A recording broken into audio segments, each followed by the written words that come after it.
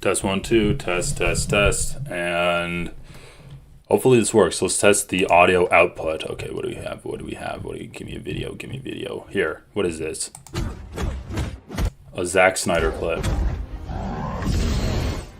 Okay, looks like we're good to go. So, we'll wait a second. What did I call this stream?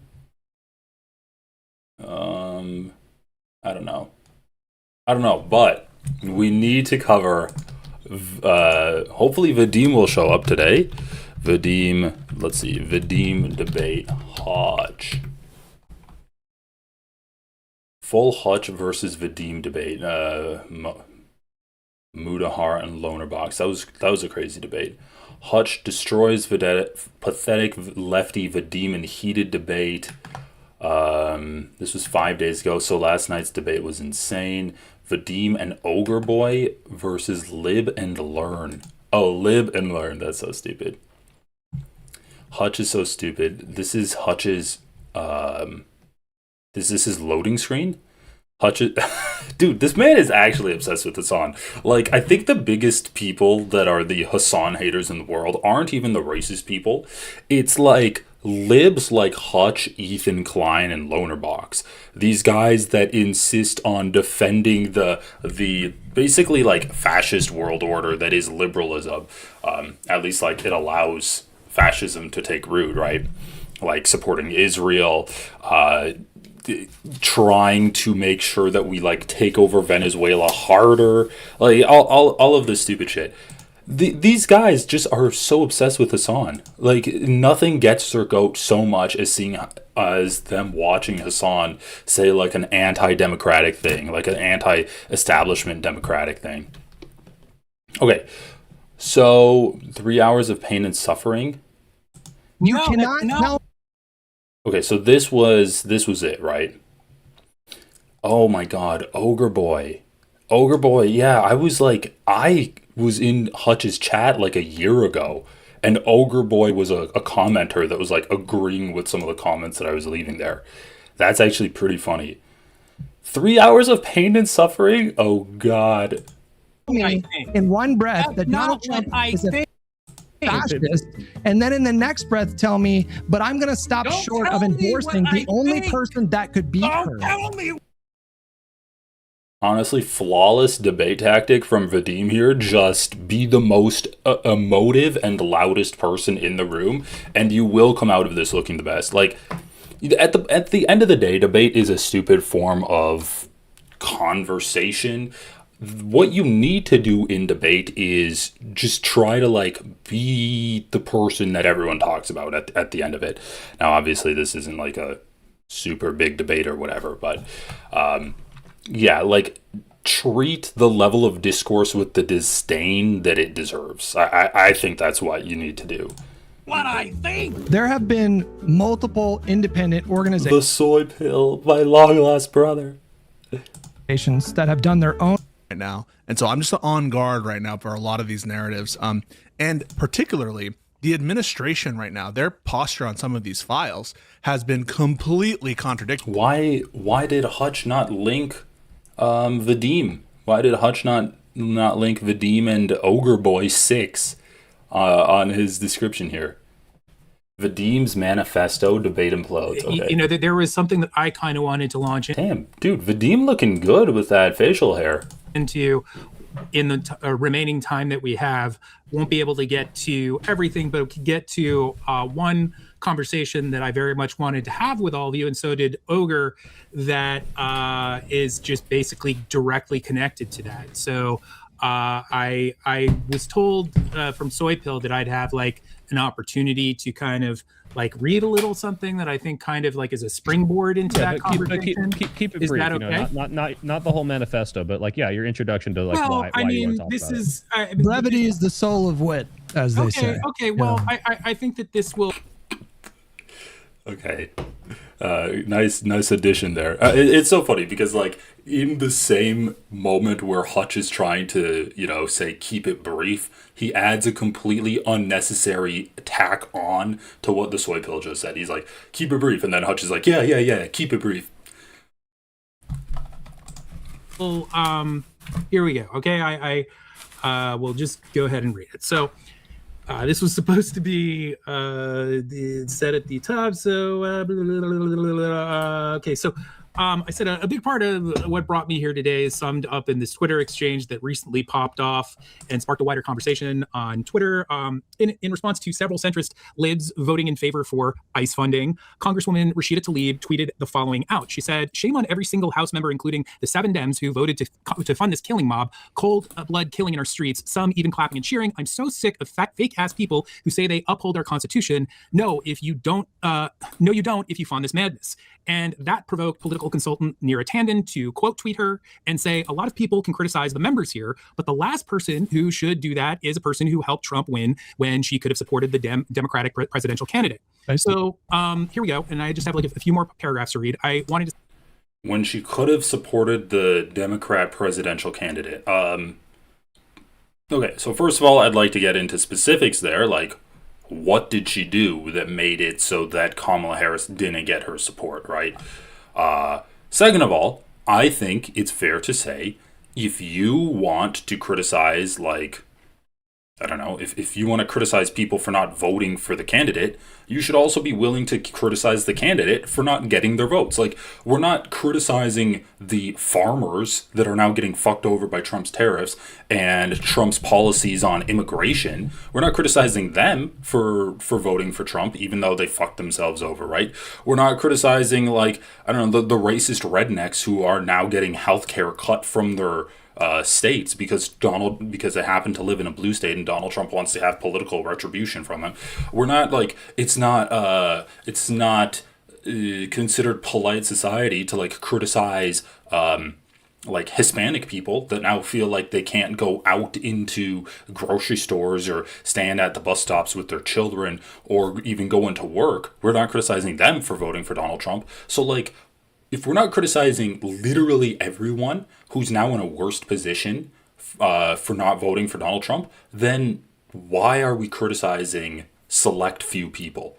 And in reality, the reason why we're criticizing select few people like leftists that are like, I'm not going to give Kamala Harris my support unless she actually takes a firm stand against genocide.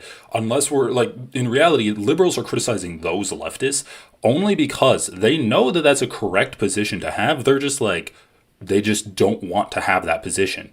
So instead of actually trying to change their position to get more votes, they just are like, no, I'm going to stand behind my political beliefs. I'm going to stick my foot in the mud of saying that what Israel is doing is a genocide, and I'm going to just take any consequences that come my way, but not accept that that's my responsibility, and instead blame the leftists for that, right?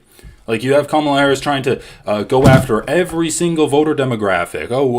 Every 2 working class people we lose in the cities, we're going to pick up another 3 rich conservatives that like don't like the chaos that Donald Trump brings with him. You have that kind of strategy. And then they get mad at libs that are like, I just want you to say that like this is a genocide and you're going to stop it. And she was unable to do that. Say that I personally think the purpose of a statement like this from Tanden is more or less akin to a thought-terminating cliche. She's falsely attributing blame for Harris's election loss here.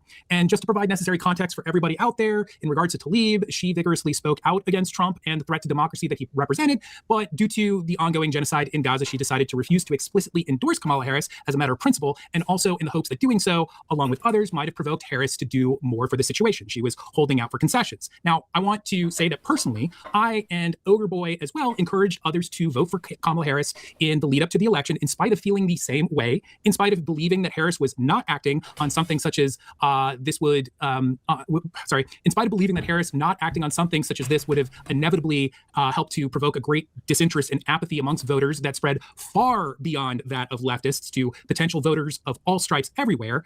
And again, I encourage others to vote for her, but I absolutely, and I believe that Ogre did as well, but we absolutely respected those who held out for concessions because because we knew their conscience, not only that their conscience would not allow them to do otherwise, but also because it was a very worthwhile tactic that was attempting to coerce Harris to take necessary action in order to ensure a victory. It was almost over here. Anyhow, in my opinion,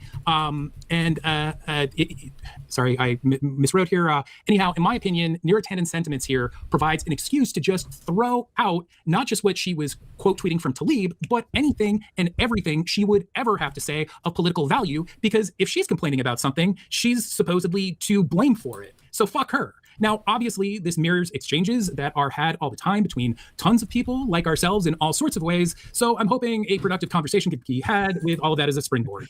And scene. There you go. If I can, oftentimes in online politics, people will craft analogies. Let me try to craft an analogy here. Let's say that you have, a village of people. It's 2,000 people. The number doesn't matter. And they have some kind of a barricade around the village that they live in. And the barricade is somehow threatened by something. Let's say like water, let's say like the oceans rise, right? And it's established that the people that live in this village, they have to reinforce that wall. Otherwise, the ocean's going to come in and just drown everybody and destroy the village. And let's say you have somebody that's in that village talking a lot about the threat of the ocean and the water and all that. It's just like, this is really bad. There's water coming. But then let's say that person doesn't help reinforce the wall, and then the wall collapses. Do you think that the person who didn't help potentially, or not potentially, do you think that the person who didn't help could have helped to stop the water coming and killing everybody? Ogre, you want to take that? No, I asked you, Vadim. I'd like to go over to Ogre because I just... What is this analogy? How, dude, first of all, this doesn't even make any sense. If we're going to take Hutch's analogy,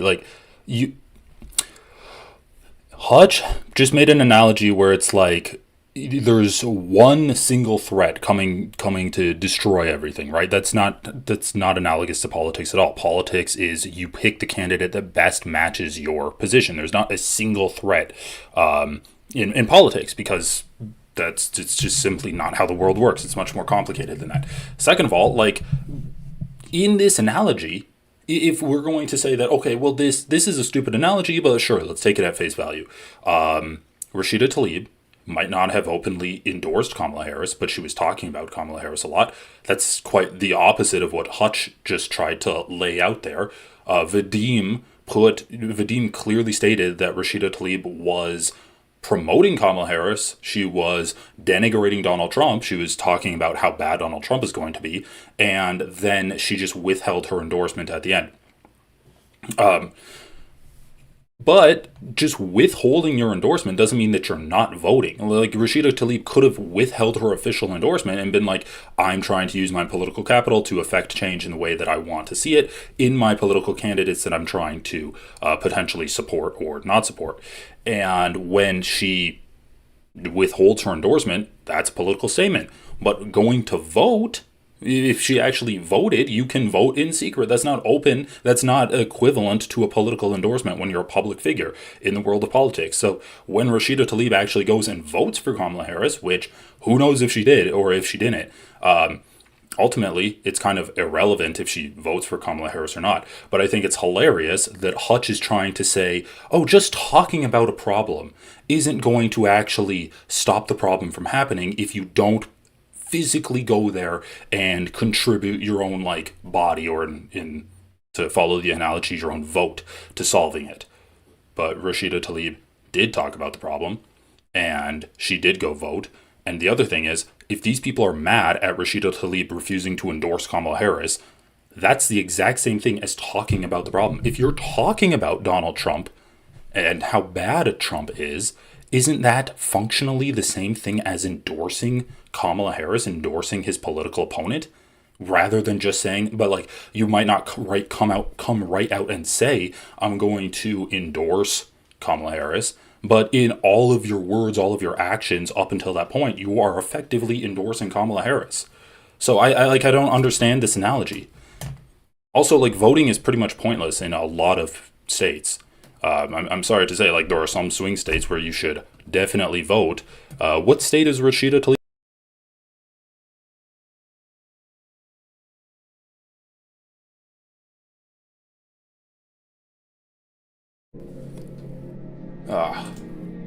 Gotta mute this game.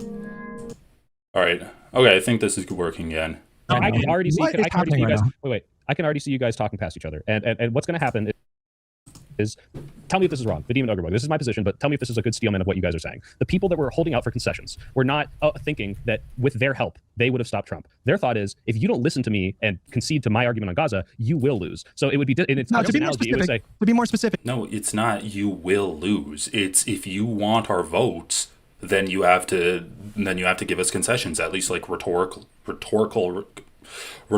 concessions. That's the point of voting blocks. What the fuck? Like, this is such a fucking stupid concept.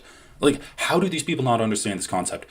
It's not that you're going to lose. It's that if you give us rhetorical concessions on the issue of Israel and Palestine, then we are going to add to your support.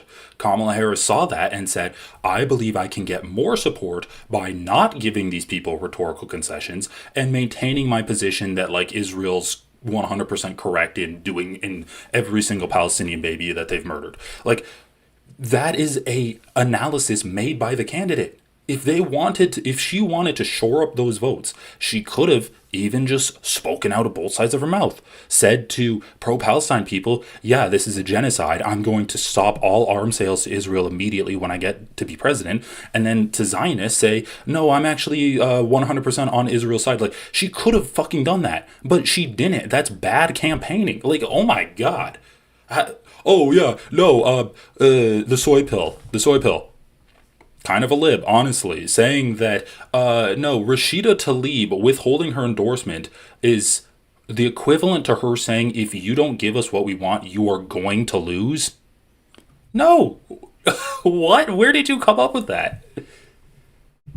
Yeah, it's almost as if politicians should try to win elections rather than just, like, please their donors, even though they know in their internal polling that they're going to fucking lose. Like, she knew that she was losing every internal poll and did nothing to try to get more votes. Like, very easily, she could have picked up a lot more votes by giving pro-Palestine people that were literally protesting her at her campaign rallies. She could have very easily thrown them a bone and gotten a couple 100,000 more votes, but she decided not to.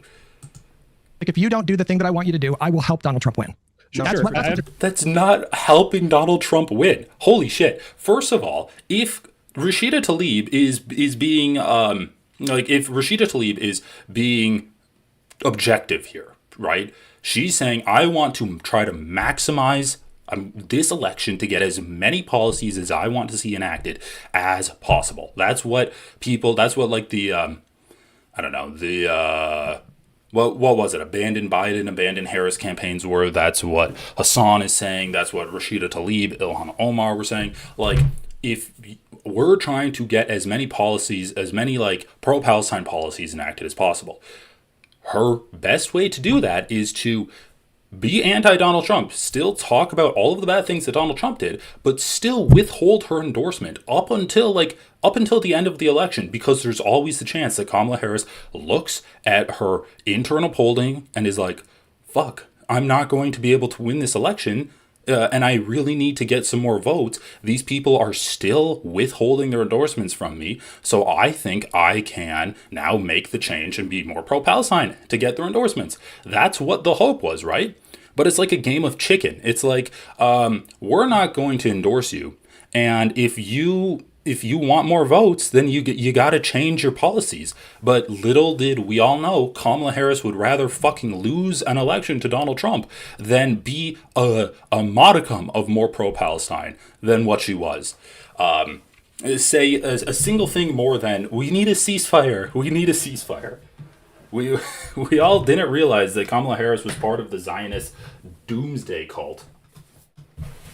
So I just think it's absolutely ridiculous that these people don't understand what withholding your endorsement means. Withholding your endorsement, that means that you're trying to get the opposing candidate to win. No, that's obviously not true. If they were trying to get the opposing candidate to win, then they'd also be like, I'm going to withhold my endorsement from Donald Trump. There were pro-Palestine people that voted for Donald Trump. That's not what Rashida Tlaib did. She didn't endorse fucking Donald Trump, did she? Like, what the fuck are you talking about? understand the framing. I just No, don't know no, that is not analogy. helping. Yes. They are already trying to do something about an apathy that is going to be there whether you like it or not. I very much like Ogre because I know Ogre Boy has a lot to say about this, and I said a mouthful, and he can like talk very capably about this. I thought, Ogre Boy, I thought you changed your mind about like voting for Kamala, and you think that would have been the right thing to do. Didn't you tell me that? The discussion in the moment is still the same. The idea of what a lot of people were trying to do in 2024, it was akin to yelling at the main character inside the movie theater while you're watching a horror movie. Yeah, she's like, oh, dude, I just can't get over how bad that election effort was from Call My Mom Harris. Like, she literally saw Biden. She saw his approval rating, and is like, you know what? I'm gonna say that I'm the exact same as Joey B, except I'm not old. That's gonna work, right? Like, cause I'm young and I'm hot. Like, no, I'm not gonna asked what she would do differently than Joe Biden. I'd do everything the exact same as Joe Biden.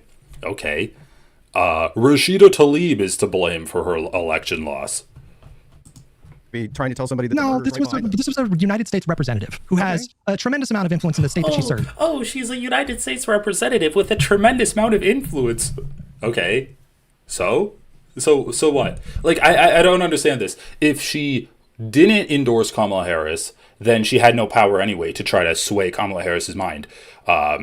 Or like, if she's not influential and she doesn't endorse Kamala, then who cares? She's just being conceited, right? Because, oh, no one listens to her anyway, so she should just shut up and vote for her.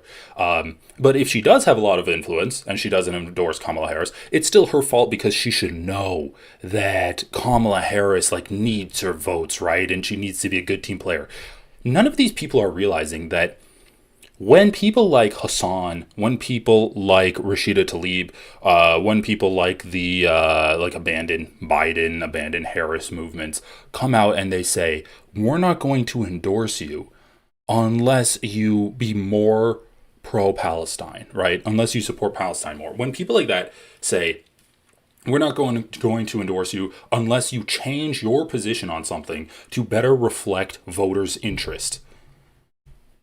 They don't understand that Hassan, Rashida Tlaib, abandoned Biden, abandoned Harris, they're not a cult. They're not cults of personality. Hassan can't just snap his fingers and say, everyone vote for Kamala Harris and ignore the fact that she didn't change a bit on Israel and Palestine. Rashida Tlaib can't snap her fingers and be like, all of you people that have lost family members in Palestine because of Israel's genocide, it doesn't matter now. Like, we need to just suck it up and be good team players and vote for Kamala Harris. Like, these are not cults of personality that will do whatever their cult leaders tell them to do.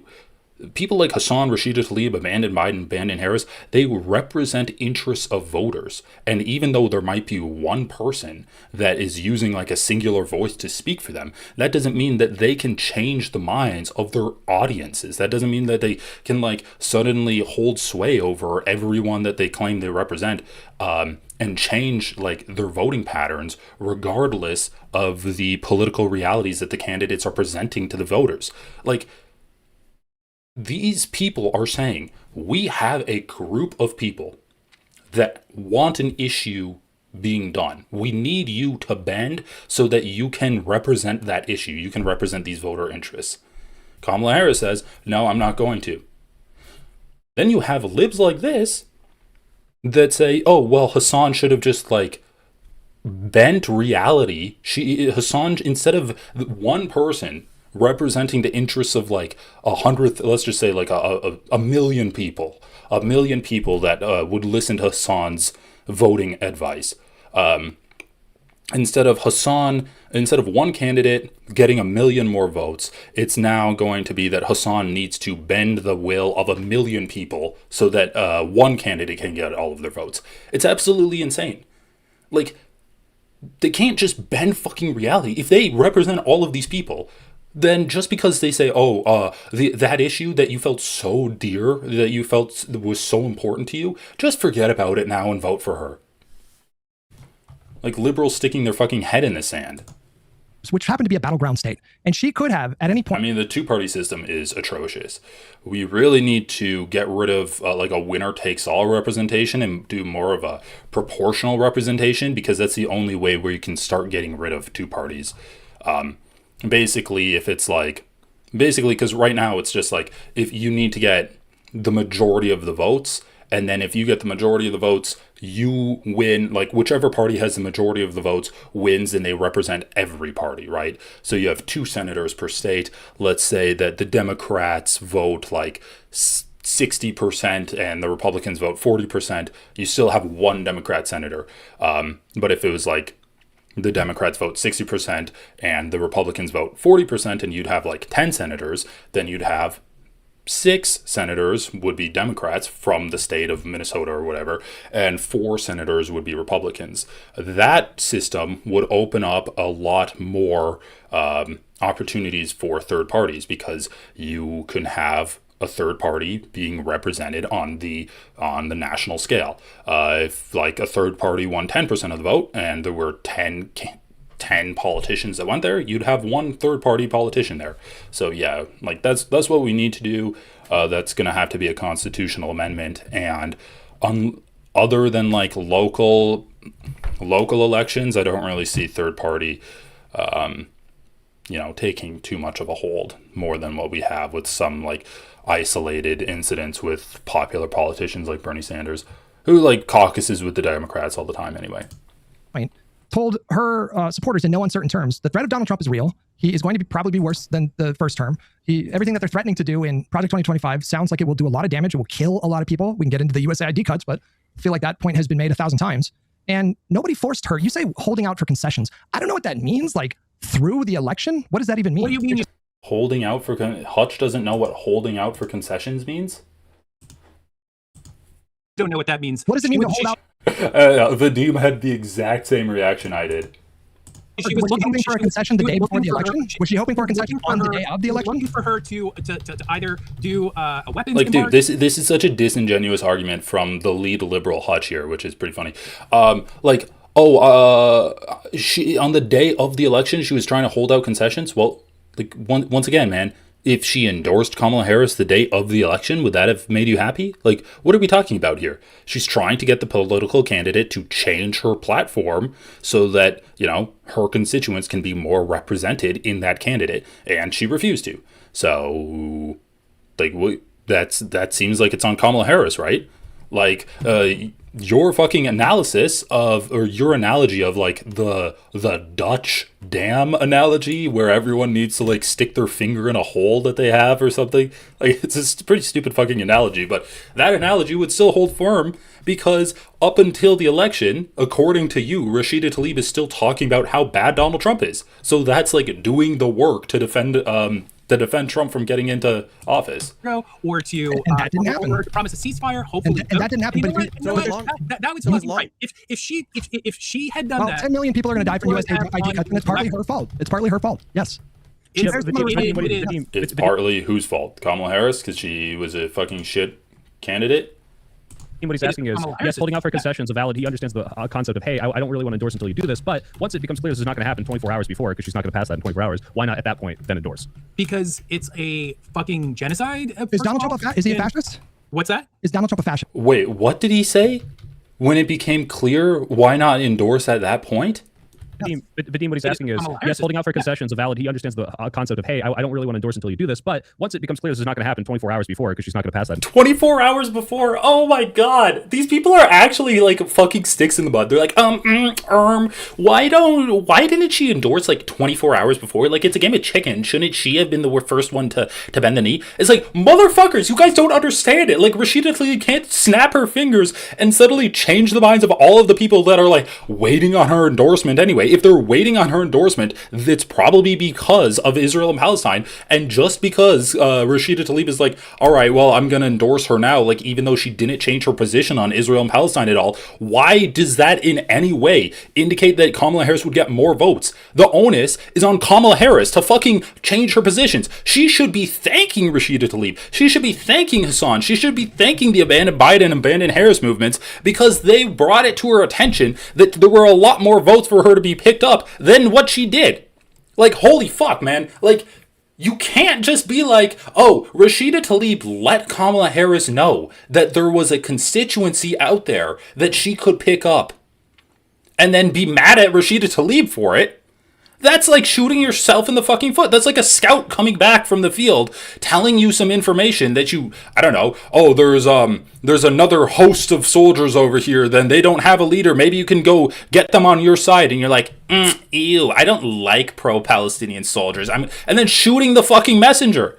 What are we talking about? Oh, she should have endorsed her 24 hours before the election. Why not 10 minutes before the election? Oh, 10 minutes before the election. 10 minutes before the election is closed. She should have been going cross-country with the changing time zones as election sites close down and be like, I endorse Kamala now. It's clear to me that she's not going to change her position on Israel and Palestine. Will that have made them fucking happy?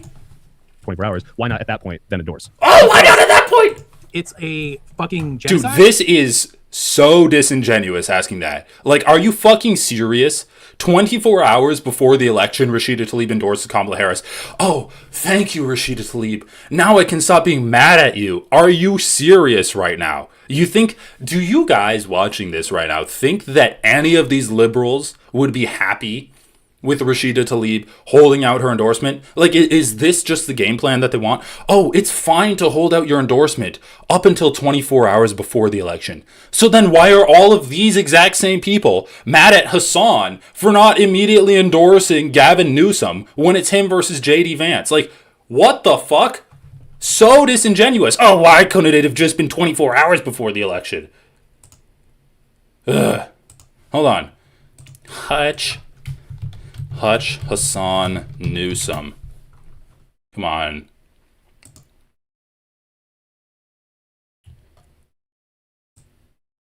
What is this? The David Pakman show? I just want to see Hutch like reacting to this. Do I have it saved? Hutchy boy, Hutchinson. Oh yeah, Fetterman on Fox News. We need to watch that. That's so funny. Fetterman on Fox. Fetterman on Fox. Lake Zurich. Good Gorilla song, by the way. Randy Fines. Oh, more libs. The libs are not happy today. Smog, the socialist streamer, strikes again. Come on. Where's Hutch? Where's Hutch? Hutch embarrasses Vadim. That's funny. Oh, we have so many liberals. It's so good. The liberals really did get triggered by Hassan. Oh, here we go. All right, I have the clip right here. All right, let's go. I wouldn't blink. What about you, Hassan? I'd probably vote third party. You would? I just fuck him, dude. Fuck him. Opposition. Political opposition. Not on the team, guys. He is not on the team. He is indifferent to Republicans having power. And all. Yeah, so, but I thought as long as he endorsed Newsom the day before the election, then you're fine, right? It's like when you're about to die after being like a rapist and murderer your entire life, but then you repent and you embrace Jesus Christ like on your deathbed. Then the liberals will forgive you. They'll wash you clean of your holding out your endorsement sins. All of the people that are harmed by that happening. He is opposition, okay? He is opposition. In no uncertain terms. This is nuts. This is a fucking bananas thing to say a year into this administration. 2 dead people in fucking Minnesota. Wow. Minnesota. How many people did we send? And who's voting to fund ICE more? Is it the leftists? Oh, the leftists are voting to fund ICE more? Oh, interesting. I didn't know that. I didn't know that all of those Dems that voted to fund ICE were all dyed in the wool leftists. To fucking like a torture prison in Seacott? Didn't we send possibly like American citizens there on accident? I love that too. It's like, the torture prison in Seacott is bad just because we accidentally sent American citizens there. Like, you can't convince me that liberals actually care about humanity. Like, when you just have, Hutch is like, oh, American citizens ended up in a torture camp. You know what I would like, Hutch? No one to end up in a torture camp. Wouldn't that be good? Like, you're like, oh, 2 dead American citizens in Minneapolis. Okay. You list that, and then you're like, and some American citizens in torture camps. Horrible. Yeah, we're not talking about, like, all of the non-American citizens that have been murdered, that have been tortured also. The mass deportation program, ICE terrorizing civilians, millions dead USAID cuts, 11-week blockade of aid going into Gaza, which very nearly caused a mass starvation event. Which very nearly caused... I'm pretty sure it did cause a mass starvation event. Remember, this is Hutch. It's not a genocide in sin. I think that's his last name, in sin. Got very close to being officially designated a famine.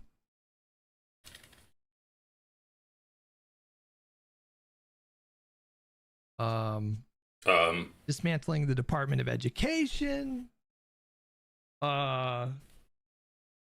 Blowing up fucking fishermen in Venezuela. Invading Venezuela, deposing a leader. I guess we're doing regime change again, just very blatantly and openly at this point.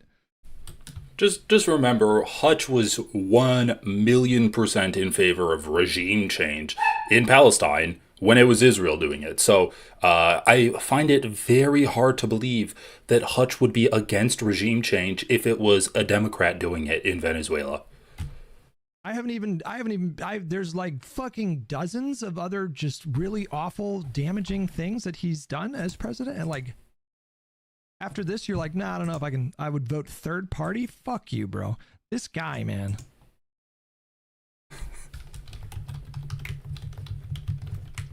This guy, man. Fuck you, bro. This guy, man. Withholding your endorsement to try to see politics changed in the candidate that you want to vote for? Unfathomable! Like, dude. Okay, since we're already here, we gotta see some more liberal reactions to this. Hassan Piker! Come on. Hit me! Who is the world's oldest angry teenager just said that if this was the choice in 2028, he would vote third party. Watch. JD Vance or Gavin Newsom. Well, I'd have to vote for Gavin Newsom. Me of course, too. 100%. I wouldn't blink. What about you, Hassan? I'd probably vote third party. Damn, the audio is really low here. Oh, I'd probably vote third party. You would? Oh yeah. I mean, at that point, it doesn't even matter. So He's such an angry teenager, right? you're telling me 1 year after the second Trump term, where we've seen Americans profiled, detained, and killed by ICE, the freeze on foreign aid, deep cuts to health programs, and SNAP, the withdrawal from climate agreements, the gutted environmental protections, American farmers being forced to compete with foreign producers, the January 6th party, the regime change in Venezuela, the Doge failure, the tariff circus, the rising cost of groceries, the mid-decade state gerrymandering clique, and there's a lot more. But you're telling me that after all that, you're willing to risk more of the same. So why is Hassan so willing to let this continue? It's really simple. He profits off Republican chaos because he understands better than... He profits off of Republican chaos, dude. Oh my god. Like, is this guy who's gonna be fucking, like, it's already happening where he's gotten deplatformed for saying Zionist because it's Republicans that have made it a taboo word. Like, oh my god. I fucking hate people that look at leftists or whatever and they're like, oh, these people just profit off of chaos. And it's like, man, leftists are like not getting into airports. They're getting stopped at airports. They're getting their social media targeted. They're being put on blacklists so that companies won't hire them. They're getting their diplomas rescinded from their universities that they're graduating from. They're getting their faces fucking scanned and put into like the Palantir databases so that they can be harassed by ICE agents and like get fired from their jobs. Like, man, give me a fucking break. Hassan profits off of Donald Trump. Okay. most of his comrades the difference between when Republicans are in power and when Democrats are in power. Watch. I don't give a fuck about the Democratic Party, but they are our representatives, and they're supposed to represent us, and they do have a platform, and the media does listen to them, so we have to wield them like a weapon to the best of our ability. We have to use them to also continue yelling about these things that we care about. And it's clear that he's just here for the engagement. He's only... Wait, how... Did he present that like it's wrong?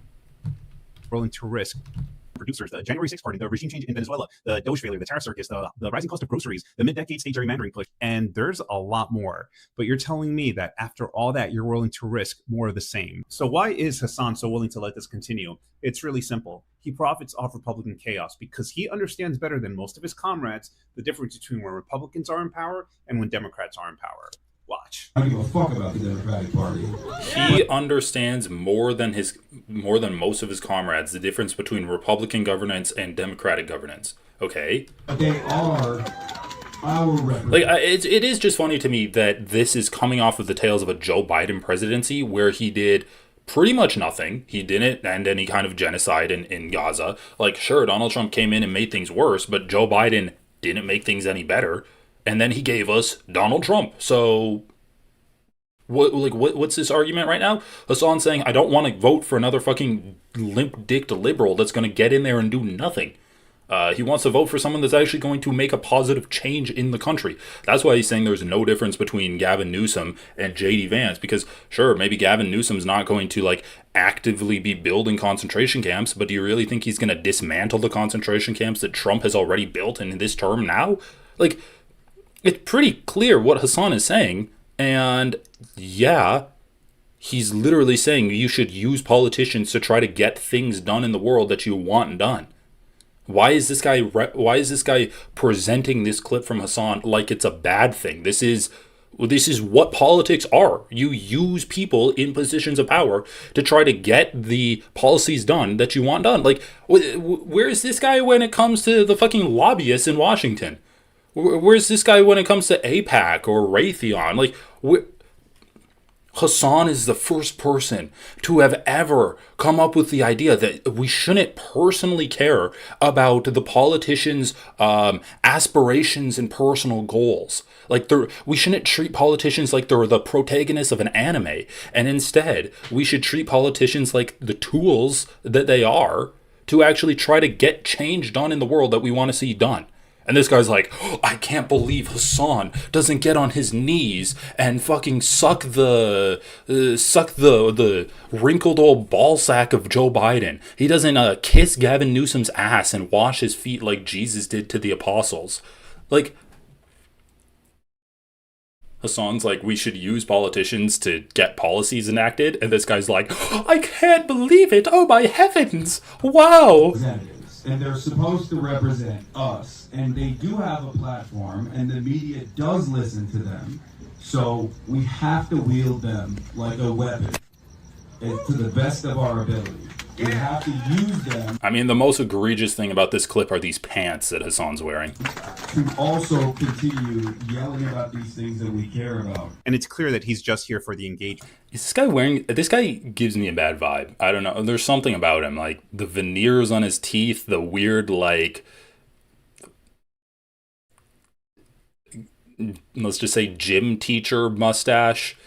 The tiny microphone. He's only interested in monetizing. Also, horrible decor in his room. I hope that's his office at work that, like, he didn't have a say in the decor of, but dude, this guy is like soulless, man. The anger that Republicans generate when they're in power while being a whole-ass millionaire Nepo baby cosplaying as a revolutionary.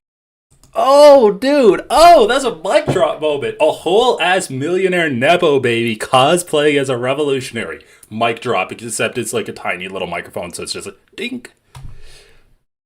Okay, that guy was fucking stupid. What else do we have? What am I supposed to be afraid of, bro? Sorry, we'll probably get to this. Actually, I'll bookmark it. Vadi might come on. Dem loyalists are beyond hope. Usurp the chef.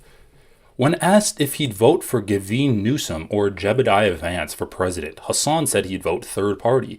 This proves Hassan doesn't care about any of the marginalized groups he pretends to support. All he cares about is taking money from them so he can buy more outfits for stream. Damn, dude. Hassan got roasted so hard because also this outfit is not good that he's wearing in this image. Although I'm not one to talk. I'm actually wearing like probably the same exact outfit except like thousands of dollars cheaper than this. The libs are not happy today. Okay, one more lib video. I wanted to cover this. Maybe if Kamara Casey shows up, I'll I'll go back over this with him. I don't know, guys. I feel Anthony is off in the mountains of Lebanon having a romantic vacation with his girlfriend. Comrade Casey, he's probably also enjoying the weekend with his girlfriend. And it's just being Vadim today, holding down the fucking podcast. But I'll send him a text. I'll send Casey a text on WhatsApp. Okay. Who do you vote for, JD I love how enthused she is. Vance or Gavin Newsom? Well, I'd have to vote for Gavin Newsom. Me of too. course, 100%. I wouldn't blink. What about you, Hassan? I'd probably vote third party. You would? Oh yeah. I mean, at that point, it doesn't even matter. If Donald Trump had not won the first time, we would still have Roe v. Wade. If Donald Trump had not won the second time, Renee Good, Alex Preddy, and Keith Porter would all still be alive today. So what does Hassan mean? At that point, it doesn't even matter. Who or what could we lose next time? I identify as a progressive. I agree with leftists like Hassan Piker on a lot of things. But refusing to vote for the better candidate because that candidate is not perfect is irresponsible, and it shows such a disregard for the marginalized groups that will be harmed and targeted. Like, it's not even irresponsible, man. Like, once again, if we're saying that, oh, the output of what a person's content is indicates their political support, well, then Hassan supported Kamala Harris because the output of his content throughout that whole election cycle was anti-Trump and pro-Kamala Harris. He simply didn't outright endorse Kamala Harris because he wanted to withhold his endorsements so that Kamala Harris would like change her positions on Israel and Palestine. That's the point. So yeah, if we're saying that it's like what it is, it's irresponsible for Hassan to say that he's not going to vote for Gavin Newsom like 2.5 years before. Well, no. Yeah, 2.5 years before he would actually have to vote for him.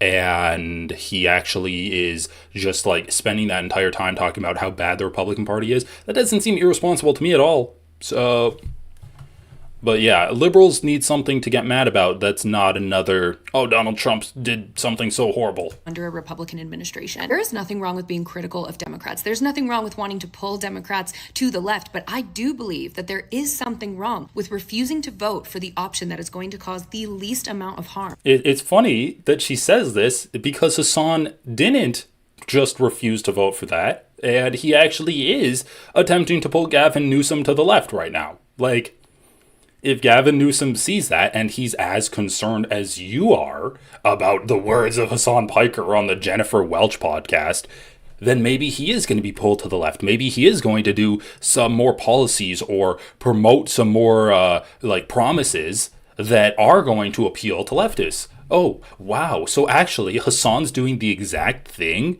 that you just said you support? Interesting. And if the election comes down to JD Vance versus Gavin Newsom is going to cause the least amount of harm. It's objective. There's no competition. Refusing to admit that Democrats... I don't know, man. There's an argument that a lot less harm would have been done if Donald Trump won in 2020 rather than winning in 2024.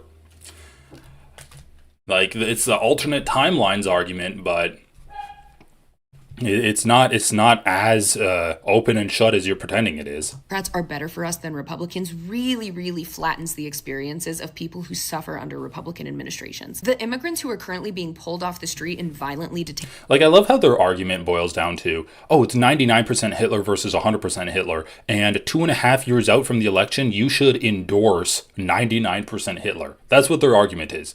Or maybe you could look for someone who's not any percent Hitler and endorse them, right? Promote them more and just be like, oh yeah, 99% Hitler versus 100% Hitler. One less person will die, but I'm just going to choose to not endorse them 2.5 years early. By ICE would have probably appreciated if you voted for Kamala Harris. The women who... Wait. The experiences of people who... Just remember, Joe Biden literally built Donald Trump's border wall and kept a lot of, like, prison camps for migrants up. Joe Biden was not good on the border at all, man. Obama deported a fuck ton of people. Like, his nickname was the deporter-in-chief. He did it quieter and more professionally than what's going on now. But deportation isn't the main goal of this Trump administration. It's terrorism. That's the main goal of it. suffer under Republican administrations. The immigrants who are currently being pulled off the street and violently detained by ICE would have probably appreciated if you voted for Kamala. Dude, that's so funny. You can't point to the Democratic Party and say, look at how gently they treat immigrants. They don't violently pull immigrants up off the streets, when that's like what Obama was known for. Pulling immigrants up off the streets. Joe Biden was like, yeah, we got to, he like rescinded the fucking asylum processes because he's like, too many people are coming across the border. We now need everyone to fill out an app before they can come into the country. Like, they were talking about how strong they were on the border and how it's actually the Republicans that weren't strong on the border. So you can't say, oh yeah, the immigrants that are getting violently pulled up off the streets would have appreciated a Democrat in charge. A Democrat like Newsom? Harris. Like, dude, the fucking Lake and Riley Act. How many people voted for that? Dems Lake and Riley Act. Jesus Christ, I can't fucking type. These 12 Democrats. Okay, so 12 senators. Who were they? Mosto, Fetterman, Ruben Gallego, Maggie Hassan, Mark Kelly, John Ossoff, Gary Peters, Raphael Warnock, Alyssa Slotkin, the new fucking Chuck Schumer personally groomed candidate to replace him. More Democrats in the House, maybe? Is this more in the House rather than the Senate? The Lake and Riley Act. What people are saying. AOC. Okay, just who voted for it? What? The article ends?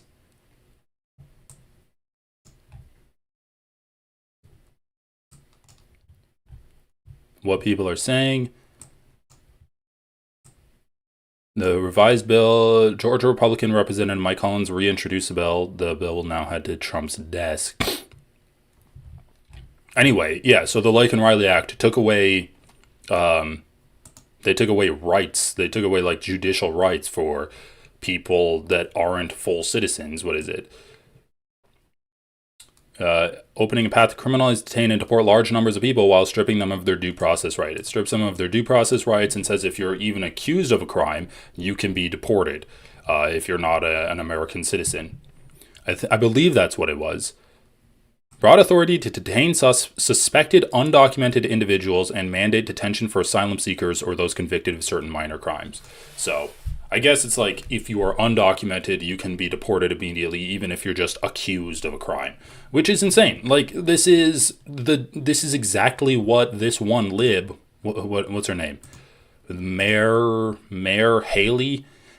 Haley is saying that, oh yeah, the immigrants that are being ripped out from their families and sent away with no due process would have something to say about Hassan saying that there's no difference between Democrats and Republicans in this regard. When you had 12 Democratic senators voting for this fucking bill that like completely dehumanizes undocumented people in this country. Yeah, and like, what are the Democrats doing right now? Not a whole lot of fucking much. Okay. All right, let's finish this video, though. Women who are being arrested for having miscarriages. Oh, women who are being arrested. Well, guess what? Didn't that happen under Joe Biden?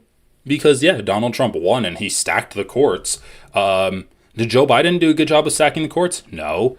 Did Joe Biden do a good job of passing federal legislation to legalize abortions for everyone? No. Did he utilize his powers as the president to use federal lands to like open up abortion clinics for people? No, he didn't. He just let women in red states fucking die and get arrested for their pregnancies.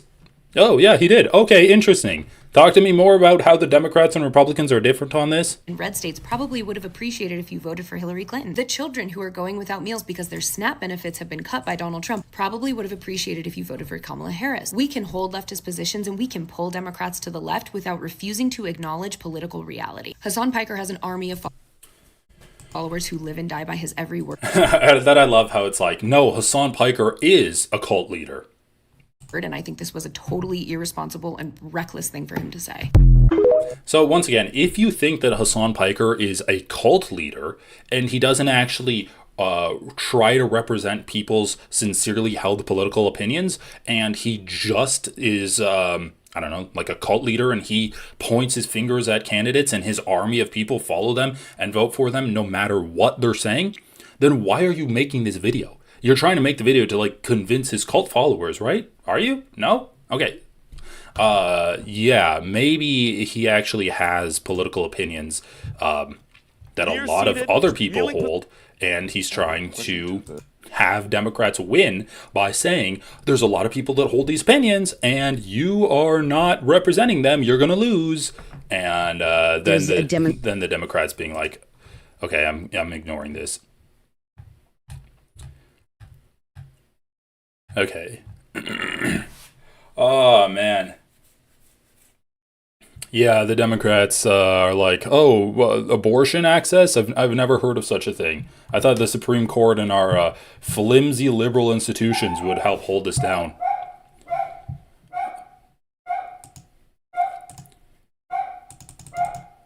Be ready in 2 minutes.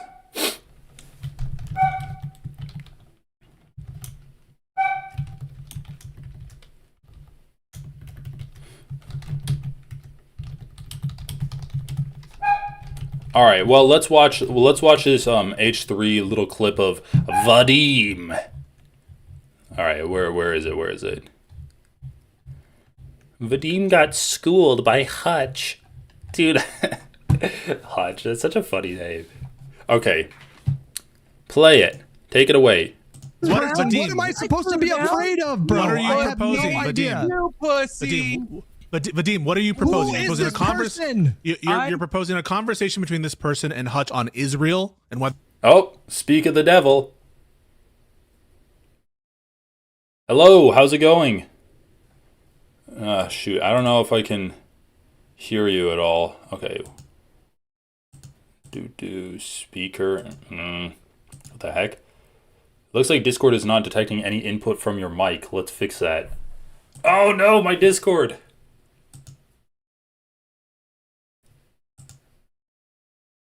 I might have to shut Discord and restart it.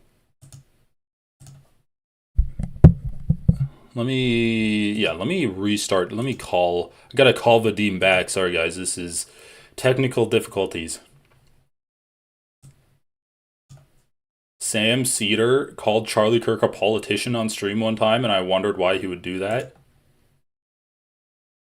Wait, okay. I might have to just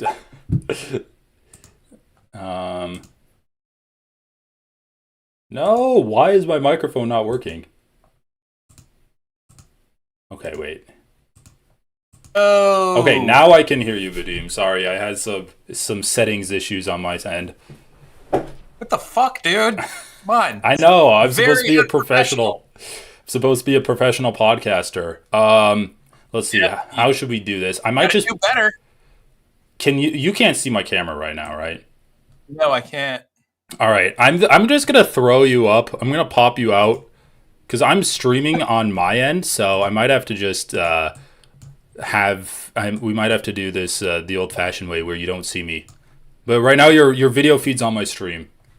Wait, hold on. I think I can do a different camera angle. All right, there we go. How's that? Yeah, there we go. Oh my god, I like that camera angle. Yeah, it looks good. It looks good with the sun. Yeah, I mean that's just like some really angelic light that you have coming in there. Okay, so what I was in the middle of covering, this clip that I saw on the H3 subreddit. Of me? Yeah, of you. Oh, of the Hutch debate. Okay. I'd seen some that hit like the Destiny Reddit and maybe like one other place, but I didn't see that one. Is it just the one where I'm going like, fuck you? I don't know. Let me play it. I'll see if I can share my screen. Oh no. I mean, yes, let's go through this, but I didn't feel awful about it, but it was 4v2 essentially, and like I'm not an experienced debater, and to tell you the truth, this is really like the big thing. Like I came in, you know Soy Pill, right? Yeah, I've talked to him before. So I'm friendly with Soy Pill, and we kind of went over things beforehand, and I sort of said something to the effect of like, look, if I'm going to come on to the show, like I want to be able to do X, Y, and Z, and like in order to kind of stay on point, I'm going to have to do X, Y, Z. And don't get me wrong, I'm not kind of like, like angry. So the Soy Pill invited you? Yeah, because we're friendly, and he knows that there is like this long-standing kind of just bullshit between Hutch and I, and so he asked me if it would come on, and like I mean basically I wanted to come on in order to challenge Hutch on like a whole variety of shit. 95%. Possibly more that I didn't get to bring up, and also and also Ogre Boy had things that he wanted to talk about that we just didn't get to, and I kind of honestly, to some degree, I blame myself for that, but yeah, it just like did not go down, surprise at all, like I kind of was pitched it, and the way that I like told Soy Pill like to handle it. And again, I don't want to kind of throw him under the bus, because like, yeah, we did have that communication, but maybe it just wasn't discussed like thoroughly enough, and like shit happens when you're so I'm not like putting it on him necessarily, but yeah, so let's talk about it. But I'm just saying, like, especially since these are like they're going to obviously clip the things that make me look the worst. So let's watch it. Yeah, let's watch it. What does it say? Hutch embarrasses Vadim, tells him to go on the H3 pod. Oh, this is so fucking funny. Yeah. I embarrassed. I don't know how. I didn't realize you had an open invitation to go on to the H3 podcast. Yeah, I don't, as a matter of fact. And here I'll let you know something funny about this exchange afterward. Yeah, let's play it. What am I supposed to be afraid of, bro? What are you I have proposing, no idea. You pussy. Vadim, Oh my god. Okay, wait. Stop. All okay. Right. So this is just like so pathetic of them, because you don't see the. I mean, maybe if you watch it, you'd be able to tell, but you don't see what precedes this, which is that I start by saying like, "Hey, Hutch, this is the second time that I've done some sort of debate style thing with you. I put a lot of time into kind of preparing for this, and we're not fucking talking about anything that I said. I think it would be really great as like a gesture of good faith to return the favor by going on, to debate with Chris Kunzler, who, of course, I'm sure you and 95% of your audience knows exactly who that is. Yeah. Very like well-read, like academic on Palestine and whatnot. And as a matter of fact, Hutch he has a podcast with overzealots called No Politic Here. And he watched a clip, and it was really fucking embarrassing. He watched this clip where they were discussing kind of, among other things, kind of like the way that like mostly Zionists will discourage or just condemn people for likening Israel to like, the Nazis and whatnot, right? And so he watched a clip where they were talking about that. And he, of course, I mean, it's Hutch. So they spoke, he just spoke all kinds of bullshit. He strawmanned them. He also threw out a lot of disinformation and just nonsense. And Kunzler watched it and had a really fun time kind of just taking the piss out of him. And Kunzler, I know, like, Kunzler said that he reached out to Hutch and said, like, hey, let's talk. And he never got back to him. So I don't know if I think you haven't seen it, but I brought that up to him.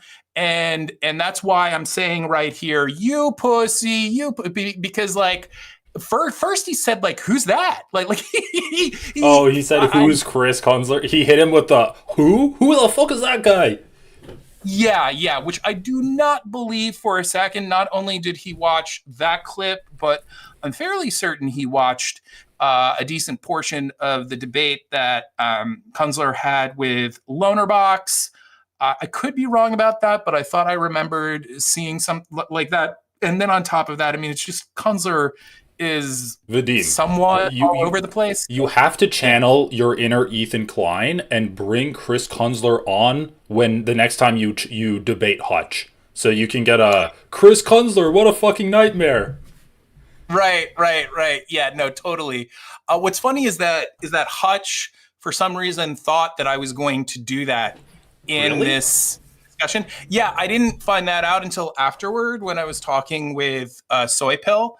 But like, yeah, because I kind of, there were a couple of times that I rescheduled because of shit. So I think he just started thinking that like I was up to something, but, anyhow, that's how you burned your relationship with Ethan. You had to reschedule and he's like, I'm not going to give him a second chance, which is so funny for a guy who podcasts like 4 days a week.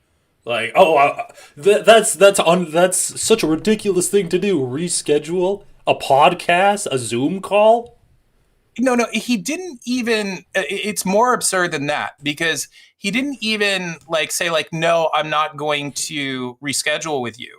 First of all, he and this is part of what is not included here.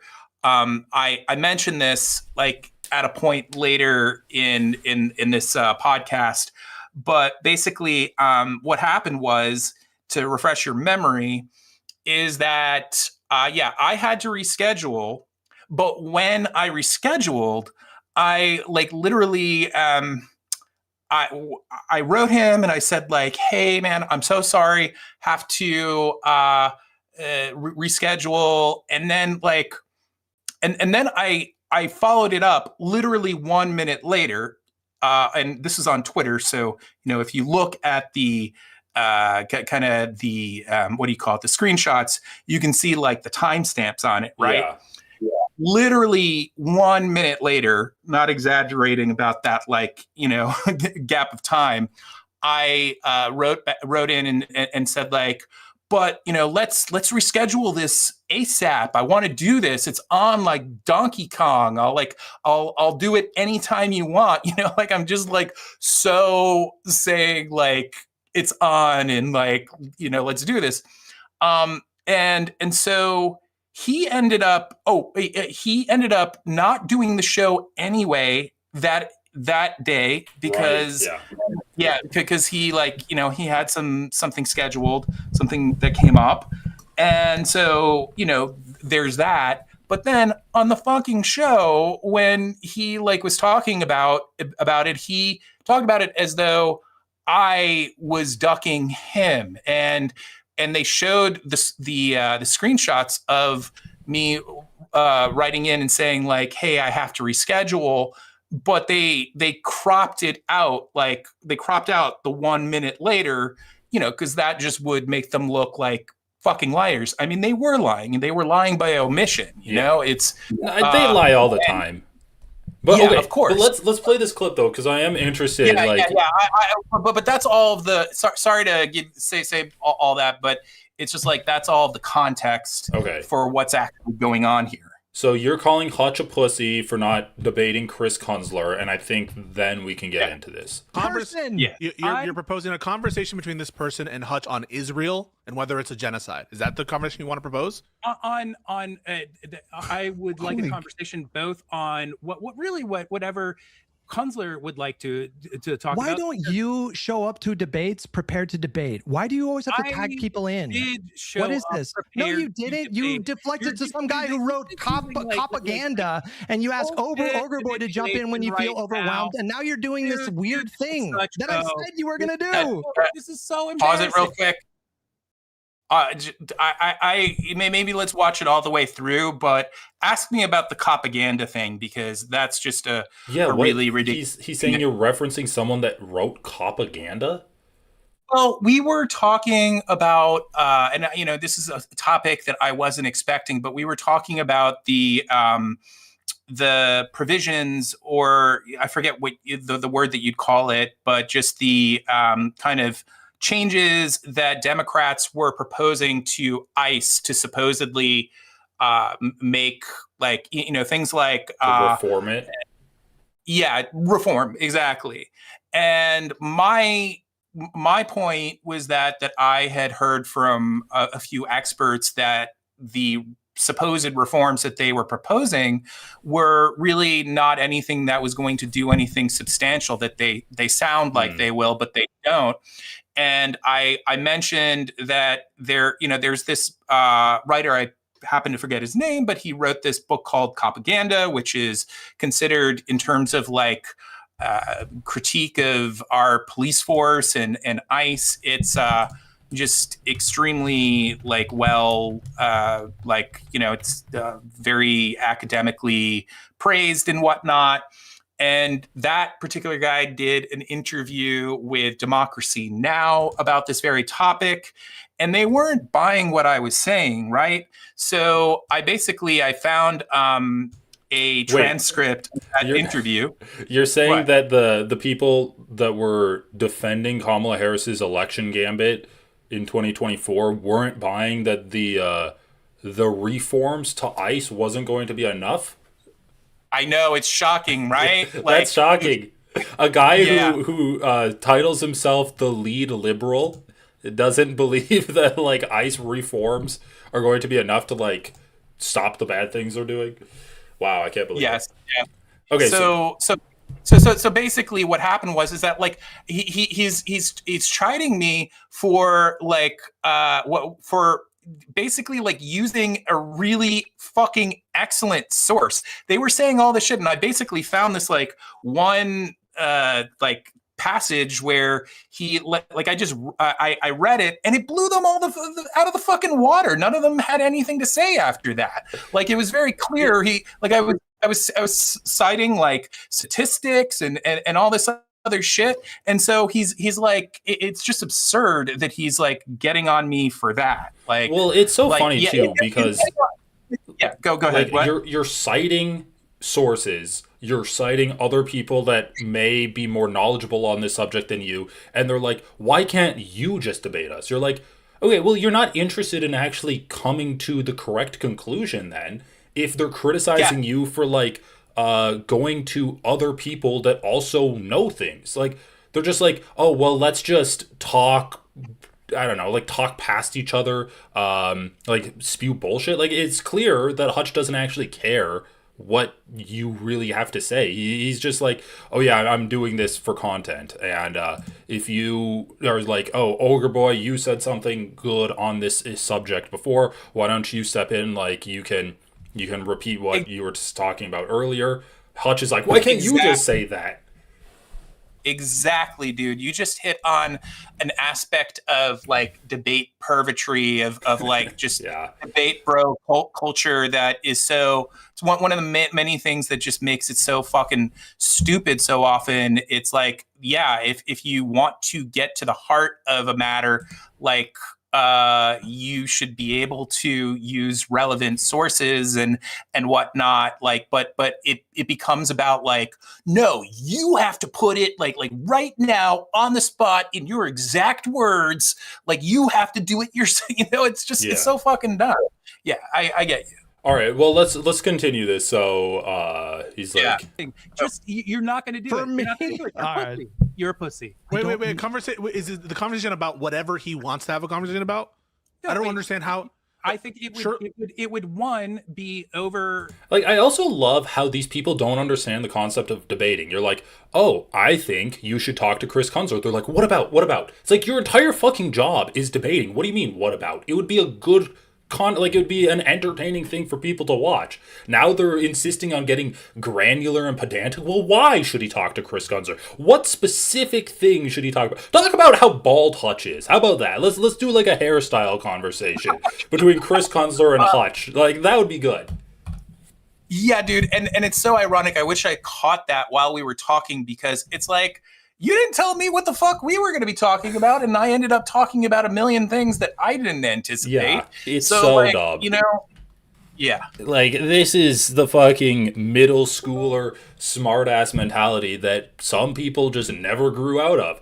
Oh, why do we have to say grace? What, beans again? We can't. Maybe we should try to cycle through different nutritious values during our week. It's like you're criticizing your mother's cooking or whatever when you get home from school, and these people are just like never grew out of that shit. All right. The clip that Hutch watched, which he... I'll tell you what, I will debate that. I will have a conversation with this person. I will have a conversation with this person if you agree to go on H3H3's podcast. Absolutely, sure. Okay. But I tell him to reach out to me. When you do that, I'll have a conversation with this person. Okay. I am going to be working on a... Yeah, but what does that have to do with what we're talking about? How am I embarrassed? Like the second that he asked me that, like, I was just like, yeah, I want to fucking do it. Like, that's sure. crazy. Like, he pretended like that was some kind of gotcha. But I don't know. It might just be a defense mechanism, right? Because he doesn't want to talk to Chris. He knows Ethan doesn't want to talk to you. And so he's like, as soon as you get on the H3 podcast, I'll go on to Chris Kunzler's podcast. And it's just like, well, Ethan's not going to have a conversation with you. See, I don't know if he did know that. Like, I think he actually...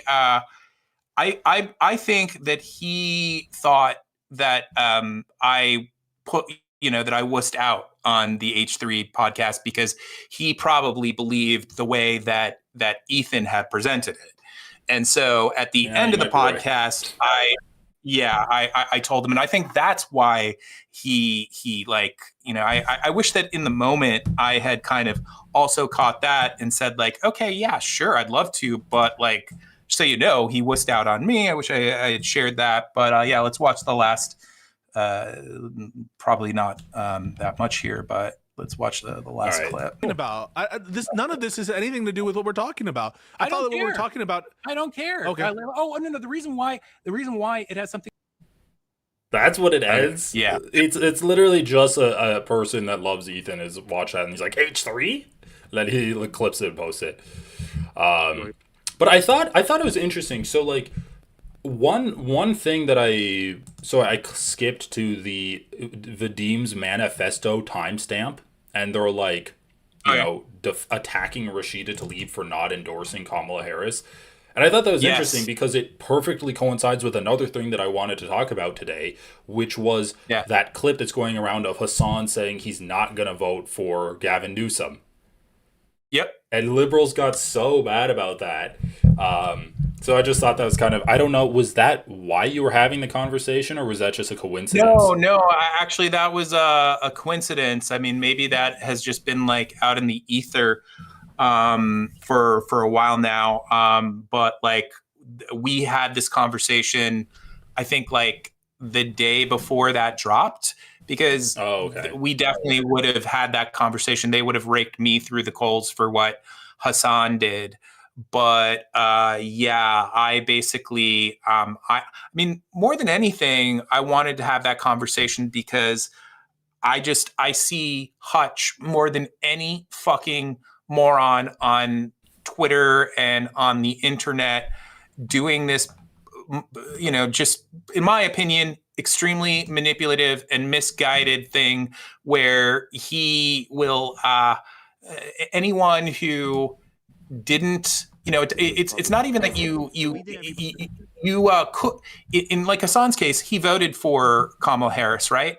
But it's like, even if you did everything, but you didn't endorse Kamala, like you didn't kind of just like, put on a Kool-Aid smile and said like, gotta go out to the polls and vote for the genocide heir, like he gets like really fucking, and not only does he get angry, but he kind of has this whole like attitude of like that nothing that you say politically should be considered, or just that he basically looks at you like you're worthless because of the fact that like you did that.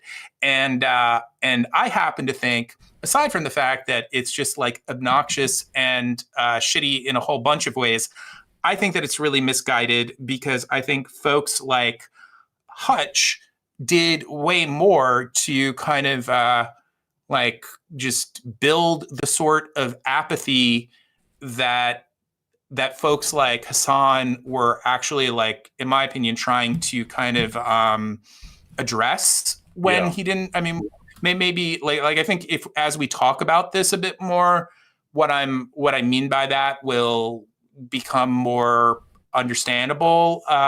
But yeah, like so I wanted to talk about that honestly more than anything. I did kind of like want to like talk to Hutch specifically about it, but all of those guys on Live and Learn kind of do that to an extent. They kind of like do, like they hold that against Hassan, and it becomes this, like, I think I mentioned it in what I said, like, in my opinion, like a thought terminating cliche type thing where it's just said so that they have the excuse to disregard everything that person says. Yeah, it is interesting, because I was thinking about it, and I like what you say, where it's like Hutch and these other libs do a lot to contribute to voter apathy. Like if you exist in a world and you tell your audience that they exist in a world where nothing really gets better, you can just prevent harm by like always voting for the lesser of two evils.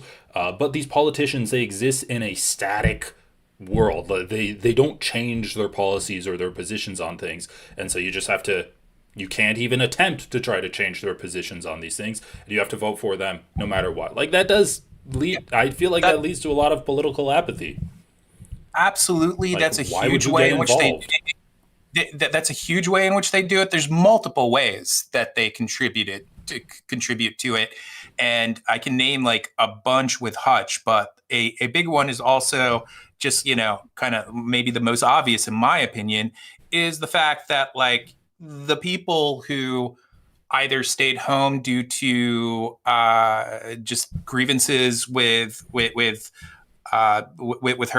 I mean, a great deal of those people were people who cared about Palestine, obviously, right? Yeah. And it's like, not only does Hutch like overwhelmingly applaud her for her like policy towards Israel, but he won't even, still to this day, he doesn't accept like all the mountain of just evidence out there that it is in fact a genocide.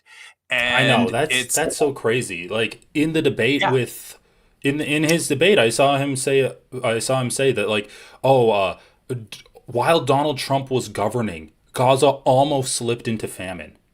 It's like underneath Donald Trump's watch, Gaza almost slipped into famine. It's like the Democrats weren't doing anything. Like the Democrats still aren't doing anything. They're still not calling out the genocide that Israel's doing, and Israel hasn't stopped. And like you're not calling it out either. So it's so disingenuous to me, in my opinion, to say that like, Palestinians are dying underneath a Donald Trump presidency, and like he refused to even say it was a genocide in the first place. Dude, I mean, the place was like flattened like a pancake. You could see probably images from space that like just look like, I mean, I don't know if that's true, but you get me. Yeah. I mean, 90% of the infrastructure is destroyed. Of course, during the Biden presidency. And also they were slipping into famine during Biden as well. Like I know that there were several times where he like basically said, like denied that fact. But Yeah, so it's just like at that point where maybe we'll watch it, but there's a point where he is kind of talking about Rashida Tlaib, and he is saying that like I need something to the effect of I need to accept that she was complicit in thousands of babies dying due to U.S. aid cuts or something like that. And that's like one of the 2 or 3 times where I just started going, fuck you, fuck you. It's insane. He was doing this continually. And it's this like disgusting, manipulative, like juju that he's doing. And it's like, well, let's watch this. Let's watch this. This is his reaction. Yeah. Sorry, let's do that. To Hassan, this is his reaction to Hassan saying he's not going to vote for Gavin Newsom. Oh yeah. I don't hear it.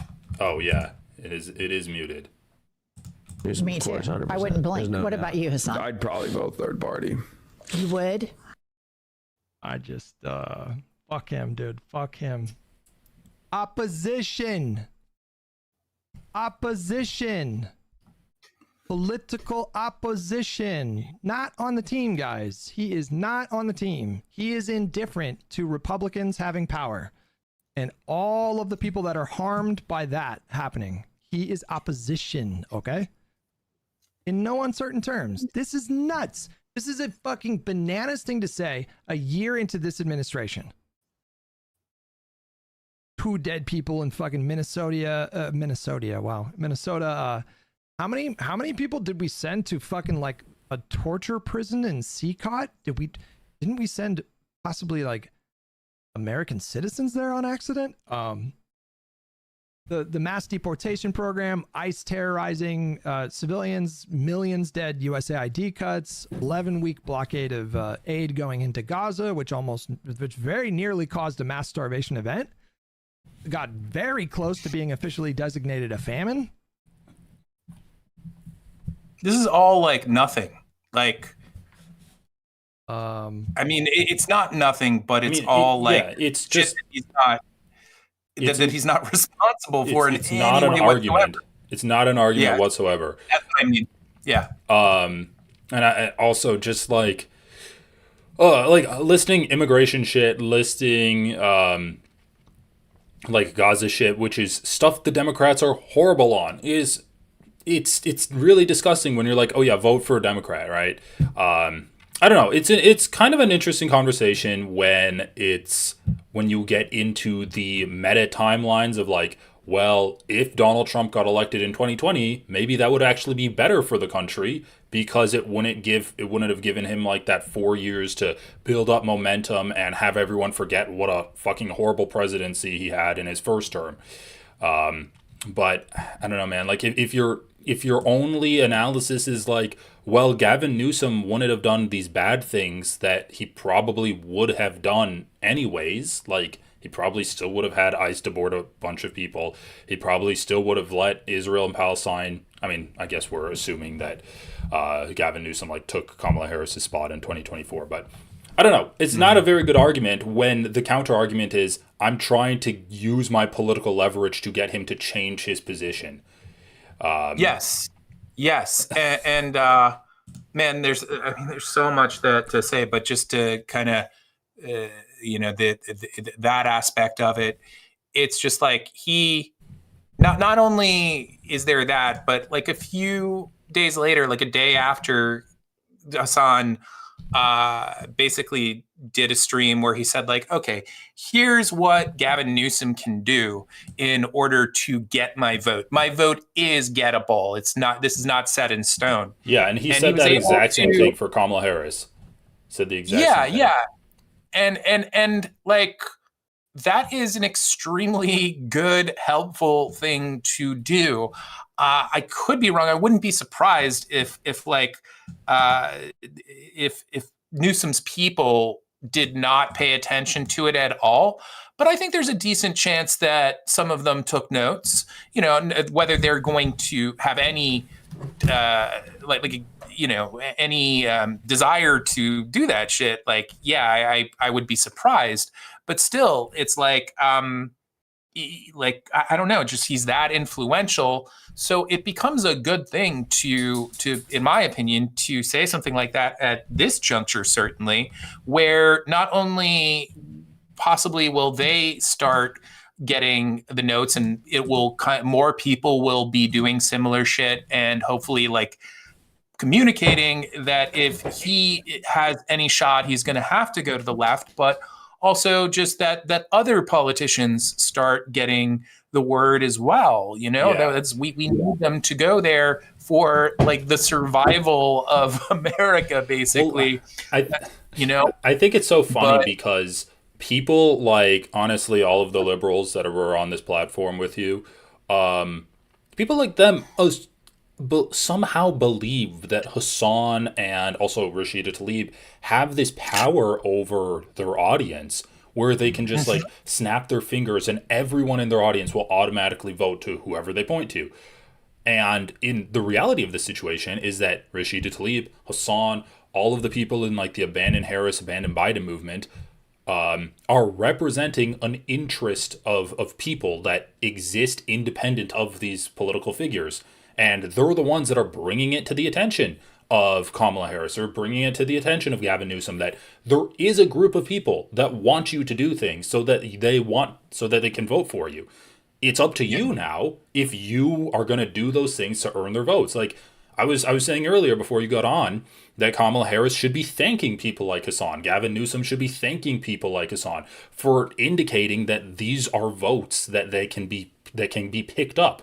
Like, and they're literally laying out a step-by-step plan for these politicians to pick up more votes. And Kamala Harris saw that, refused to follow those steps. She refused to try to earn more votes like that. I mean, Gavin Newsom, we'll see when his, he'll probably run in 2028, right? We'll see when his election bid gets fully underway, but I don't know. I don't have a great hope for Gavin Newsom, considering his track record on Israel and Palestine already, and other things like immigration and ICE. I want to say another thing real quick to that clip. At a certain point, he said that Hassan was opposition, and he said the same thing many times. And I don't know if you've seen it, but there are two clips now that are pretty wild to me, where he is talking, that is Hutch is talking with these guys, and then another one where he's like defending the first clip, where like he's basically saying like, yeah, I don't care if you're like a segregationist, you and like you're okay, I don't want to kind of straw man him, but this is it. He basically said that he would vote for a Democrat who is a segregationist if it was a real like important race. Like what does he that would mean do that if it was an important race? Yeah, and also he was having this conversation with a black man, which is another crazy level to it. Bro, liberals are just like, yeah, I'll be racist. I don't care. And I mean, to their credit, the rest of like the guys on Live and Learn were just like, what the fuck are you talking about, bro? But you know, he defended this, and just like kind of my point with the opposition thing. I mean, there's so much that can be said about that clip. Again, it's just like wild, but it's just like, dude, like if you saw a Democrat who was pro-segregationist, like you wouldn't think that person was opposition. You wouldn't think that person was like just going to flip in like 2 fucking seconds and was just like, you know what I'm saying? Like, give me a fucking break, bro. Like, be a little more discerning with who you are imagining is like a fucking, is opposition is what I'm saying. I mean, but like, can we blame him, right? Like, we saw Democrats oversee a genocide, and then Hutch is like, I don't care, we're still going to vote for them. That's the team that we're on, the pro-genocide team. The other side is still pro-genocide, but like, he doesn't see a distinction there. So, honestly, segregation seems like a step down from that. Like, he's in favor of segregation to the point of genocide to see ethnic cleansing. Like, that's the worst type of segregation. Totally. And this is important that I just kind of explain for those who are watching kind of what I presented them, and also my personal beliefs. Here, when I was talking with them about this stuff, I was not there to say it is necessarily a good thing that everyone should have not voted for Harris. I voted for Harris. That they should have not voted for Harris due to that particular situation. But I felt strongly that, especially in cases like Rashida Tlaib's, also Mamdani's, I think he did the same. And of course, Hassan, I think that their decision to kind of make a principled stand and just kind of say, like, no, I'm not going to endorse her. I'm going to do all these other things, but I'm not going to give her like a vigorous endorsement. I think that should be respected, Well, you know? it's so And I funny. think, Yeah, it's funny to me because it's like, I was watching. I mean, we're at the part right now. I had to shut it off because it's so ridiculous. Where they're like, "Well, why didn't Rashida Tlaib endorse Kamala Harris 24 hours before the election? When once it's clear that Kamala Harris isn't going to change her positions, she should just endorse her, right?" And it's like, are you fucking serious right now?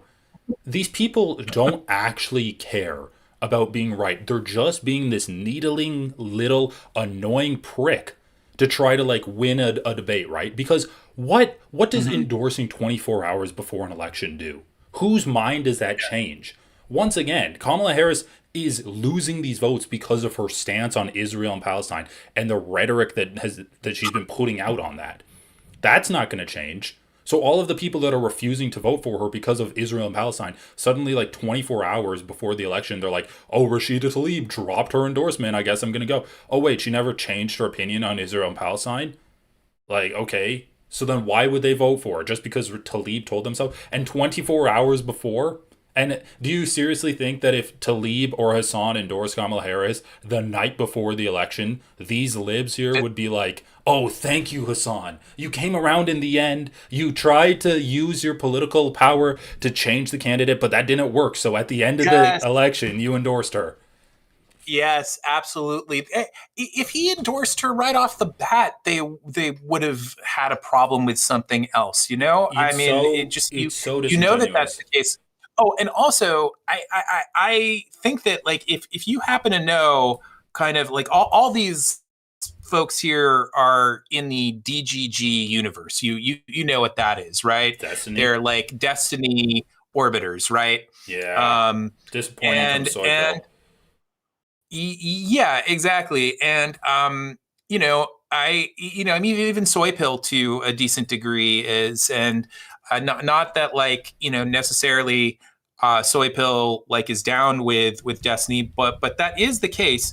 They all know that that the like Destiny, Dan Saltman, and of course like Ethan Klein, they have just gone after Hassan in the most disgusting, underhanded ways. And my point here is that, like, are we going to like pretend that if he had actually endorsed Kamala Harris, that the DGGers would not have tried to like sabotage all of that and would have like tried to like reach out to fucking to the ADL and like stop anti-Semitism, and there would have been this like whole thing where like, oh, this is an outrage. This anti-Semite is campaigning on behalf of that very well would have happened. It's not a reason for him not to do it. He should do it like if he felt like he should do it, but you get me, right? Yeah. I mean, they're calling him a terrorist. They're calling Hassan. It's so funny. Liberals like these are calling Hassan a terrorist for like the year and a half leading up to the election, and yet they're still begging for his endorsement of their preferred candidate. It's like, really? Yes. Like, Rashida Tlaib was censored by Congress, but her endorsement is vital for Kamala Harris's win. Okay, let's just listen to a little bit more. Yeah. Is Donald Trump is he a fascist? What's that? Is Donald Trump a fascist? Donald Trump is a fascist, and that's Is why. As I said, is MAGA a nascent fascist movement? Is there an emergent fascist? Throughout her campaigning, spoke to that constantly. You're not. You seem to be just breezing past the responsibility that people have to use their influence. To use their influence to affect the best possible outcome. Okay. Like, I love this. I love this argument from Hutch, because you're saying very clearly, well, Rashida Tlaib, even though she might not have explicitly endorsed Kamala Harris, in all of her actions and all of her rhetoric leading up to the election, she has been anti-Donald Trump. And so then if you follow that, that logic, she's like pro-Kamala Harris, right? Just because she doesn't endorse her doesn't mean that she's not out there helping her cause. And Hutch is like, okay, well, you're saying that Rashida Tlaib is using all of her rhetoric, all of her time, all of her public-facing energy to be anti-Donald Trump. But what you're ignoring is her responsibility for publicly endorsing Kamala Harris. It's like, really? Because you just made the case that she's been anti-Donald Trump in all of her effective output and like her public content. Yeah. Yeah, so, you have to think also about like who she's speaking to, people who were directly affected by this genocide. And I think actually kind of in her case, there's something to be said for not endorsing, making the case like this is a terrible situation, like an endorsement to those people and knowing also kind of like that she is the kind of in charge of their communities and whatnot to a certain degree. It could potentially look like, just tacky. I don't know how else to put it. You know what I'm saying? I think that like kind of being a little more hands off and saying like, this is the situation here. It's very serious, but not saying like, like just giving a hearty endorsement to some people and her constituents. I think that could work better.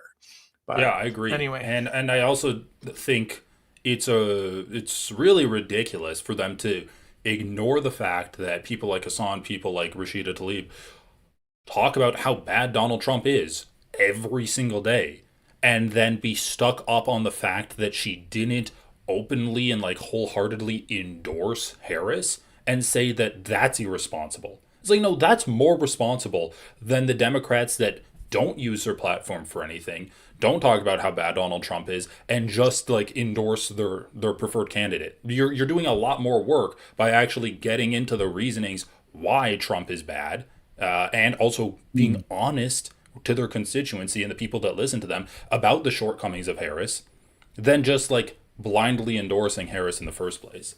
I think because like there's three different things to me. It's like your effective output. Is your output more effectively anti-Democrat or more effectively anti-Republican?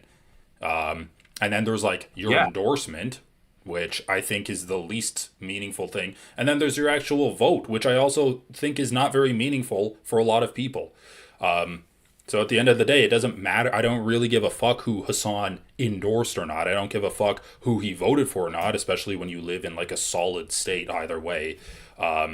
I care about your effective output, and Hassan's effective output is in that election was very clearly anti-Donald Trump. And you're saying the exact same thing about Rashida Tlaib here. If you are a sitting representative, the best possible outcome. You don't need to interrupt every time I speak, Vadim. Yeah, but you're speaking like. Let me speak. I am not long-winded like you. I can make my point in 10 seconds without 50,000 qualifiers. Go ahead, then Vadim respond. Okay. You seem to be of the mind that people don't have a responsibility to use the influence they have to affect for the best possible outcome. You think that people get to. I'm saying that this is the way that they are using for a couple seconds. You seem to think that people can just absolve themselves of any responsibility that they have. She's a United States representative. Okay. You cannot tell me in one breath that Donald Trump is a fascist. And then in the next breath tell me, but I'm going to stop short of endorsing the only person that could beat her. Don't tell me what I think. I'm telling you what you're telling me, bro. You're saying that she didn't have any responsibility. It's insane because you explicitly told him the exact opposite. No, Rashida Tlaib has spent her entire time talking about how bad Donald Trump is. Yeah. Plus, dude, like, the isn't that like doing politics the right way? Talking about like candidates openly and honestly. And then, like, but still withholding your endorsement from someone because you want to see more policies that you want reflected in that candidate? Isn't that like the perfect way? These fucking morons, like, they just don't understand or like grasp the like. If you walk into a car dealership and you let them know right off the bat that no matter what happens, you're going to buy that car, what's going to happen to you, right? You're going to get fleeced. You're going to get fleeced.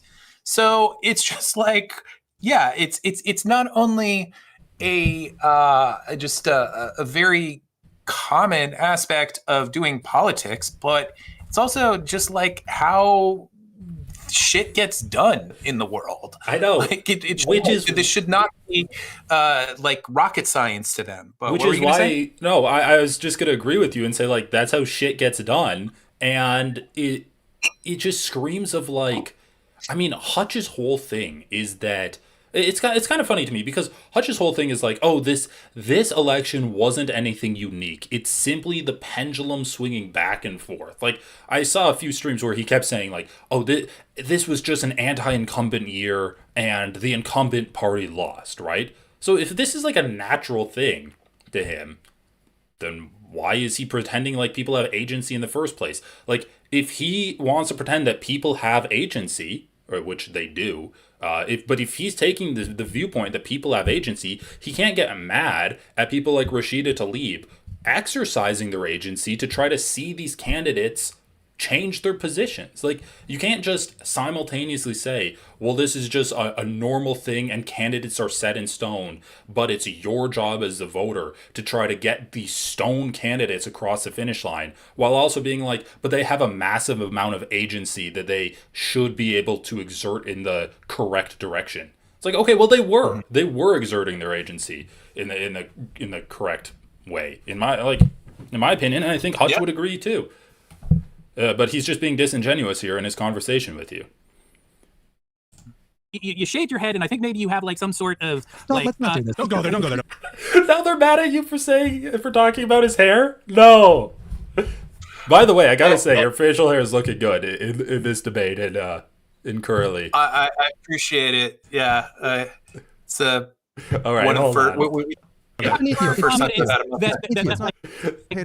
They're like, dude, it's so funny. They're like, you shouldn't be advocating for the victims of genocide because that could cause like, I don't know. I don't even know what they're saying. Because that could like reduce the amount of USAID that's being distributed everywhere.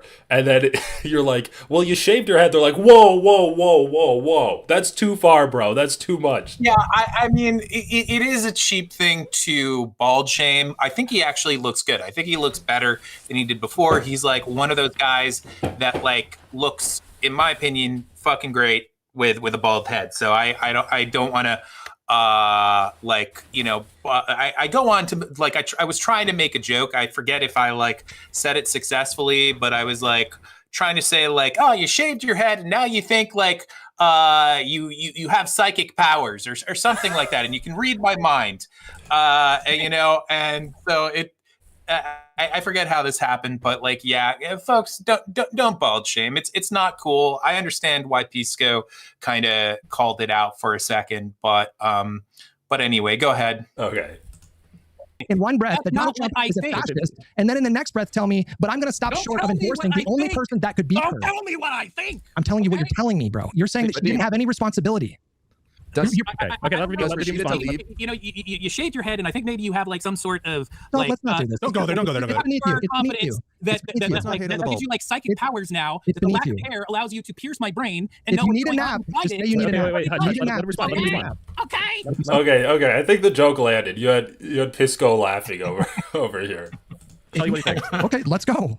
I think that they were using their influence to the best of the ability that they could by holding out in order to get something which they knew was the only thing that would win the election. Them kind of saying this scenario in which they kind of bit the bullet and did some sort of like please vote for her. Like I know like it's a genocide and they've like completely ignored us. They didn't listen to us at the they kicked us out basically at the DNC, and they are just kind of like shitting on us by like funding a genocide of our community. Like please just go ahead and vote for her anyway. Yes, maybe in some cases that would have gotten a few more people out to vote, but that would not have created the sort of groundswell of support that would have occurred if they were successful. Okay, I follow you.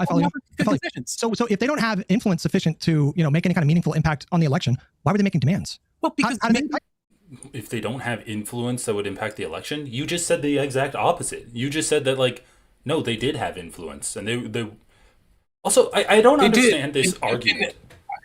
Okay, go ahead. No. I just wanted to say I want to hear what you have to say first. I just wanted to let it be known that I want to kind of explain, have the chance to explain here at a certain point the way that I see things, the way it could have gone, because I do think that it's understandable to kind of say, like, well, wait a second, like, okay, this voting block maybe wasn't large enough to win the election. So how would doing this particular thing like win it, you know? Yeah. And I guess I'll just go ahead and kind of say my reasoning. I didn't really get to get it out within the context of this debate, which is too bad.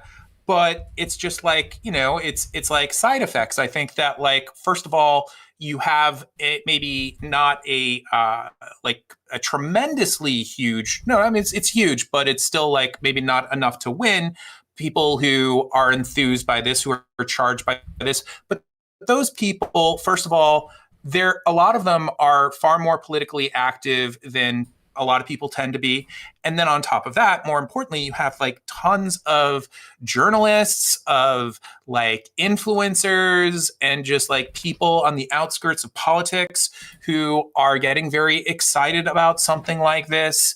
And now, like, a lot of them probably already were endorsing her, but, you know, somewhat tepidly. Like, if you watch the Majority Report or something, like, you know, they were totally endorsing her, but it wasn't just like, yeah, it's gonna be fucking awesome. You know, at a certain point, they were like, this sucks, but we got to vote for her. Yeah. So these people's endorsements are going to be way more just energetic. You're going to get more people knocking on doors. You're going to get more people who you're going to get more people who are making phone calls, and the people already who are doing that are also going to be able to make more persuasive arguments.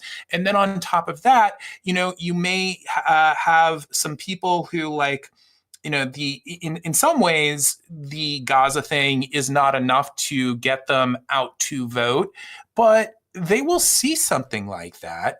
And it's like, people did not feel like Kamala Harris was going to be a leader. People didn't feel like she was going to differentiate herself, or like just you know, she fucking said that she was going to do everything the same way, right? Yeah, I know. And so I think even to more like you know, normie types, they could have seen something like that and just thought like, and not only like, you know, it may not affect them, but it's easy to see like, oh, that's the right thing to do.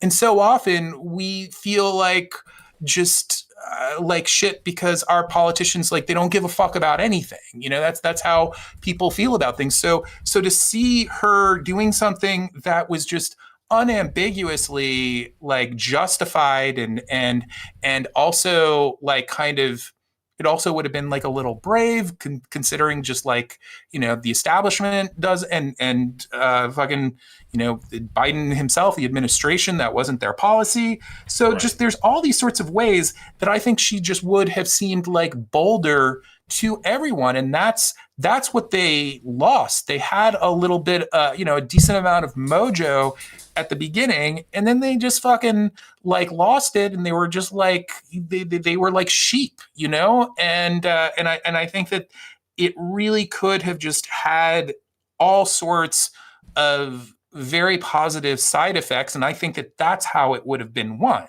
Well, so it's ridiculous to pretend like, I mean, first of all, to pretend like Hassan has like undeniable control over everyone that watches him, right? And Rashida Tlaib has total control over everyone in her state that she represents. Like, what you're saying is exactly right. These people are the people that Hutch is saying didn't vote for Kamala Harris because of Rashida Tlaib. They wouldn't have voted for her anyway if she endorsed her. Like, it's on Kamala Harris to create this energy and, you know, the energy of getting people excited. And a big portion of getting people excited to vote for you is giving them the policies that they want to see in the candidate that they want to vote. Like, be excited to vote for the candidate. That's why I think there was so much energy, so much, so many positive messages coming out of like Zohran Mamdani's campaign. People were excited for him, and he didn't get a ton of votes simply because of his position on Israel and Palestine, but it definitely contributed to the overall atmosphere and excitement about his campaign. Yes, and I think it's just like people were like, "Wow, this guy has guts," and it was just because he was just saying things without apologizing for it, Right. and standing, behind, like he the same way that he talked about the need to stand by trans individuals. And there's so many things that little things that he did, ways that he went about things where he was just like, yes, this is who I am. I am doing this, and it just it was so, I don't know, just in some ways it's like not brave, because I mean it is brave in comparison to like the way that other people do things, but it's like it just like it's human. It's like it wasn't normal. Yeah, exactly. It's normal. He doesn't like treat it as like, some big thing. He just has this like air of like, yeah, this is just what we do. This is how we like, we stand by all of our people. That's just like what we do as lefties and as good fucking decent people, Yeah. And it should not be a like, just like a crazy thing for a politician to do it, but yet it is, because we live in America, and politics is so fraught with disingenuousness and shit, you know what I mean? Not being real people and just trying to triangulate the best possible positions to get elected by like the slimmest amount of people voting for you, but satisfying the most amount of corporations and your corporate donors and stuff like that. But I was just gonna say, like, also, it's such a dumb argument to be like, oh well, if either their votes didn't matter and Kamala Harris didn't need them to endorse her, or they mattered a lot, in which case they should have endorsed her anyway. Either way, they should endorse Kamala Harris, right? It's like, everyone's vote matters. You can't get mad at Hassan for not voting for Kamala Harris and then also say that, oh well, not enough people voted for or not enough people abstained, so their votes were irrelevant anyway, so they should have just endorsed her. It's like, sure, candidates should always be trying to get the most amount of votes possible. Kamala Harris made the calculation that she didn't need pro-Palestine votes, and she would rather court Zionist votes. That's the calculation that her and her campaign team made. Now they're like, well, do you think that it was a make or break for the election or not? It's irrelevant if it's a make or break. It's still more votes that a politician could pick up, and she refused to. She refused to even attempt to get more of these votes. At a certain point, I even mentioned, and this was not received very well, but I said, like, why the fuck didn't she just lie about it? I mean, not that I would want her to lie about it, but just from a standpoint of winning the votes, candidates, they lie all the fucking time, and she could have. I mean, I understand maybe like being like as explicit as saying like, I will, do an arms embargo and a ceasefire, but there's something in between there that she could have said that was like a lie if she wanted, just to hopefully inspire more people to think that she was going to do the right thing. So I feel like that's just more bad politics on her part, because it would have done I mean, more. At the end of the day, all of these conversations boil down to she was a bad candidate, and it's people like Hutch and I don't know these other guys, honestly, other than Soy Pill, that are just trying to like squirm around it and blame everyone else. But it's like, she was the one running and she lost. Like, you're just acting like a sore loser right now. Okay, let's play it a bit more. Pause on that for a second. Okay. What leverage did they have? You're saying, well, they couldn't have really made a difference. Then what doesn't that annihilate the very premise? Like, it's absurd that they would be holding out for concessions because what leverage do they have? What other options do they have other than trying to appeal to their there's representatives? also another aspect of this, which is just kind of like at a certain point, people do have certain kind of Hutch is asking, what leverage do voting blocks have in an election? I don't know. They'd vote for the candidate that wants them to get their votes? Good point. Are you a fucking political commentator or a baby? They're like, oh, we have a group of people that say we're not going to vote for you unless you change your positions on these issues. And you're like, what leverage does that have? You're not trying to win a race car race. Like, you're trying to win an election. You need votes. Yeah, if she was like getting into a boxing match with Trump, that would have zero leverage. But if you're trying to get the more votes than your opponent, that's a lot of leverage. Principles that they are going to hold to, and that's I mean, is there no situation where you guys would where you would respect someone who did the same? If I mean, there are some situations. No, there are some situations. Just they didn't present themselves. Well, if there are some situations, then why not of all things a genocide? I'll tell you why. If you're going to have, I'll tell you why. If you're going to just last sentence, okay? If you're going to have the cutoff at some point, then why is a genocide not the point where? I love this question that you asked here because it's genocide seems to be the end of the road. I don't know how far we how much worse we can get than genocide, and I'm curious to see what the response is here, but I think this is a great question. We need to, again, keep in mind, I'm not even talking about not voting for them in this case. I'm talking about not endorsing them. It's and when your entire output is anti-Donald Trump anyway, your endorsement becomes a moot point.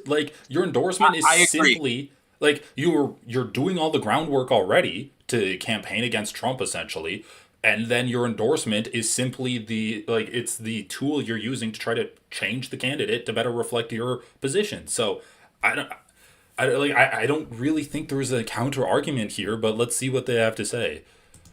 You start doing that. Well, I give this example a lot. Wait, I want to respond to this because Vadim, I give the example a lot of I sympathize. I know people who have family in Gaza that were killed by Israel. Okay, I understand their line of reasoning of wow, it's very hard for me to hold my nose and go say, yeah, the person who helped that happen, I'm going to go vote for you. But it's our job as content creators and politicians as well, especially so, to say, hey, just because this thing is happening and is awful, there are more things that are going to happen. And because both of you acknowledge Trump is just demonstrably worse, we need to do everything we can to stop that. It doesn't matter if you won the election. There's no scenario. No, wait, I agree with that.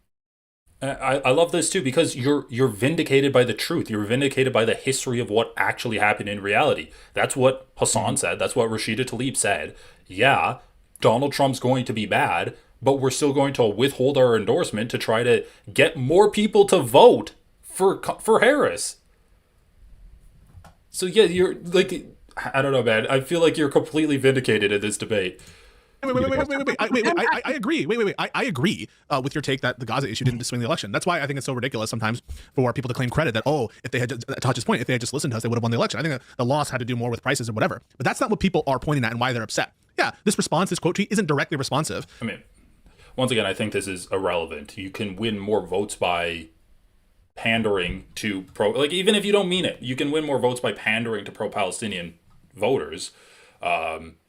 It's irrelevant whether it won or whether it was a one force that won or lost the election. But to the issue related to these 7 representatives who I condemned for their vote, including Glusenkamp, Perez, etc. What people are upset about isn't, we know they would have had a statistical effect in the election. It is the priorities of these people and what they view as the existential nature of the threat or that Trump imposes. The fact that we are all on this plane together and we're all going to fucking die if we don't gather forces and do what it takes for the benefit not just of ourselves, but for millions of other people in other places, including the people being slaughtered in Gaza. And on every score of that, there's a frustration not to be lectured to by these people. I'm not saying that it's directly responsive to what these people are saying, but you should at least understand where it's coming from. It's being sick of it. It's being... So he's simultaneously saying, yeah, these people were irrelevant and the Democrats shouldn't change their positions to try to get more votes. But also, I'm really sick of these people being irrelevant, right? Are you? Did they influence the election or not? That's what I want to know from him. Yeah, and he's also saying that he's sick of them lecturing him when all they fucking do is lecture about how those people are lost the election and they're worthless for doing what they did and all that. So it's just like, I don't know like what to do with that. It just seems very at odds with He's itself. like, they were irrelevant to 2024, but we need everyone combined using their collective efforts to prevent Trump in like 2028 or I don't know what he's saying. Are they irrelevant or are they relevant? If they're relevant, then the candidates should have bent to their will. And if they're irrelevant, then why do you care? Why do you give a fuck? Yeah. Oh my God. It's so infuriating. Like, it really is just they have personal biases against people like Hassan because of the shit they see on Twitter or whatever. Absolutely. And, they will this. What I'm about to say has been like, I think, said by not just Hassan, but like a lot of people, and they have like basically like Hassan reacted to some of this stuff a little while ago, and he was just like, they don't care. They just want fealty. They just want you to like bend the knee and just do what they say. And shut up. And like, and whenever they are encountered with that, they're just like, no, we don't feel that way. But I don't see anything in their reaction that shows that, that it's not about that. It seems like it's 1000% about just like, you must conform and do exactly as we say, or else you get me. It's ugh. Yeah, I know. I mean, we don't have to go over too much more of this, but I don't know. Are there any other spots that you wanted to cover? I'm actually like having a good time watching it. I thought it was going to be more like would feel like pulling teeth, but I'd like to see just a bit more, and I'll try and kind of be more brief in my responses so we can get through it. I think that you're aided a lot by the fact that you have just reality on your side. I think that helps when you're debating people that are trying to hold two simultaneous, contradictory positions. Yeah. Sick of this kind of talking down to people who wouldn't even do the bare minimum. I'm sick of these talking down to by people that wouldn't do the bare minimum. Okay, this is something that I have to say too. Like, this doesn't really have to go along with the idea of like endorsing or withholding your endorsement, but people that say like Hassan is I don't know, a poser, or he's just cosplaying as he's just like wants attention. Like, he went to a protest in Minnesota. I'm in Minnesota. I'm wearing a Minnesota shirt. I saw him at the protest, and people are like, Hassan's just doing this to cosplay as a revolutionary. It's like, what? Going to a protest, the point of going to a protest is to get clout. Like, that's the whole thing. What? Like, he's on the street at this point. I don't know what else there is to do. Like, yes, and it just shows you that there's no winning. Like, no winning. If he didn't do it, it would be like, why the fuck isn't he out there? If he does do it, then it's for clout. It's just, it's silly. I just think it's funny because it's like, yes, it's for clout. That's what protesting is. You get attention to the thing that you care about. Okay, sorry. Yep. That's just something I've seen a lot. I'm like, this doesn't make sense. That's the point of protesting. No, okay, go ahead. It's also, sorry to keep pausing it, but he's like, I'm sick of being talked down to. I love it when my politics are decided by people on the internet that I get triggered by, right? Simply because of getting triggered, not because of like what they're doing. I have to say that Pisco, I don't know how much you've seen of Pisco, but sometimes he can be, especially in comparison to what you're seeing here, surprisingly like pretty based especially for like a more lit. thoughtful than like this. I mean, don't get me wrong. He obviously, you and I have tons of differences with him, but he is someone who certainly way more than Hutch can kind of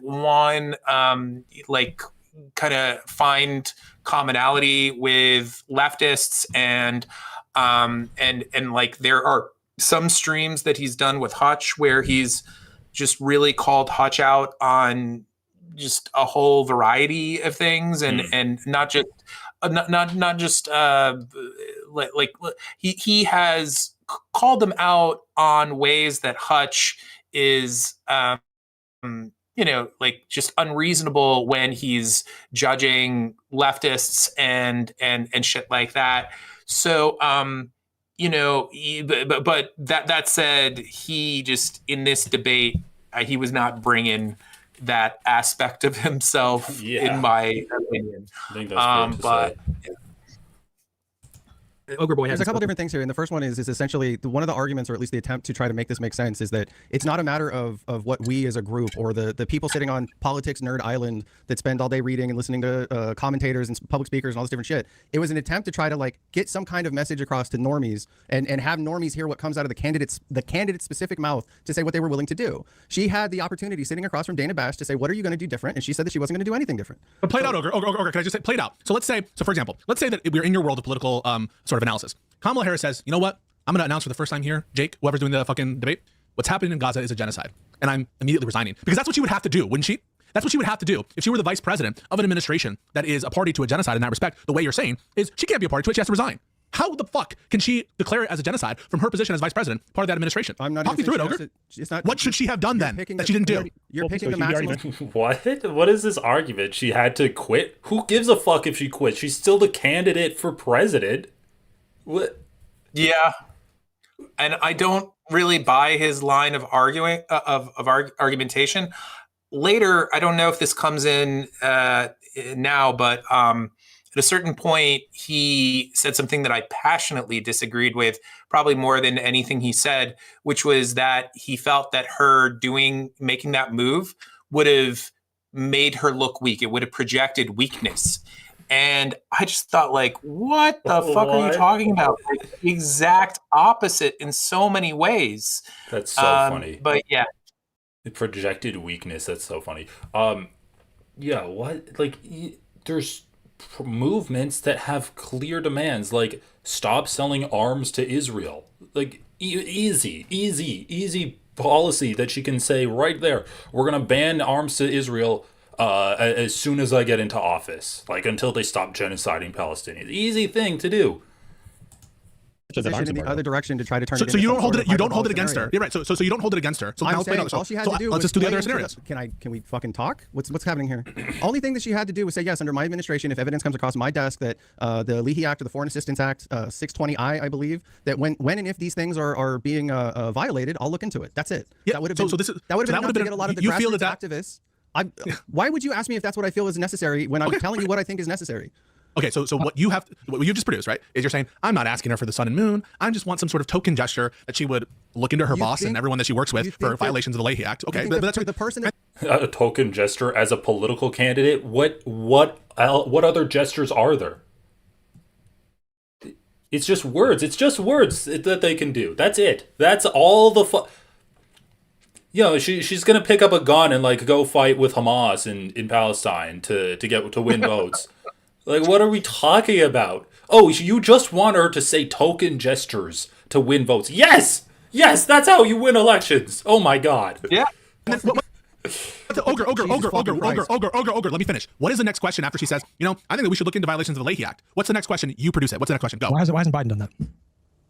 That's a great question. Do you feel, or how about number two? Do you feel the Leahy Act has been violated under your administration? Can you let me talk for 5 fucking seconds? This is so exhausting. Maybe our administration is violating its obligations with respect to genocides. And so if we go back to what I asked. Also, do they really think that liberal media is going to ask tough questions to candidates? Yep. Like, this is pretty fucking stupid. Yes, the point, like, you just gave the point that she was not differentiating herself from Biden. And they're like, what do you want her to do? Differentiate herself from Biden? Oh, I don't know. Let's think back to 30 seconds ago when I just said that. Interesting. Good political strategy. Can I go back to what I actually said as opposed to what you tried to make me say?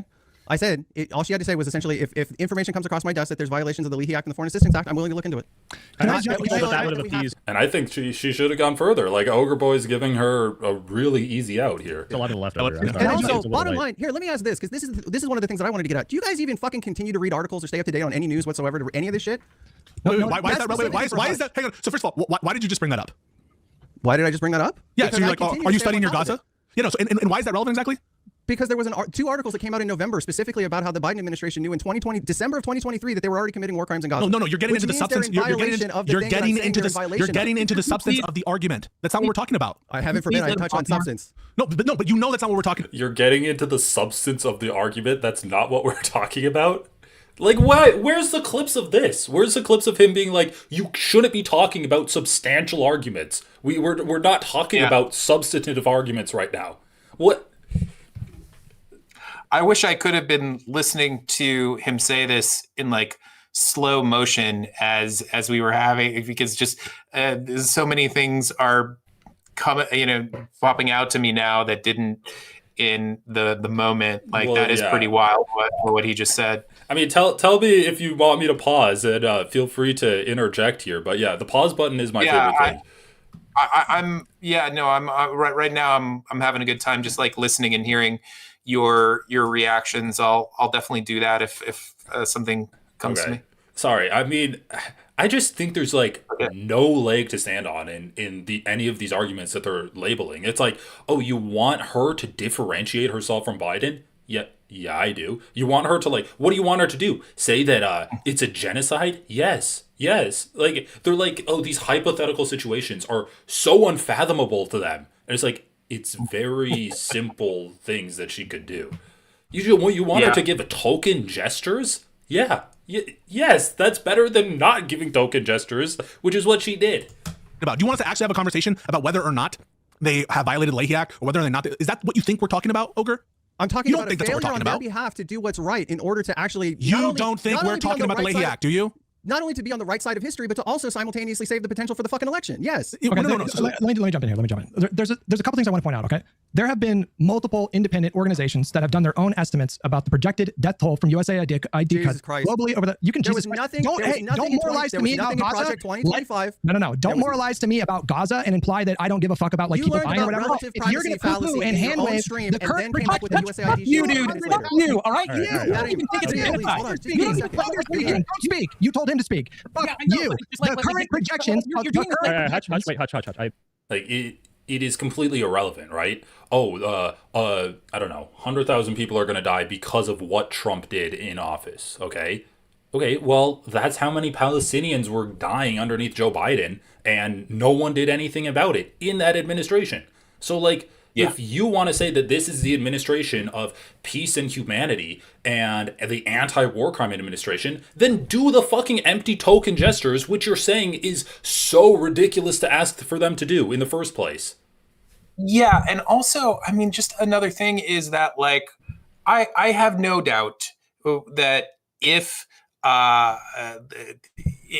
Biden had not put his foot down with the genocide and Trump, or rather, if he had put his foot down with the genocide and really prevented like the lion's share of the horror that occurred, if it just didn't happen and Trump still won, I have no doubt that Trump would have been doing some really terrible things. However, I also strongly believe that so many norms were broken by that occurring that it has enabled Trump doing all sorts of things that I don't think he would have been able to get away with, or get away with nearly as easily as he is now. Yeah, you understand what I'm saying? Yeah, of course. We're learning from the genocide that Israel's doing and using some of those techniques on American citizens.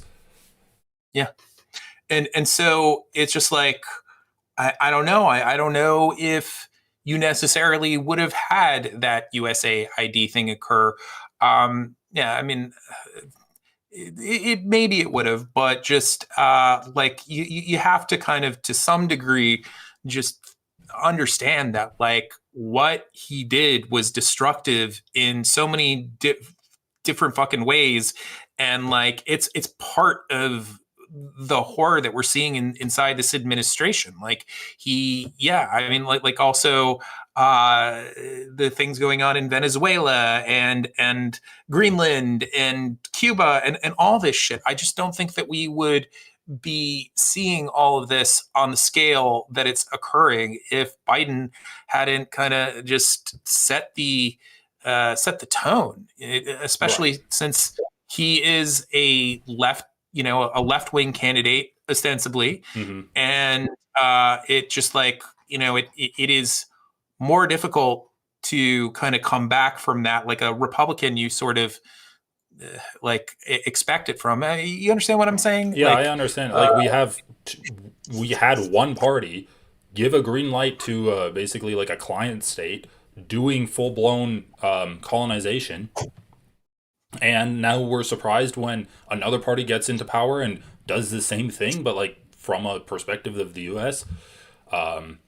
Yeah, I think that like shifted a lot of people, and it kind of just took the mask off of like imperialism.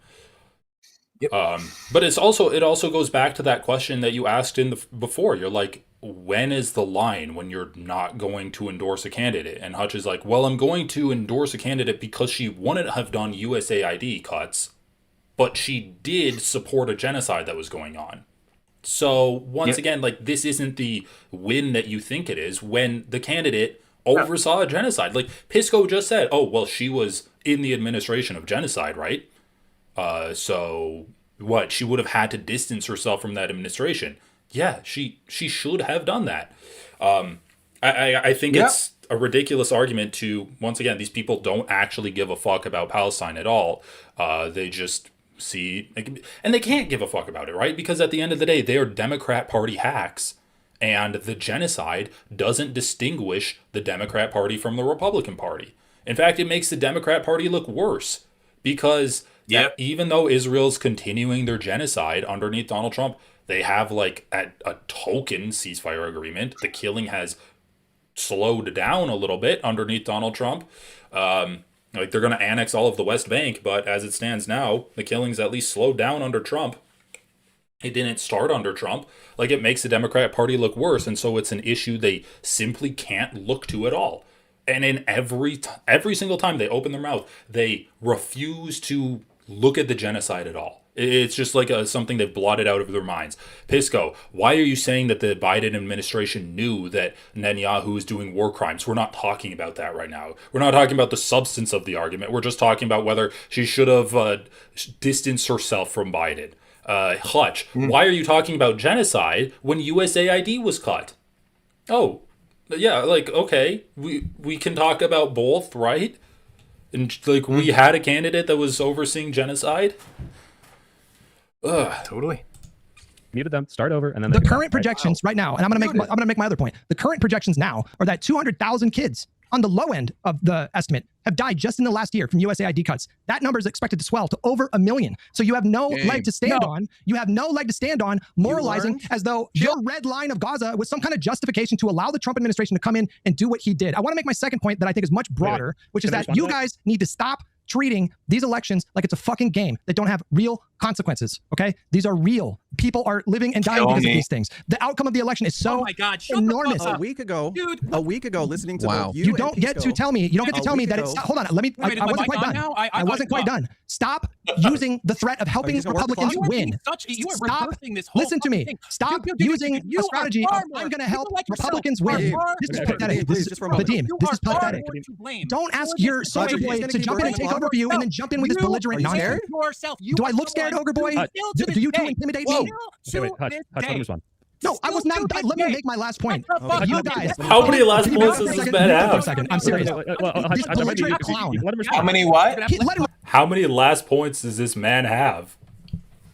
1 million. Like, he doesn't shut the fuck up. He does not shut the fuck up. You need to stop using the threat of letting Donald Trump win, and okay, like you guys have covered that so many times. Oh, I thought that it was irrelevant that people withheld their endorsements for Harris. Oh, I thought but simultaneously you need everyone on deck. Oh, you shouldn't care about Israel and Palestine. Don't care about that genocide, but let's care about the hypothetical that no one was talking about USAID being cut. Like, that wasn't an election talking point.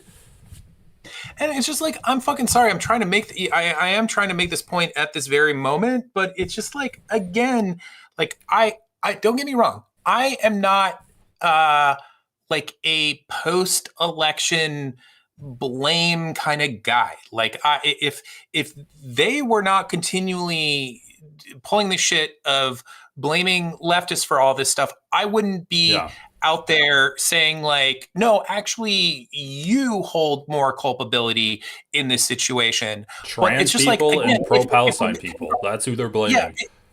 Yeah, if we're going to do some sort of hierarchy of blame in which we're like trying to figure out exactly like how much blame X person, this person and that person did for what they did respectively, then somebody like fucking Hutch, who did not only like not it's still to this day does not accept that it's a genocide, but he all sorts of things. Like he still thinks that it was a good idea that Harris was campaigning with fucking Liz Cheney and things like that. Like, Sean DeBlack. He's pretty based, but like he continually says something about Hutch, which is that he has like the political instincts of a raccoon. But I actually think it's worse because raccoons are really good foragers. Raccoons like have survival instincts that are far better than Hutch's, And it's like literally like if you look at the things, the shitty moves that he will defend from the Biden administration and from the Harris campaign, it's just like.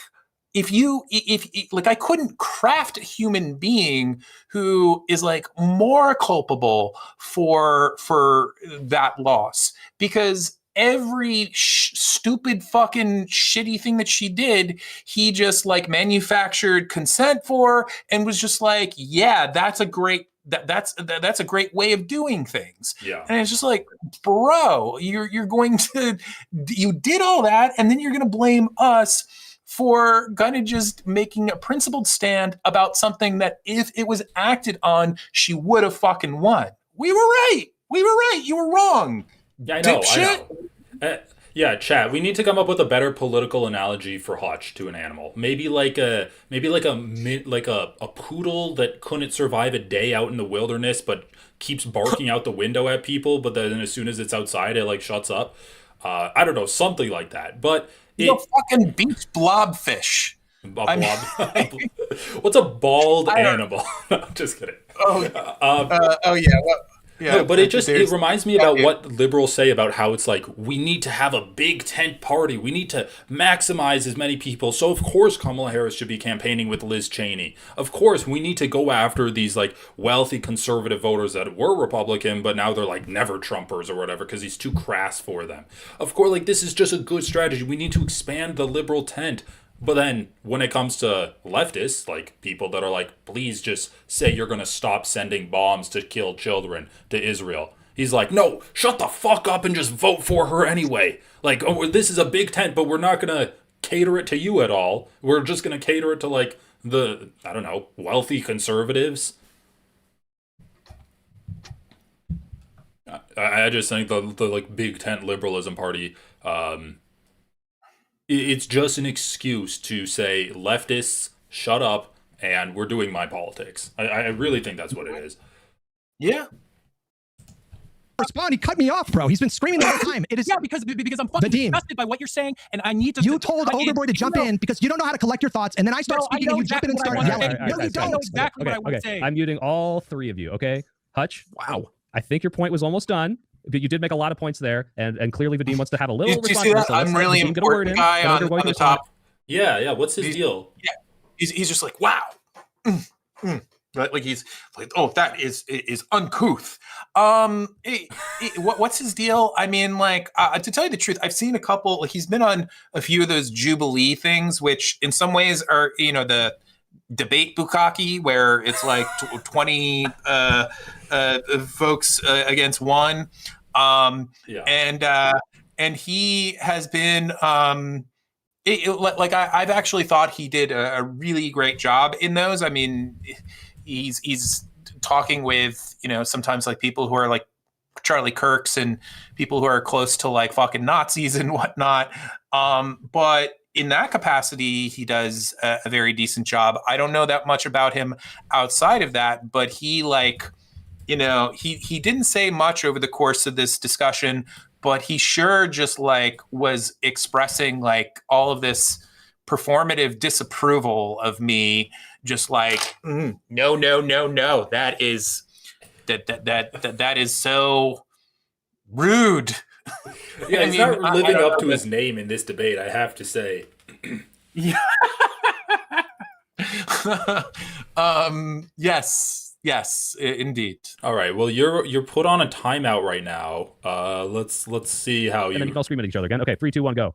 Yeah. Okay. So it's my turn now. Is that what's Yeah, go happening? ahead. Go ahead and respond. Jesus Christ. Bro, you are far more to fucking blame for this situation. So you're someone who every step of the way has denied that there is in fact a fucking genocide going on. Okay. Now that you pointed it out, that guy's really pissing me off. He's like, yeah, that's right. If you have something to say it. This is so annoying. He's just he's like one of those guys in the bottom of videos where it's just a TV show and someone reacting in the bottom. They're like, He's just trying to mog the camera or something. Begin with. Yeah. So I'm not going to be lectured by someone who actively helped create a status quo with the situation that is the reason why we lost the election, because fucking the Dems and principally Biden and Harris did not do not only what was a moral imperative, but what was an imperative to get people out to vote, to create a groundswell of just a feeling that they were going to actively be different than Biden, and you have to start from in order for me to vaguely respect anything you're fucking saying, you have to actually acknowledge all of the experts and the a massive amount of data that we have that points to it actually being a genocide before you try and guilt trip us about this bullshit. Go ahead, guys. Did you see the exit polls, Vadim? That issue was nowhere near the top of why people voted. Well, I've already put in front of Hutch before, a aggregate of 30. Okay, if it was nowhere near the top, then why are you guys having this conversation about it? Why are they saying that we need to have all hands on deck and Hassan is greatly to blame for this loss? If it was nowhere near the top, then what are they complaining about? And also, it doesn't matter if the issue of genocide was nowhere near the top, because what you just said still stands true. Biden and then Harris did a bad job of campaigning. They did a bad job of governing the country if they wanted to get reelected, and then they did a bad job of campaigning when they were trying to get reelected, and they didn't get reelected. And so everything that you just said there stands 100% true, regardless of whether Israel and Palestine was near the top of the exit polls of the most important issues to people. Yep. 34 different polls that show that it would have meant winning in the swing states for Kamala. And the first name on that list that put the first poll was Laksha Jain, your guys' fucking polling boy. The information. Our polling boy? The guy What we the had on for fuck? Ignoring what Ogre Boy just said to be to jump on something immediately irrelevant. It has nothing to do with what he said. Oh, we had him on our podcast. Okay, well, why don't you actually address the point that he made about how it could have influenced some elections in swing states? Podcast is our polling boy, so we Did you guys blaze? That's your boy. Hutch is your boy. This is your polling boy. What do It you was want? inflation and immigration. Inflation and immigration. I'm not talking and about you're right, Vadim. nationwide. I'm talking about in the swing states, which she lost. Wait, wasn't it all? It was all of them, right? So yeah, even if wait, you guys nod in the direction of- just pause right there. Why did you say? Oh, it was all of them, right? Are you trying to dunk on the fact that she lost? Wow, you're happy she lost? That's what it seemed like. But you can No, dispel my that, right? name isn't Jen Why did you? Wait, no, but why? Oh my god, dude. Is Pisco actually a snowflake? He got his panties in a bunch when you made the bald crack at Hutch. Now he's mad that Ogre Boy's flexing that Kamala lost every swing state, while they're laughing and ridiculing the idea that she should be trying to pick up every single voter she can. They're laughing at that. Oh, why do they need to bend the knee and make her look weak to try to get more Israel and Palestine voters? They're laughing at that shit, and then she's like, well, she lost every swing state, right? He's like, do you think it's funny? Do you know how serious that election was? You think it's funny she lost every swing state? Well, you can dispel that notion, right? You can dispel it. Dude, shut the fuck up. Okay, I'm sure Pisco is a nice guy, but he's coming off as a whiny little bitch in this debate. Yeah, totally. I want to say something a little off topic real quick before I forget. Ogre Boy is super based. I really, I asked him to come on because we had kind of very similar outlook on all of these things and very similar problems with Hutch specifically. I don't know if you're going to be if you're going to be streaming anytime more in like the next week or two, but you should consider having him on because I think you guys would get along. And also, he did a debate recently with Pisco, which he didn't feel that good about, but I thought that he did a pretty good job. And I don't know, I'm just kind of throwing it out there that he's somebody who I think kind of deserves more eyes. Mhm. And maybe if you were no pressure, dude, but if you were up like I've been in Hutch's chat before, and Ogre Boy was in the chat, so that was kind of funny. We were like kind of debating Hutch at the same time through the chat on Twitch, so that was funny. Yeah, it's funny to see him here too, but yeah, so it's not Pisco, it's Pisco. I hear both. It's not I hear both. Piss Company. Okay. Holes Jake Jones in chat says the impression that Joe Biden was getting weakened at Bernie played a major factor for independence. Also, like, there was just so many things wrong with that election. I just can't get over the fact that it's one of the worst election efforts in, I don't know, in the 21st century. And these people are like, well, we're going to blame Rashida Tlaib for withholding her endorsement for Israel and Palestine, even though that doesn't matter at all. Like, I just can't get over the fact that they're simultaneously saying that this endorsement was a really important thing, but also it doesn't matter at all. So why are you guys withholding your endorsement? Some of these guys, I forget if like I presented the question to Hutch, but I know Soy Pill and I think Pisco will both kind of bite the bullet and say that, like, if you ask them like who is more to blame for the loss, like leftists or some other part of the voting bloc, or Kamala and Joe Biden. And I'm fairly certain that at least those two people, I know Soy Pill does, they will say Kamala way more. And I'll say, like, then why don't you have the same sort of smoke that you have for these people that you do for them? And they'll say like, oh, we do, like we criticize them all the time, like we were talking about before. But you never see them saying like, Kamala Harris was responsible for thousands of dead babies dying due to USAID cuts, and like they'll never do that. And it's really frustrating. Yeah, for sure. Wait. Food shops? Man. I don't know what this was. I was just trying to find the debate and I clicked on this. This was from your other one. It's 8 months ago. No, wait. Oh, it is? Oh, I don't want to watch that. I do not want to watch that. Food shops not playing Oppression Olympics challenge. Impossible. That's the only comment? That's the only comment with 2 upvotes that they're criticizing the guy hilarious. for playing Oppression Olympics. Yeah. Food shops is, I don't know if you know the scoop with her. She there's some like weird stuff with her, kind of like. Oh, I don't want to. I don't want to say something if it's not true, but I've seen some clips that are really weird where she's just saying things that make her sound like a fucking pedophile. Okay. All right. Well, we don't have to cover this person.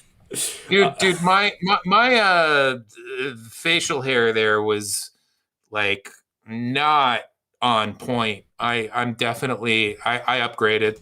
Oh, this is what I'm saying. Like, I don't know if you've seen any of this show, but I'm doing it with Comrade Casey and Anthony from Do Not Worry podcast. I love those guys, and I did. I've watched one of the broadcasts. Okay. And I enjoyed it. Yeah. No, but I'm saying, like, they're not here right now because they're off enjoying Valentine's Day with their girlfriends. I don't know what that says about us, but I want to do like a leftist facial hair competition. I think like a bracket system, or maybe like November or something, right? Because November facial hair, that I think that would be fun because we got a few strong contenders. Kyle Kalinski's got some good facial hair. We could put the David Pakman I do not like it. I mean, it's definitely very distinctive. It's distinct, but I'm not crazy about it.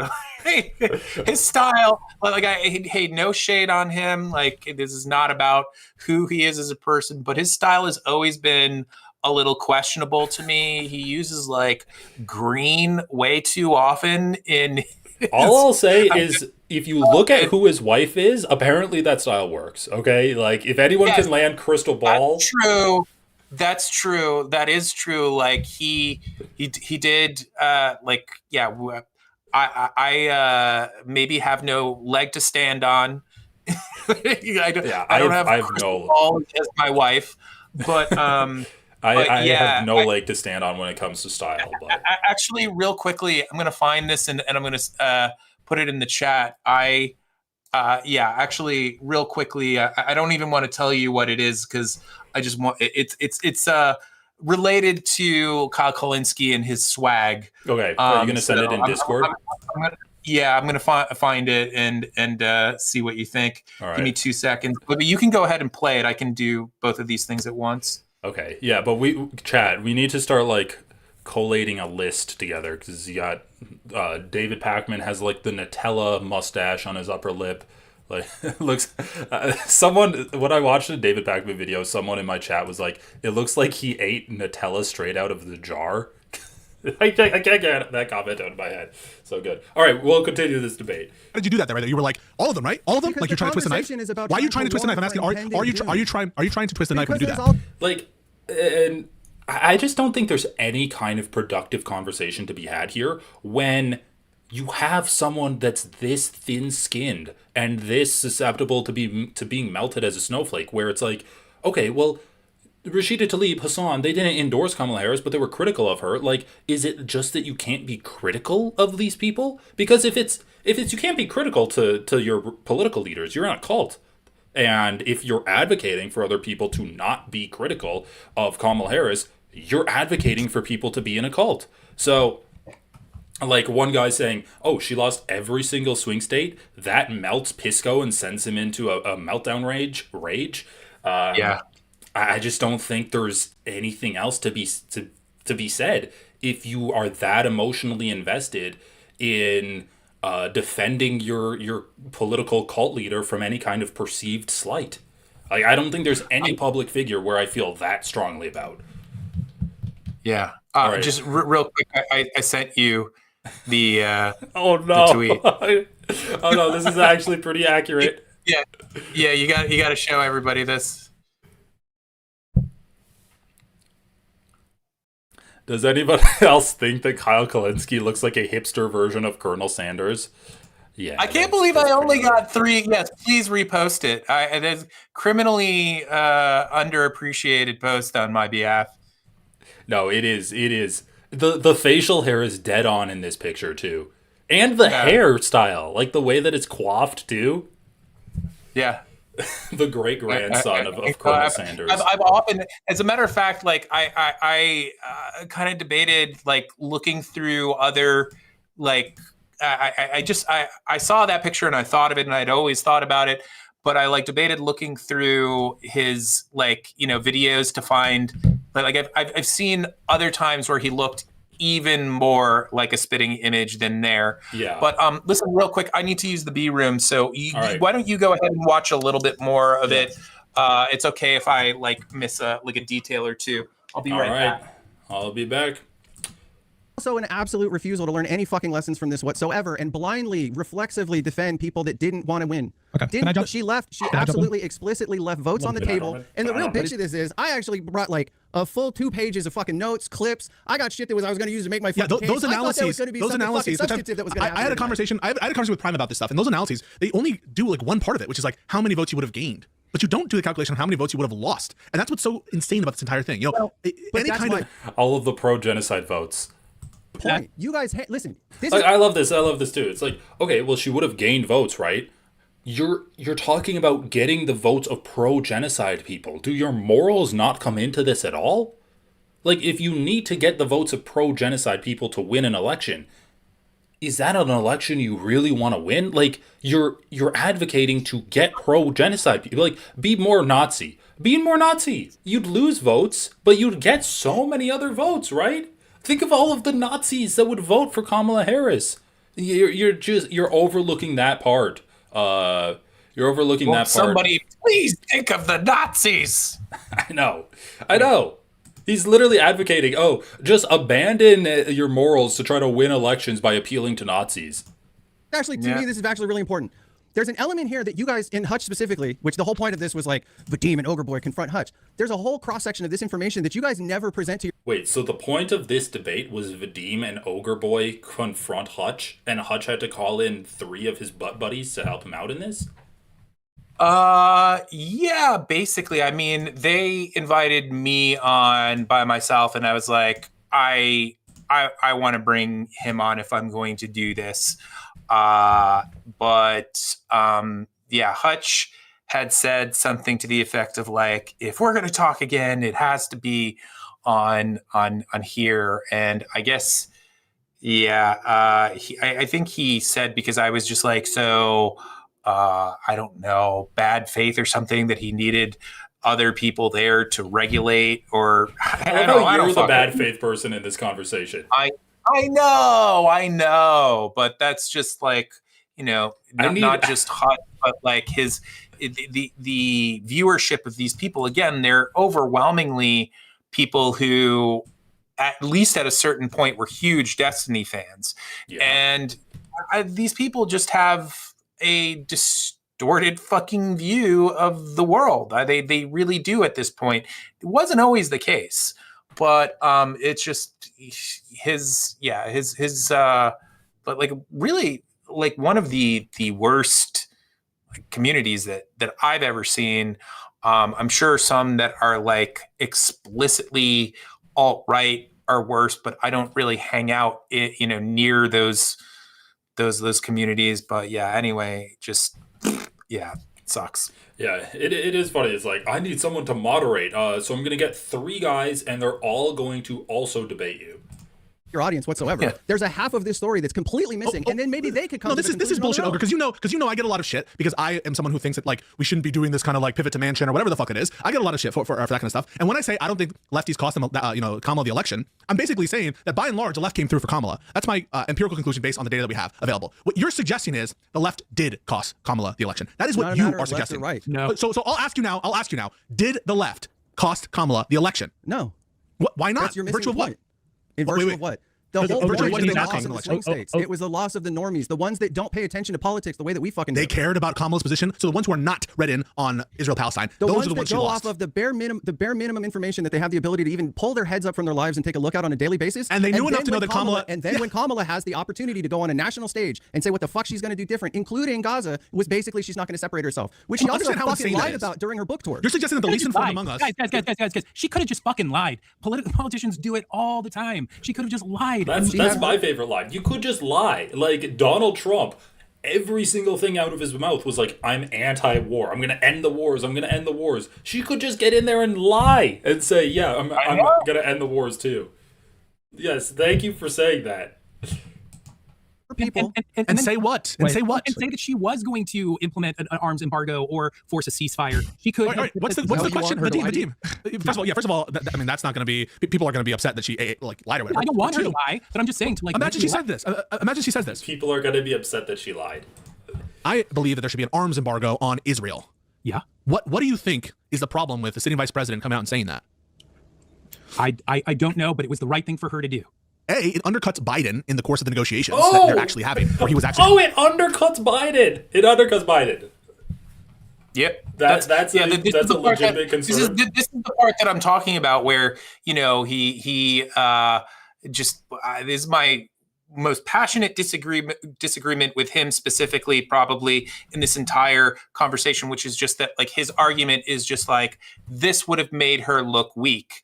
And I just think that is an insane take. Like, I don't know how you like really I mean, I think that he is a genuinely smart guy, as much as I have all sorts of disagreements with him. And I'm just surprised that he would come to this conclusion that we're about to hear. Let's hear more of what he says about this before, you know, we kind of break that down. Push for a ceasefire near the end. Yeah, and his vice president over there talking genocide, talking arms embargo, talking all that stuff. These are sensitive international conversations. Just so you're aware. People wanted there to be a, like, they were getting sick as fuck as Biden, and so they wanted a departure. And number two, I just want to finish. And number two, she looks weak. It'll make her look weak. So I'm not saying that I don't agree with the policy. I don't think that we should be. I don't think we should be giving funds to Israel. But the political, but the political, no. Bro, that's so fucking crazy. It makes her look weak to call for a ceasefire. When everyone else is being like, no, Israel has the right to defend herself, standing up against that narrative and actually representing a large portion, like, it's probably the most successful, like, groundswell of just grassroots support in terms of, like, the narrative that happened immediately after October 7th to now the majority of Americans, like, wanting Israel to stop the genocide. Like, in terms of that change in like viewing of what Israel's doing, it's like the most successful grassroots movement, and it would make her look weak to actually be like one of the only handful of politicians that would represent that on like a nationwide scale. Yeah, and also, what is like one of the, if not like the most bad faith things that people say about Kamala Harris all the time? That she was a diversity hire, right? Oh yeah, and so it's just like, she's not going to look like a diversity hire if she is breaking with her boss to, like, you know, something like this to that degree. Yeah, like she's going to look like her own woman to just about everybody. Make some fucking headlines, ruffle some feathers. I think a large amount of Americans didn't even realize that Biden dropped out of the election. I think there was a sizable portion of people that are like, wait, what?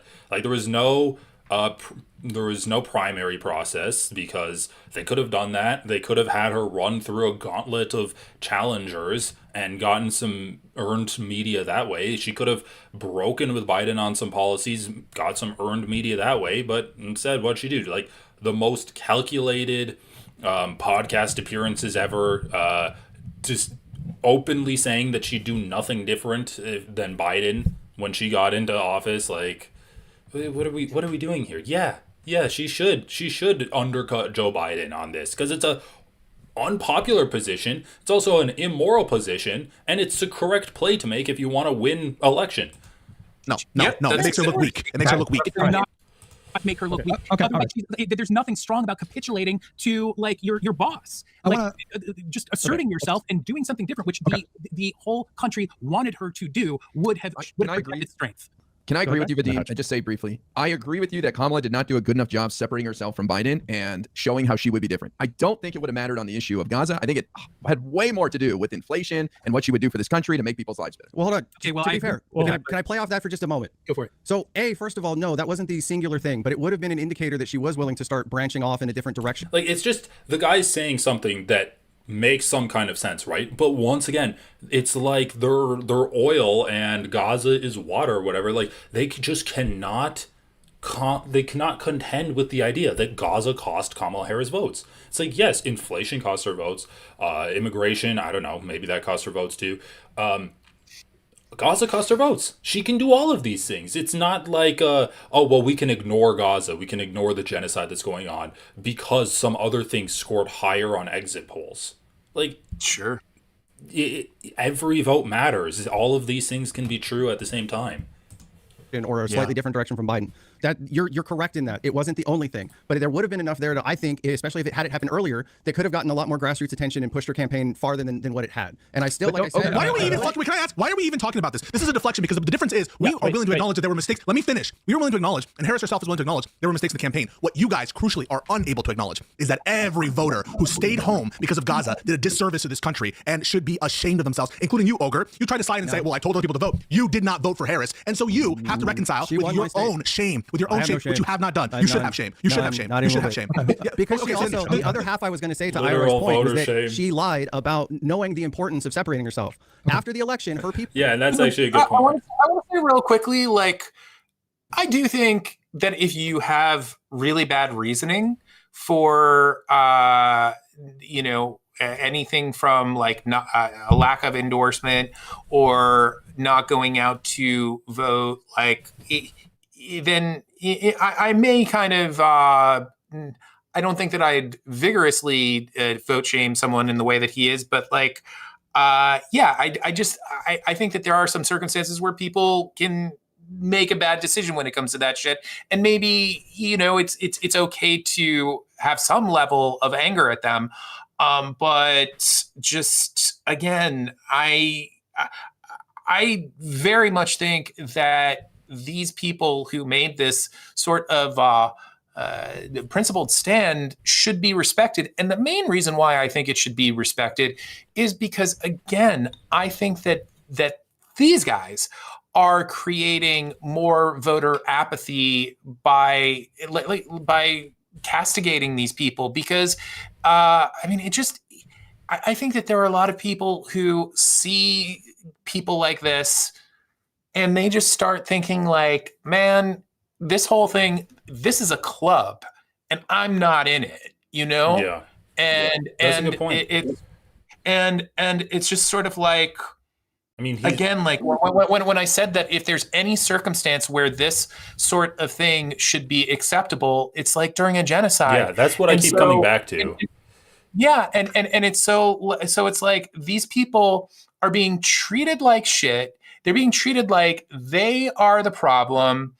And, and the people who more or less like are okay with Kamala's actions with this genocide are the ones who are yelling at them and telling them that they like fucked up the universe here for everybody. And so it's just like, I just think that in terms of getting more, I'm doing this because I want us to win, because I want people to like, just like, I don't want anyone to feel like they are compromising themselves in order to do anything. But I want those people to feel like they can vote in case their vote, they're in a place where their vote can make a difference. Yeah. And that's a good point. Like, in these, as much as these people talk about, oh, the Democratic Party needs to be a big tent, you're the one trying to include more people into the tent than they are. They're like, okay, well, she wanted Nazis and Zionists to vote for her. You're like, well, there's a large portion of people that want to vote for Kamala Harris, but they just can't because of genocide. And like, if you're not going to allow genocide as a red line, then what fucking red line are you going to have for people to not vote for a candidate? Yeah. Like, this is the red line. And I get the whole, like, this election was so crucial argument, but every fucking election, like, we're never going to have another election, so it seems, that is not going to like be like, it keeps on getting worse and worse and worse. The only way that we would be able to avoid that is if, like, we get someone in who really makes some sort of insanely sweeping changes, and like, it just maybe, well, it's like, at it least, was like, this election at least like New Deal level, as far as I'm concerned, in order to kind of like, well, you can flip that back on them. It's like, was this election that crucial? Like, Kamala Harris was just as bad on immigration as Trump was. She said she wasn't going to make any kind of changes from how Biden governed, and Biden essentially gave us another Donald Trump presidency. She wasn't different on Gaza than what the Republicans would be. It's like, yeah, Donald Trump's worse, but if you want to make the case that this is a crucial election, show me a candidate that's going to be vastly different from the status quo that we're already experiencing. These are crucial elections, but the way that I look at it is, so long as we are voting in candidates like her that are not doing nearly enough to, not just in the, the kind of, what's the word, like foreign issues. Like, domestically, we need someone who is just going to be doing more for the lower and working class so people's needs are met, so that like this sort of desperation isn't like a something that we have to like contend with. But oh man, I lost my train of thought. There was something that I was going to connect that to that I'm just like forgetting right now. Sorry, a little bit of a brain fart. But what was the connecting thing? Maybe I can remember it. What came like right before I started talking about that? Just that like these elections are important, and oh yeah. It's just like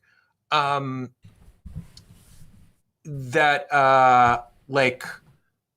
Every election from this point forward is going to be like insanely crucial. And so like at what point like would it be okay to do something like this? It just seems like they've already said there is some circumstance where this would be okay, but then you're just realistically, we're never going to be able to do something like that in situations where it's like pertinent or understandable to do it. Yeah. You know, and I don't even think like everybody like you know not everybody is in like a position of influence where them doing something like that matters. I mean, it does matter to have kind of like numbers, lots of people who a block of people who are expressing disagreement and whatnot, but it's just sort of like I don't know. I don't know where I'm going with that. I feel like I'm kind of cracking out a little bit, but maybe play a little bit more, and I'll kind of get a little bit more on point. Okay. People went on Pod Save America and said that they knew they needed to, but they didn't know a way. She goes on her book tour in front of the fucking View and says, I didn't understand that it was that important to even do it. All of this, so much of this shit is fucking cope. It's insane. We have had so many conversations on this podcast about how Kamala Harris could have run a better campaign. To my knowledge, liberals do not shy away from these kinds of conversations. They happen all the time. So that's fine. We can dive into that topic if we want to. I want to dive into something different. I want to respond to something specifically that Vadim said. You said, or implied, right? And tell me if I got you wrong, that Kamala had a moral imperative is the word that you used. A moral imperative to do everything she could to get out the vote to beat Trump, right? You said that. You just said that. I said that she had a moral imperative to. I actually didn't say moral imperative in relation to her, but yes, you did. No, I didn't. But I'll go ahead and. I guess maybe I did. I guess maybe I was wrong about that. Like but yeah, it doesn't matter. It doesn't really matter. Yeah, no, it doesn't. Yes, I think that any candidate should have a moral imperative to. Okay, all right. So she has a moral imperative to do a lot of things. If her policies are morally imperative to enact over Donald Trump's, then yeah, it would follow that she has a moral imperative to beat Donald Trump. Right. So she had a moral imperative, right? Get our funding out of the fucking genocide. Yes. No. I'm saying she had a moral imperative to do everything she could to beat Donald Trump. Do you agree with that? By doing the arms embargo, she would have. I understand that. You keep going to that topic. I'm just asking you in generalities. Yes, he said yes. The moral imperative that performing this action would have won her the election. I believe that, and I can explain why. No, I'm past. Okay, listen. Why did she have a moral imperative to beat Donald Trump? Specifically, Donald Trump. Yeah, I feel like you said, I mean, we can rewind it, but what you're saying now is that she has the moral imperative to be morally clear on Israel and Palestine because that would help her win the election. It's the moral thing to do, and it would also help her win the election. Right. No, this absolutely, I agree with you. And also, this moment was a difficult one for me because I can see kind of like, he's laying out some like track to just for like a gotcha. I can see it coming like a mile away, and I think maybe I start doing the fuck you thing again here at this point. I'm not sure, but it's just like I definitely am not experienced enough a debater, and especially like I haven't debated.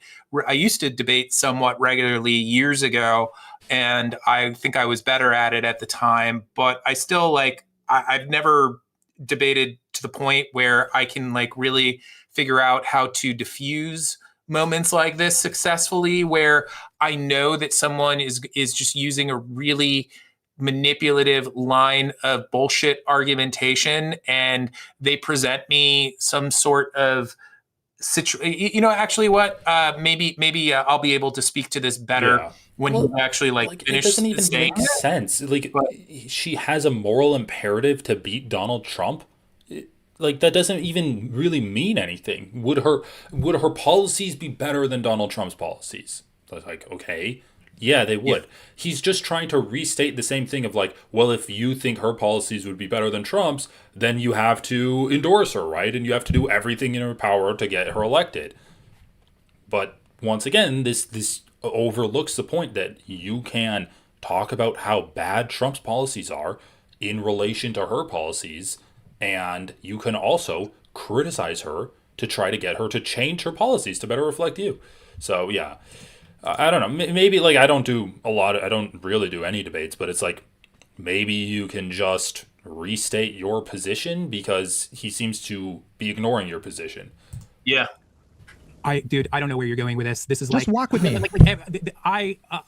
You're in this moment, you're kind of acting as though. Why won't you answer my question, bro? Come on. What are you doing here? I'm just asking a simple question. Why did she? Why did like fucking mind games? And you're not accepting the simple fact that. Okay, let me jump to the point. I just spare me, please. I just want to get. I've been very patient. You guys have been speaking. You're not engaging with me in good faith. I'm asking you good faith questions. Just let him go. You're not engaging with my questions. You don't want to do it. Fine. I'll just arrive at the point. You did say that she had a moral imperative to do everything. It's funny, it's like you're not engaging with me in good faith while trying to like trap you in a gotcha and not engaging with you in good faith. He's like, please just engage with my bad faith debate tactic in good faith. There's actually like a point which we're not going to see because it's like towards the end, but there was a part where he was, I felt really worn down at this point. And he was launching into some other shit. I forget what we were talking about, but he started out by saying like, look, let me ask you a question, Vadim. And I promise you, this is not a gotcha. And I just said, I don't believe you. and like all the other guys started laughing. And even Pisco was like, you know what? I got to give it to Vadim, Hutch. I don't believe you either. I think this is going to be a gotcha, but go ahead. Yeah. And that's just kind of like how I was feeling from, the very first minute of this debate. But go ahead. For sure. Everything that she could to beat Donald Trump. Yes. I agree. I think the reason why she had a moral imperative was because Donald Trump is uniquely dangerous, and him ascending to the office of the presidency was inevitably going to lead to mass suffering. Okay. What I put to you right now is that it's not the moral imperative does not just rest with politicians. We are a democracy. We have a vote, and people with positions of influence, like politicians or even influencers, they also have a voters. They also have a moral imperative if they care about these issues and can see Trump for what he is, to do everything that they could to prevent that from happening. I put that same moral. You only want to talk about the moral imperative of Kamala Harris, and you don't want to put any responsibility on people that are in a democracy and have a vote and have a say. The second point that I want to make. Shut up, bro. Wait. Talking. Stop, dude. Wait. I gotta be both of you because this is what was gonna happen. You're talking about each other. Hutch, your analogy of the thing of like they're not helping build the wall, right? Wait, Hutch, please, Hutch. I want you to listen to me, please, Hutch. The idea that tell me if this is wrong with Demon Ogre Boy is that they're saying, hey, you need to build this wall out of concrete, and you stack. If I help you stack up mud, it's not gonna. Oh my god, dude, this wall analogy is so fucking stupid. Also, like, just as a way of actually having a productive conversation, you can't ask like 3 or 4 points and then expect the person to respond to all of it. Like, you can't be like, oh yeah, engage with me in good faith, and then hit you with like 5 different points, and then when you try to address the first one, be like, shut up, I'm still talking. Yeah. Also, like, dude, oh my god, it's just the same argument. If it's people that are trying to get Kamala Harris to win more fucking votes, that's what the argument is. People are trying to get her to win more votes. She didn't do that. I know, man. Yeah, go ahead. And then they didn't build it out of concrete, and then the fucking ocean destroyed the village or whatever, right? So, like, can you engage with, like, they think this is the only thing that would have won the election? I don't agree with this, but you're talking past both of them. I don't need you to translate for them and be like an intermediary, okay? He's a big boy. He's an adult. He's a grown-up, okay? You say that I was responsible, going back to what you just said, you say that I was responsible for Israel's genocide because, you said that I was partly responsible for Israel's genocide because I talked about the issue on my stream and expressed skepticism about particular language. You think that I am complicit in genocide? You said directly, I am directly complicit in genocide. Just real quickly, that is such a slippery, disgusting way of putting things. Like that he is simply not signing on to a piece of language. Calling it a genocide is very crucial, Yeah, and I know. it's just like, and again, it's like, I'm not the one who, like it's not my point of view that I feel like should be followed. It's we just have all of these academics, all of this data, every single human rights organization under the sun that really has any respect in the world. All of them are saying this. There is, like, I think 250-page documents from Amnesty International, legal documents that are just making a case. These are some of the most experienced human rights lawyers on the planet, and they are all saying the same thing. And this motherfucker, this guy will talk all the time about leftists and start talking about how, like, there's like a post-truth left and a QAnon type left, and I do agree with that, but it's people like fucking him who are so just like they will not accept just what academics and the data has to say on one of the biggest one of the biggest horrors of our time. You know what I'm saying? I'm sorry, I'm getting like a little. No, I agree. Like I'm hungry, so I'm starting to get like a little not so great with my words. But it's just like that he's so pig-headed, and the like the there's just a lot of hypocrisy that he doesn't even realize is going on right now. But I'm sorry, what were you going to say? Well, I was just going to say, if the guy is saying, oh, we need to do everything, everyone has a moral imperative to get Kamala Harris elected, then it goes in line with what you're saying, where he's not doing that. He's giving his audience a skewed view of the world by refusing to identify that what Israel is doing in Gaza is a genocide. And then instead of trying to advocate for the candidate to change her positions, to reflect reality and reflect the interests of people that are concerned about this genocide, he's ignoring it. Like, he is contributing to the loss of Kamala Harris by not trying to get her to get more votes. Instead of browbeating people that have already made up their mind, I'm not going to vote for Kamala Harris because she doesn't change her mind on genocide. Like, we accept when when people are single issue voters all the time. Abortion, climate change. Like, I don't know, I want to have a polygamist marriage or something. Shit like this. We accept that there's single issue voters. We try to change our candidates to get these single issue voters. I mean, Ezra Klein famously went viral last year when he's like, oh, we should run pro-life Democrats in southern states. It's like, if we can run pro-life Democrats... Which he agrees with, which Hutch 100% agrees with. Go on. So, like, if we can run pro-life Democrats in southern states and change the position to try to get voters to reflect the reality on the ground, in theory, that's not the reality on the ground, because a lot of these southern states pass referendums to maintain the legality of abortion. So it's a fucking stupid thing to say anyway. But if you can identify that as a concept when it comes to single issue voters like abortion or guns or, like, I don't know, anything else, you should also be able to identify that as a concept when it comes to Israel and Palestine. But they refuse to. I don't know if it's because they're Zionists or whether it's because they're just Democrat Party hacks and they can't contend that this is like a horrible thing that the Democratic Party does. But if you really are saying everyone should do everything in their power to get Kamala Harris elected, you should be fucking advocating for her to change her position on Israel and Palestine so that she gets more votes. So, like, this argument that he's going to try to hit you with can be reflected back upon him, and it actually is relevant to him. It actually, like, pokes a hole in his worldview other than you. Like, you're like, yeah, I want her to win. That's why I'm an advocate for her to change her policy on Israel and Palestine. What's easier to do? We all want her to win. That's why people were holding out their endorsement in the first place, because they were hoping that expressing some sort of mass disapproval was, that it was going to be listened to. And we saw the iceberg a mile away, like 30,000 miles away, and we knew the way to avoid the iceberg. And it's exactly like fucking it's the movie Titanic. Don't Look Up. Don't look up. Don't look up. We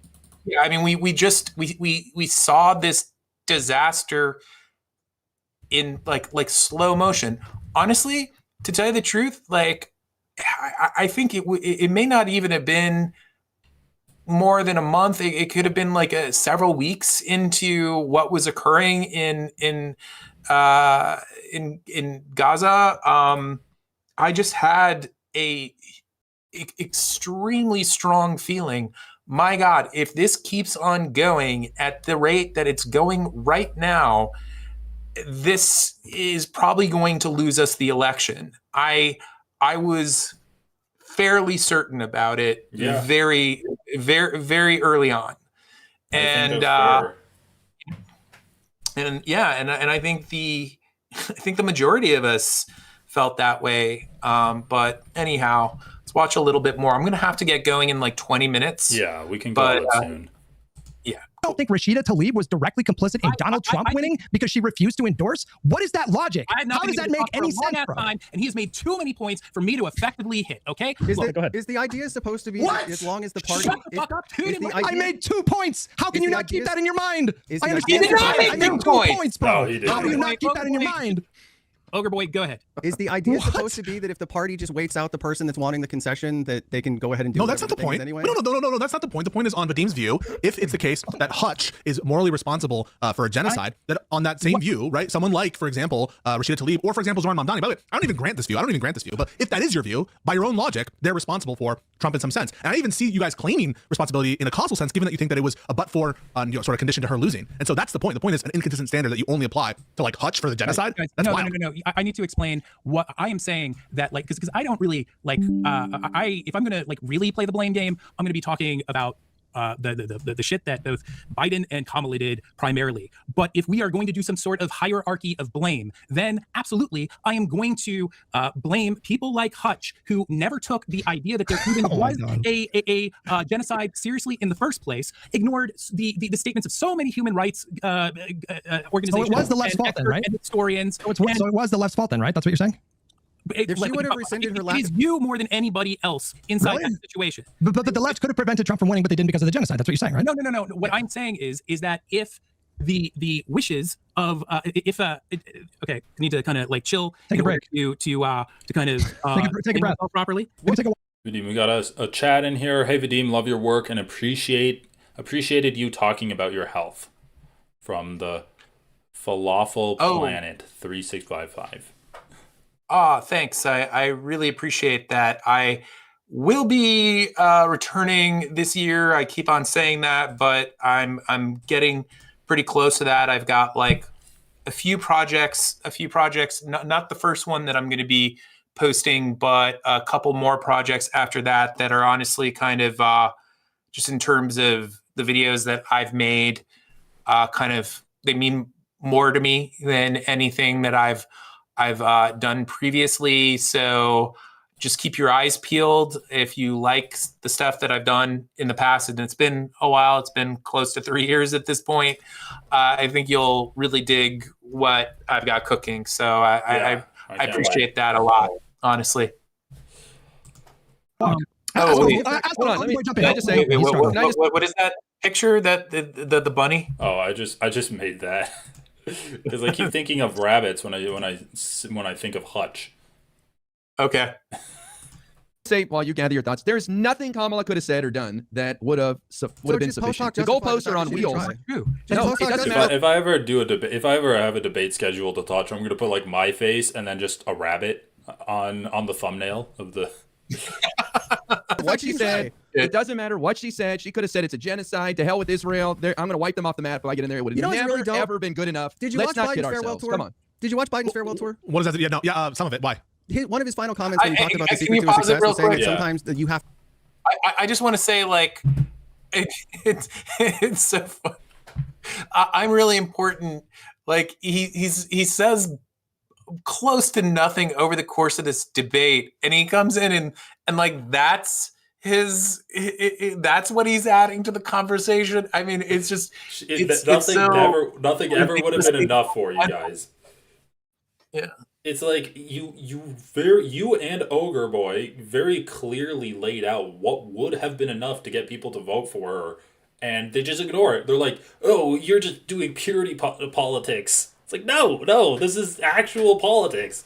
These are the guys that are doing purity politics because, everything they say can be reflected back at them. It's like nothing ever would have been enough for Kamala Harris. Right? Well, nothing would have been enough for you. Like, Ogre, Hassan, Rashida Tlaib, all are advocates about how bad Trump is, but they're still not morally pure enough. I mean, let's talk about all that someone like Hassan did, because he did a lot. He had interviews with a few down ballot candidates, Rashida Tlaib included, but I think that there were a few more that I just can't recall right now.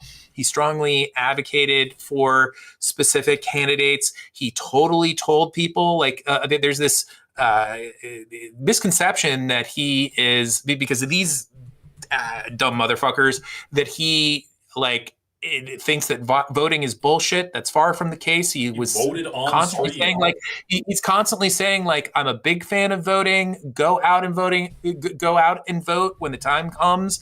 He was absolutely 1000% portraying Trump and Republicans in general as an existential threat to our fucking democracy. He was More having so than these libs were.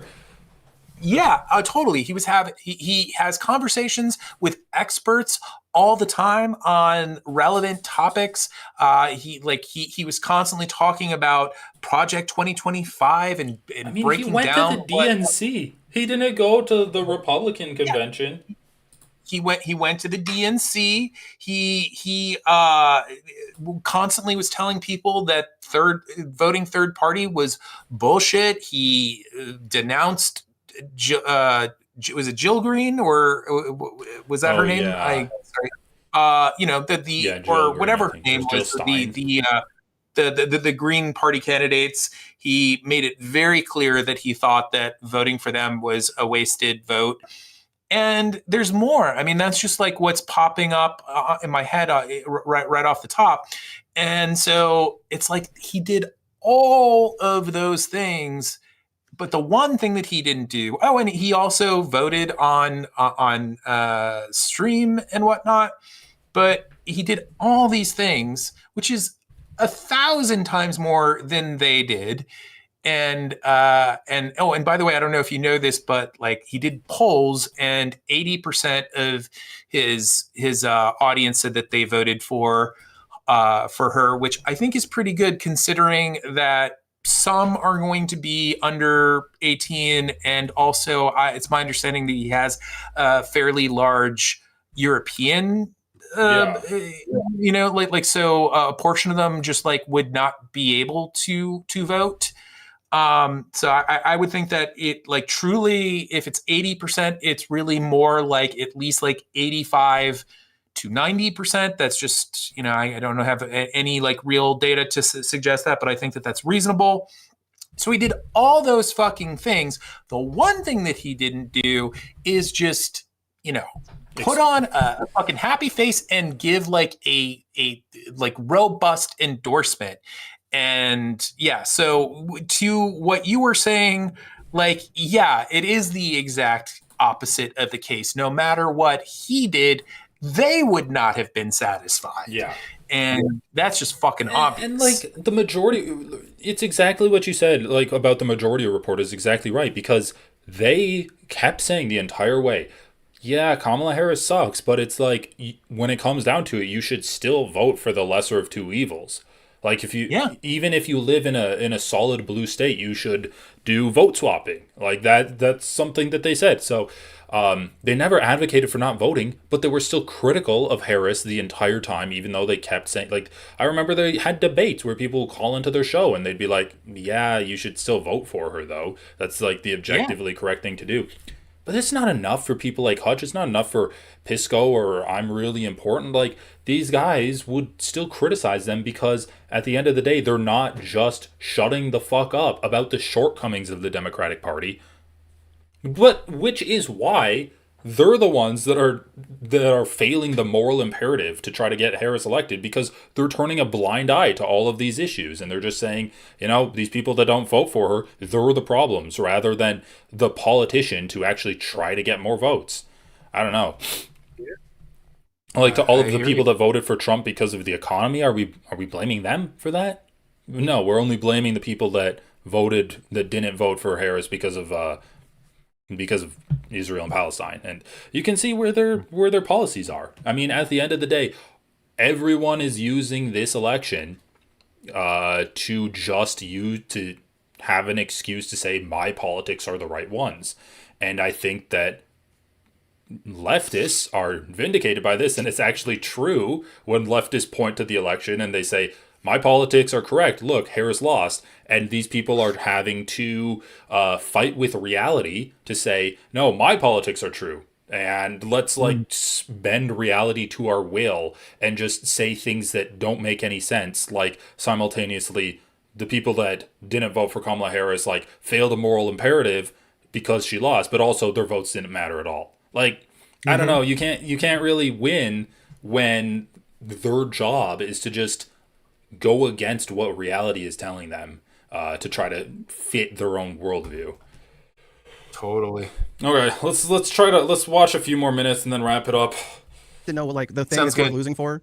Like, there's always going to be something that it's like, well, we can't do that because we might lose. Well, they lost anyway and still didn't do the thing that was probably worth standing on the right side. We don't grant that. We don't grant that. What we're examining right now is the culpability, the relative culpabilities. And by this logic, I think you guys have to grant that Bernie Sanders is culpable for genocide because he didn't call it a genocide until September 2025. He's also I'm just going to ask the question. So I'm just going to ask the question on the view that Hutch is culpable for the genocide. Bernie Sanders is correct. No. This is where I disagree from Vadim, but I think his mentality is very indicative of he can speak for why himself, we're right? fucked as a country. Wait, Vadim, do you think it's bad that Ogre has a genocide enabler poster behind him? It's bad, yeah. I mean, he's enabling genocide. His refusal to use a specific piece of language, to be certain, he is still farther into the correct category of withholding arms to Israel, speaking out about what's happening over there, and he finally got on a page that not even Hutch is willing to get on. So I think that if you are willing to use dead Palestinians in a political debate in the cynical way that you guys do, I question if you actually give a fuck about those people, to be. Oh my God. What is he even talking about? It's cynical to use dead Palestinians? To what? Yeah. No, I hear this bullshit all the time from folks That's an like Ethan him. Klein talking point, right? And yeah, Ethan Klein, Destiny, all the fucking time, and it's just debate, bro, bullshit. It's really disgusting because I think really, I mean, there's so much you could say about it, but at the heart of it, I think that it kind of says a lot about them because I think that they don't give a shit. And I think that they often don't care about the things that they're talking about. So they look at us through the same lens, you know, like that we're talking about this stuff for clout or whatever. I gotta say, man, I mean, there are some people who undeniably, like, you know, they've carved out a niche and maybe they do make a living kind of talking about it. But I have yet to, like for the past few years, I have not really been monetizing anything that I've been saying or doing when it comes to my political advocacy and talking about the Gaza genocide. And even though I'm not going to stop talking about it and I'm passionate about it and whatnot, I'd be lying if I didn't say that there is a part of me that is like fucking scared of being put on like some sort of list. And, you know, there's all sorts of ways that this advocacy can come to bite us in the ass. I remember talking with you about like a year ago, and and we had like in DMs like a little conversation about like, gosh, sometimes I feel like, am I going to be like thrown in the gulag or something, and it sounds silly, and maybe I'm making it sound a little silly with that word, but it's just not that far off. I'm in Minnesota. People are getting thrown into federal concentration. Well, not technically a concentration camp, but they're being thrown into federal detention every day simply for following ICE agents around and like alerting neighbors. So yeah, it's not far off. It's not ridiculous. And worldwide, and on the internet, it's just there are. I mean, we know that there are groups that are just really trying to ratchet up they're just getting really censorious.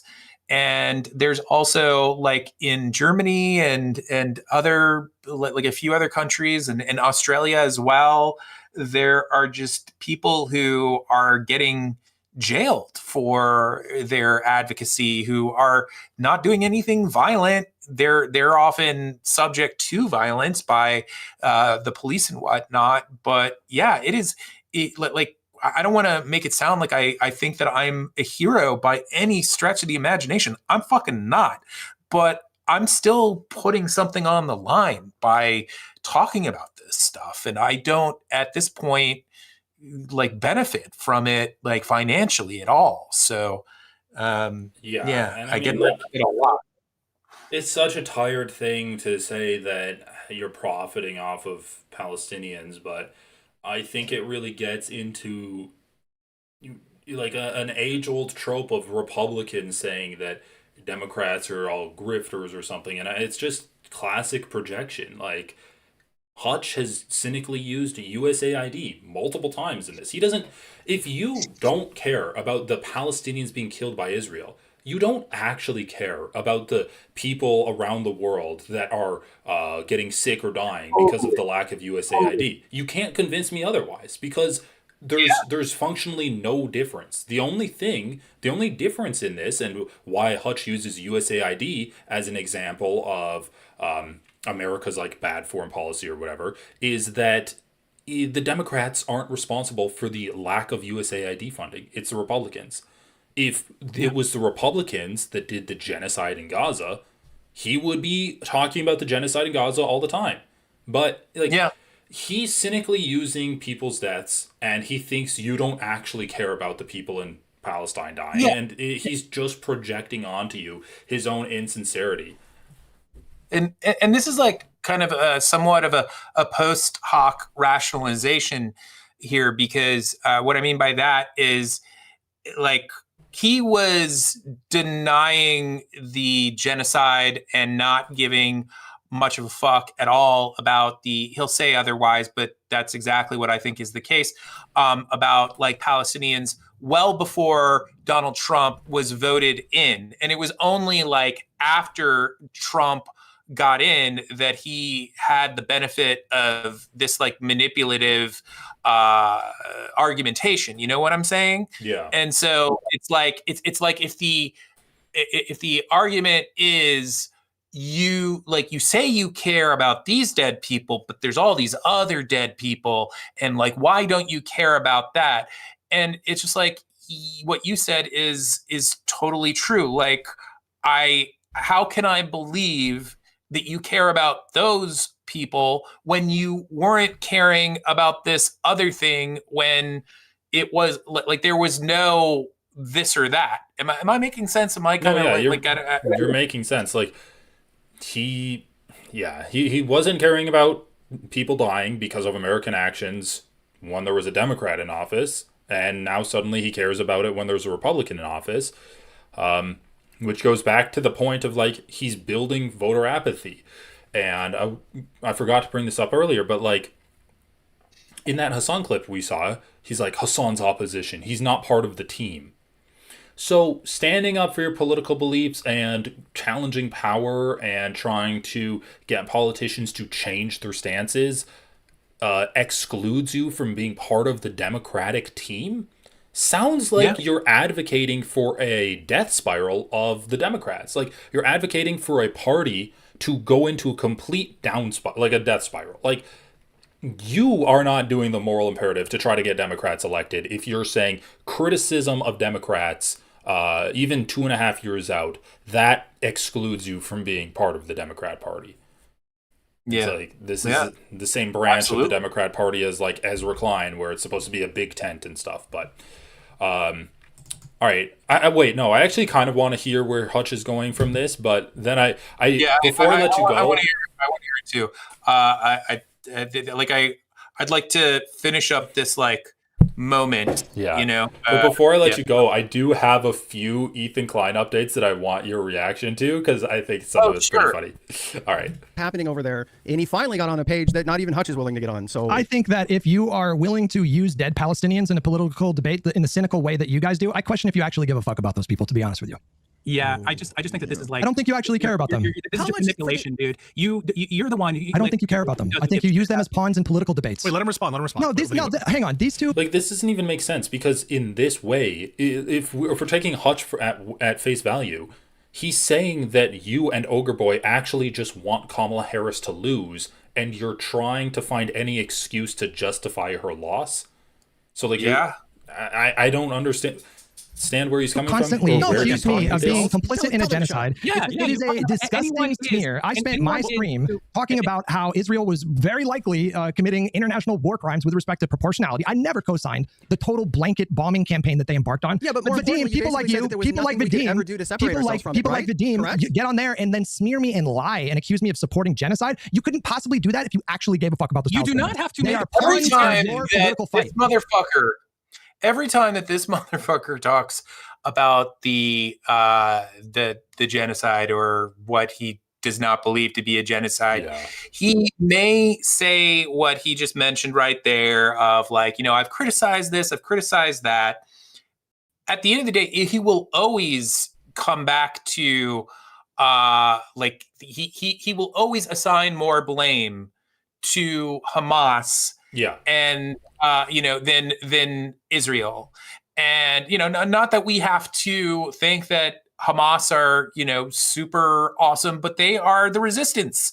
They and they would not exist if we know this, that if they were not fucking just like, if this was not like a colonial situation, if they were not like had just been abused as a people for decades and decades, it's like the same situation, in terms of the overall dynamic is in South Africa, apartheid South Africa, and here in America, when we were waging the genocide of the Native Americans. So, it's just like, I start getting like mentally exhausted as I talk about it, because it's just like his line of argumentation is so manipulative, and he does not give a fuck, and he is trying to cast someone like myself, who, again, I'm not like any fuck by any stretch of the imagination. I'm not a fucking hero, but I care about these things. And so it's just like, so I don't know. It's demented. It really, to me, it is gross and demented. And in this, at the same time, like out of the left side of his mouth, he's like, "Oh, I've criticized Israel's. I said there's good evidence that they're committing war crimes in respect to the proportionality of what Hamas did." And then he's like, "Well, it looks like Gaza could have slipped into famine at some points. Good thing they didn't." Like, at the same time, he's like, "Yeah, I'm critical of what's going on there." He's also running cover for the fact that this is a colonial genocidal operation. Like, Gaza didn't slip into famine. It was engineered by Israel. Like, Israel's not committing war crimes. They're doing ethnic cleansing. The war crimes are a tool they're using to arrive at the ethnic cleansing. Hutch is trying to say, like, no, I'm good on Israel and Palestine, while at the same time defending the fucking colonial project that Israel's doing. Like, if you're not calling it out as colonization and ethnic cleansing, you're not doing a good job of covering it. And and if you do cover it, and your analysis and your conclusion is like they've done a series of war crimes, then you're actually defending what Israel's doing. Believe it or not, calling what they're doing in Gaza a series of war crimes is toning down the horrors and the carnage that Israel's doing. Absolutely. So anyway, I think we can call it there. I don't think Hutch has really anything more to say that is constructive. But I wanted Suck to... it, Hutch. Hutch Suck fucking it. Sorry. Did you see this shit where like Ethan Klein made an AI Bad Bunny video? Oh, I think I saw a little bit of it. I don't know if I knew it was an AI video, but that makes sense. Yeah. It's like very bordering on racist, if not like legitimately racist, isn't it? Yeah, I think it's pretty racist. I think it's pretty fucking racist, but yeah, I won't show it to you because it's stupid, but yeah, it's just like he does like a broken English over Bad Bunny at the Super Bowl. It's like Puerto Rico's awesome. I have to wonder. He has he has a crew member who is like at least half Puerto Rican or Mexican, or has some Latin descent, and I just have to wonder what he thinks. Yeah, show a little bit of it. I'd like to see. All right, let's watch a bit of it. I mean, it was pretty cringe. Yeah, we won't watch the whole thing, but it's just shocking to me that in the wake of an all-Spanish Super Bowl where the most racist people are coming out and saying, why was it all in Spanish? I couldn't understand any of it. He comes out and he echoes that exact same thing on his show. He's like, why was it all in Spanish? I made it English and it's so much better now. I'm like, what the fuck, dude? People are literally being racially profiled in the streets all across the country, and you're like, this Super Bowl needs to be in English. So this is big, guys. Let's suit up. Lock in. Puerto Rico is really awesome. Now we had to remove the music, obviously. So just imagine there's really cool tempos and stuff. But yeah, and it's in his voice and everything. It's really incredible. Oh, God. I also love how he criticizes Hassan for not enjoying music when he's like, we had to get rid of the music, so just imagine there's cool tempos, which is the pace of music. A cool tempo, a cool speed that the music plays at. Yeah, Hassan's a psychopath because he doesn't listen to music. Puerto Rico is really awesome. Reggaeton comes from Carolina. Also, you can tell how funny this clip is because everyone's laughing at it, right? Not just the racist Zionist is laughing at it. Everyone in the studio is enjoying it. And the trip from Bayamon. He's so uncomfortable, man. Hey, they want to ride the wave and haven't been to Rincon. A little kiss for grandma on the balcony, taking the bombs in the Rubicon. This is Puerto Rico, land of Mabel and Tego Calderon, and of Guarel, who was a champion before LeBron. Damn it. Another car, let's go to the bleachers to light a blunt before people gets out of breath. Puerto Rico is incra. It's awesome. Puerto Rico is incra. Hey.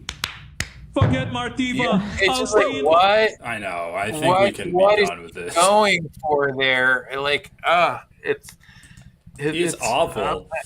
It's so bad. And like, I've said this to you before, like, I think it just really shows how leaning into fucking Zionism can just melt your brain, because I by no means ever thought of him as a comedic genius, but he was consistently funny. He could be offhandedly funny. These days, if he's funny, it's just like almost like a fluke. And he has, I've seen few people, just their artistic talent, maybe that kind of is damning him with not damning him with fame praise, but kind of like over again, I didn't think he was like a genius, but like he was so much better than he used back in the day before all of like, you know, October 7th completely melted his fucking brain. Now just you watch his show and it is just a black hole of when it comes to comedy. It's like no jokes escape the gravitational pull. They just get crushed to dust. So unfucking funny. I mean, he was covering that Emaru stuff where she like made some comments on ICE. It has like 42 million, like the clip has 42 million views on Twitter. His entire coverage is just how Denims is jealous about the attention that Emaru got because Emaru was like sexually assaulted at a TwitchCon. And like Denims is jealous of the attention that she got from that. It's so weird. Yeah, and I think he also said at a certain point he played what Casey Tron had to say about it. And he said something like, I'm surprised that she's still running her mouth. She wasn't talking about Ethan Klein. Like I still think that would sound gross. I still think that would sound sexist if she was talking about Ethan Klein, but she was talking about something completely different. And so he's just basically saying like, oh yeah, the fact that she's like stating opinions on people, she's running her mouth. So fucking sexist, bro. It's disgusting. But this is funny. Yeah. This is funny. So did you see my tweet about this? I didn't. Yeah. We'll show this first. Show this first, and then I'll you know, you can find it on my feed. But yeah. Oh yeah, I see it now. This is a serious message for Ethan Klein. Please look into hiring outside help because Hassan/Snark's propaganda machine has become too powerful. The lies and misinformation need to be stopped. With peace in heart, we are tired, boss. Crying emoji. And then what does he say here? He responds to this. Yeah. Go ahead. He responds and he says, Tom went to all the top PR firms. Why is he sending Tom? Who is Tom? The bald guy? Tom. Yeah, it's the bald guy. Why isn't he going? But whatever. He sends Tom out on these like weird side missions. Tom went to all the top PR firms a month or two ago, and they all rejected us. I am literally more canceled than rapists and murderers. I'm genuinely close to giving up. Dude, I do not believe him. I do not. Maybe it's true that they wouldn't take him, but it's just like these people, for a living, they take horrible people's money, and their job is to like rehabilitate their careers. And the idea that they wouldn't take their money, it just does not sound believable to me. But yeah, you can go ahead and read that if you want. I am literally more canceled than rapists and murderers. There goes Ethan Klein comparing himself to the state of Israel again. Yeah, pretty accurate. If only he would have added pedophiles too, then it would have been flawless. Right. True. Did you see Hassan respond to this too? It's just so sad, dude.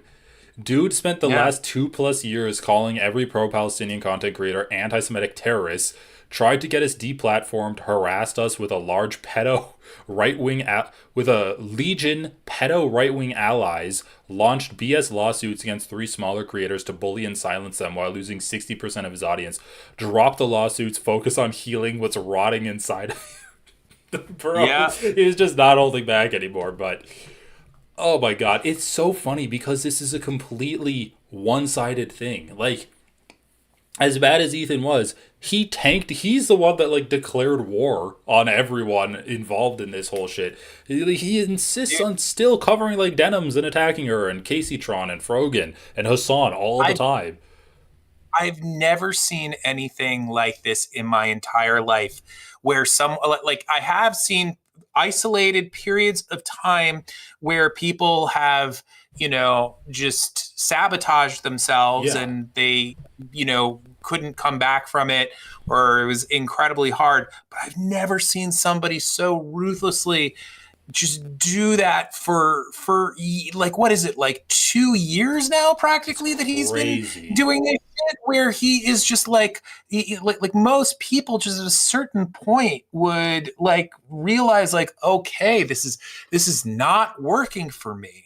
But he just like, it's a combination of he doesn't give a fuck, and he probably does give a fuck, but he is so he's just so obsessed. And I think also he has some sort of foolish idea that he can like make things better, like just a little bit of time, and to a certain degree maybe like he can get better over time, but he's never going to come back. He's never going to come back, unless he like experiences like complete ego death and does like, I mean, I just okay. I guess I'm saying all this because I'm a never say never kind of guy, but just realistically, he's not going to do any of the work that one would need to. And even then, you're talking about like minimum like 3 to 5 year kind of campaign of just complete like rehabilitation. Just starting with, I was the biggest fucking asshole in the universe for a really long time, and I realized that I was insane now, and I was so wrong about all these things, and like, it's just so much that needs to be done, and it just never stops. You would think that just for the good of of Teddy Fresh and the jobs that the people who are, he employs a lot of people, and you think just from the standpoint of like, I have to keep this whole business going, that he would stop being like just the world's maniac about this stuff, but he never stops. So when he says I'm genuinely close to giving up, do you believe him? Like, do you believe that he's close to just like not doing his show anymore? Because I don't think he gets any enjoyment out of it. The only enjoyment he gets is like harassing people online. I mean, I think that there is a point where if he is financially just not able to sustain it, that's true, that he would that he would have to do it, and I would think that is on the horizon. It's hard to, but like I don't understand how he can keep it afloat. Like the show itself, it seems like they have at least 10 people that are always there, and he needs to give these people like healthcare, and it's my understanding that they're pretty well paid. I don't think that most people would stay at a job like that if they were not decently paid, and I don't know. I think he made a shitload of money, and maybe his savings is kind of keeping things afloat. I don't know. I can't really say for certain, but yeah, I do think that he would, at a certain point, at least downsize significantly. I have a theory that he is somewhat recently. He when Hassan was on YouTube, there was a brief period of time where he was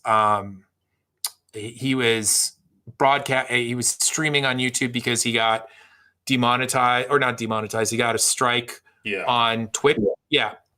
And he did kind of post a clip, and he was like, "Oh, can you believe that YouTube is allowing this anti-Semitism or some shit like that?" He did that? So I believe so. Maybe I'm wrong, but he definitely he was definitely trying to do something like that. And my point is that I could see him using, I guess Hassan isn't continuing to stream from there, but if Hassan had a problem at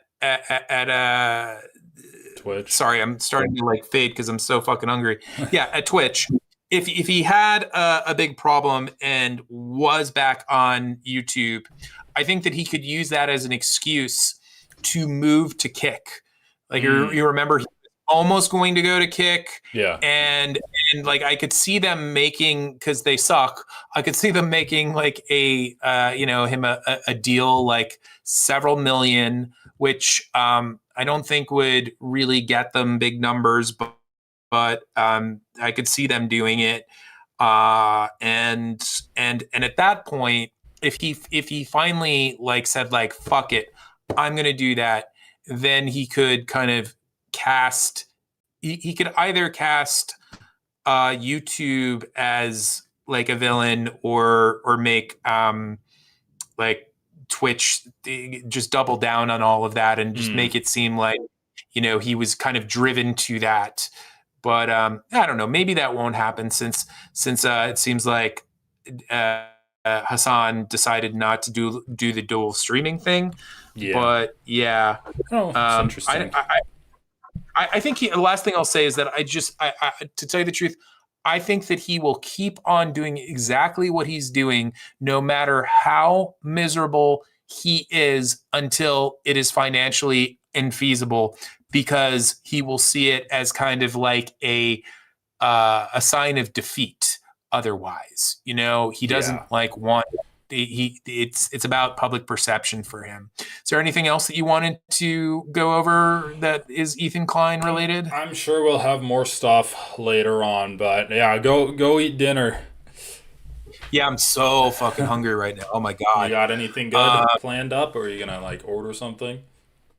I guess there's a restaurant that I really want to go to, but then it occurred to me that it's Valentine's, and I'm just going to be like lonely white dude at the I don't know why it matters that I'm white. I don't know, but yeah, I think I'm going to do that anyhow. Fuck it. I don't really care. It's not like I'm not actually like I don't care that I'm single on this particular Valentine's Day, but I'm sure it's going to be like a shitload of couples and me. Oh yeah. Yeah. All right. Well, anyway, go ruin someone's night. That's what I did yesterday. Fuck yeah. That's what I'm about. I'm going to fuck up everybody's night, get really drunk and start crying over how alone I am. And it'll be awesome. Bring your cat with you. Yeah, of course. Then I'll definitely like, maybe I'll be able to like steal someone away from their Valentine with my cat, because Big Al Cake Mix does point out that Valentine's Day was yesterday, but I guess it's the whole weekend thing. Yeah, that is true. I forgot about that. You might be a little bit more socially acceptable, but if you want a free drink or something, show up with like a box of chocolates and a thing of flowers and be like, "Oh, I got stood up," and then see if the waiter takes pity on you. Although I guess that would cost more than the drink would cost. Yes, it would. But you have chocolate and flowers afterwards. Yeah, So at this particular place, I know some of the bartenders, so maybe they'll give me a free drink. Okay. Because they'll probably ask like, so did you do anything with your boo? And I'll just be like, I'm booless. Give me, and they'll be like, no boo. Well, here's some booze. That's really fucking corny. I'm sorry. Yeah, I'm sorry for that. That joke. This is what happens when I'm deprived of sustenance. But oh God, I don't like going out on that one. But anyway, I had fun talking, man. It was actually, I'll just say, I'm actually like pleased watching this, because a lot of times after a debate, I will not watch it, because I mean it's sort of like a little bit like both because I lived it, and then also because like I just think like, oh, I'm probably not going to like what I see, but I think I did an okay job. I'm not saying I did like spectacular, but I mean, let's just say that out of all of the people here, you were not the worst. Poor Ogre Boy, dude. Like he is so great, and he honestly, I think more than me, in some ways, he's a really good debater because he's someone who, I think I'm good at fleshing out certain arguments, but he has a much better facility for like facts and just kind of remembering off the top of his head, like a lot of details that he can bring into things. And Jesus Christ, like this is actually the part of the debate where he got to speak the most, and he barely got to speak at all. Every time that he started talking, they talked over him, and he deserved better than that. Because I'm looking at some of these other timestamps, like after that fucking soapbox that all of these guys were proselytizing from about how everyone needs to do their everything in their power to try to get Kamala Harris elected. Now they're talking about like Collargate. Now and then abundance. I brought up Collargate. You called it up?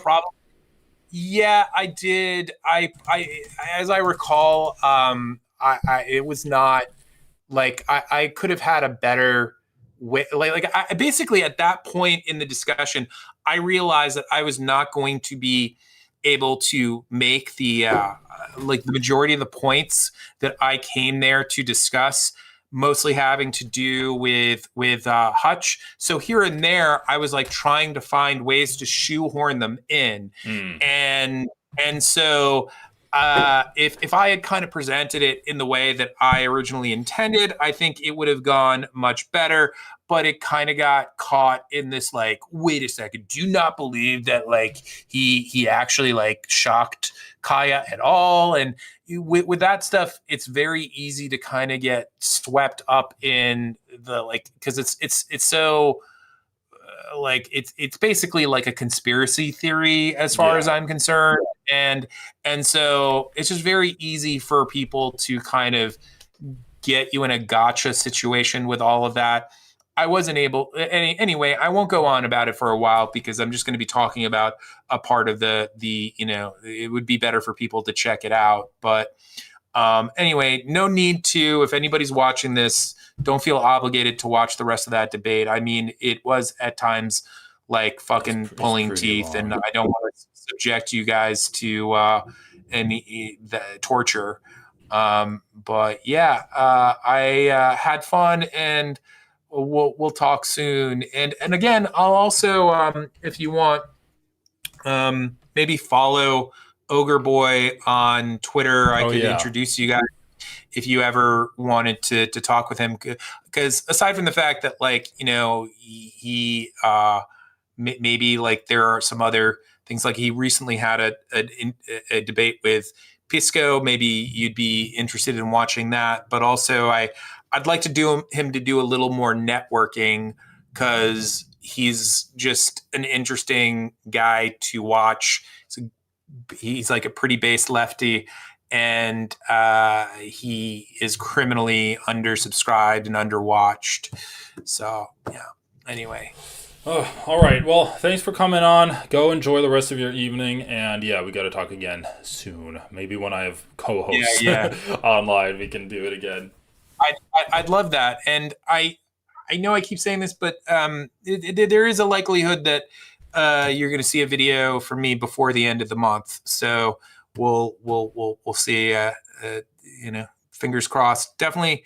If not, then not too long after that, and maybe we can reconvene at that point too. Okay. All right. Sounds good. Well, thanks for coming on, and I'll talk to you later.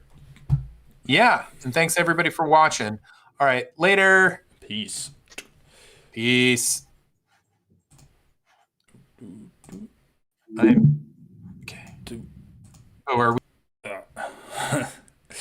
All right. Well, anyway, thanks Hutch for showing up. That was pretty good. I wanted to cover that debate, so I'm glad we had the... Wait, no, what the fuck am I saying? Hutch. Vadim. Thank you, Vadim. That was good. I'm glad we had the man himself here to cover that debate, because it would have been painful otherwise, and it was pretty painful. So yeah, Vadim was great. I can't wait for his projects to come out. Oh! Oh, shit. Damn, I'm tired. So, yeah, I guess this is episode 3 of that podcast that I'm doing with people, even though it's just me. With impunity. But let's see. What other clips do we have? What happened this week? There was the Pam Bondi thing. Terrible slip of the tongue. I'm just I have like a picture of some rabbits held up, so that's what I have on the top of my mind. A hutch.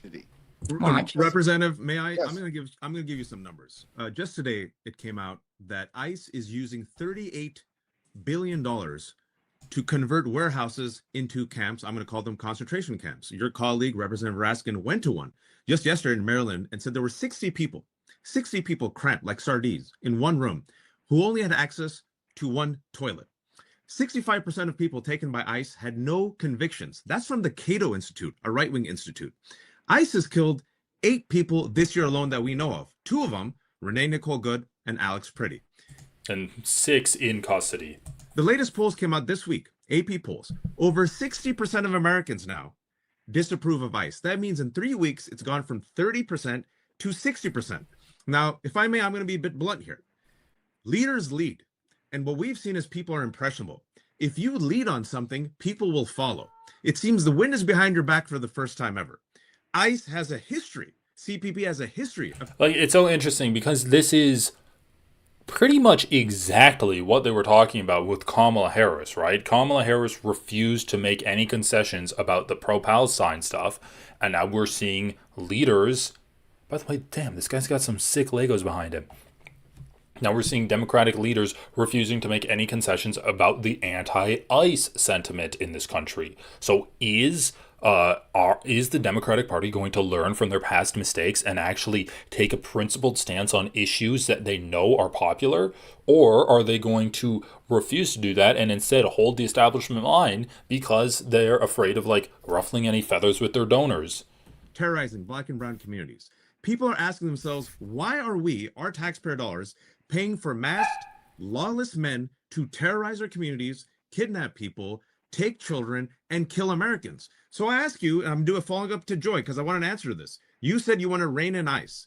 I'm talking about the long term now. Why not lead and say abolish ICE? Because what you're telling us is you want our taxpayer dollars to pay for a lawless masked armed agency to continue terrorizing our cities. And I'm trying to figure out how you, as a leader, can be telling Americans that their taxpayer dollars should be going to ICE. I don't understand anything that you just said. I spoke English. I don't understand anything that you've just said to me when I've made clear that taxpayer dollars should be used to make life more affordable for the American people, not brutalize or kill them. That's the whole reason we're in this fight right now. That's the whole reason the DHS is getting ready to shut down. That's So the whole abolish reason ICE. why You agree with me, Joy. Abolish ICE. That is listen. I'm going to use the language that I want to use. You can use the language that you want to use. And the language that I'm using right now relates to these type of bold, meaningful, dramatic changes that are designed to save lives right now. So no, he does not want to abolish ICE. He would rather reform ICE, which isn't really doing anything meaningful. We see this all the time, man, all the time. Republicans push the envelope. Democrats say, oh, this is so bad. And then they just leave it where the Republicans put it. And then when Republicans get back into power, they push the envelope again. And it's just a cycle that continues with the chipping away of our social safety nets, with immigration enforcement getting more and more militant, with more and more money and corruption being put into politics. This is a controlled opposition party. I'm going to use the language I want to use. I'm not going to even engage in what you said, which is abolish ICE. I'm just going to say that I think we should do some reforms that would save some lives. Okay, so are you fine with the concentration camps? Are you fine with ICE breaking the Constitution by going into people's homes without a warrant and capturing them? Are you fine with the brutal kidnapping efforts that we see ICE doing all the time? In communities that look like the ones that I represent. And that's the goal. So let me ask you this one. Yeah. And I hear what you're saying. Every single Democrat together in the House and in the Senate is what we're trying to do to give us the best shot to win this fight right now while we're in the minority. My question, though, is more about. Okay. And who he chooses to. I don't really recall them saying anything. John Fetterman on Fox News. Kind of want to watch this. See if we can find the original.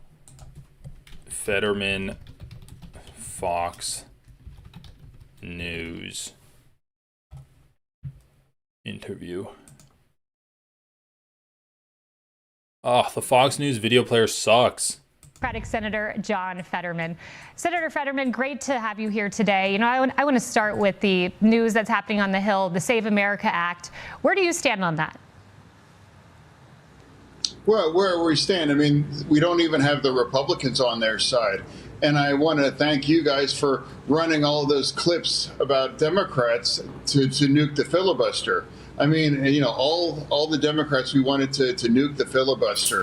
I mean, and I campaigned on it too. So, I mean, we were very wrong about that, to nuke the filibuster, and we should really humble ourselves and remind people that now he's against breaking the filibuster. Now he's pro filibuster. Dude, holy shit. Literally, like, it gets fucking brain damage and then just switches to be 100% conservative. Now we love it. Now we love the filibuster. So that's a fact where we are now. So where I'm at, and now as your prior guest pointed out, 84% of Americans have no idea with presenting IDs to vote. So it's not like a radical idea. It's not something. 80% of Americans have no ideas about presenting IDs to vote.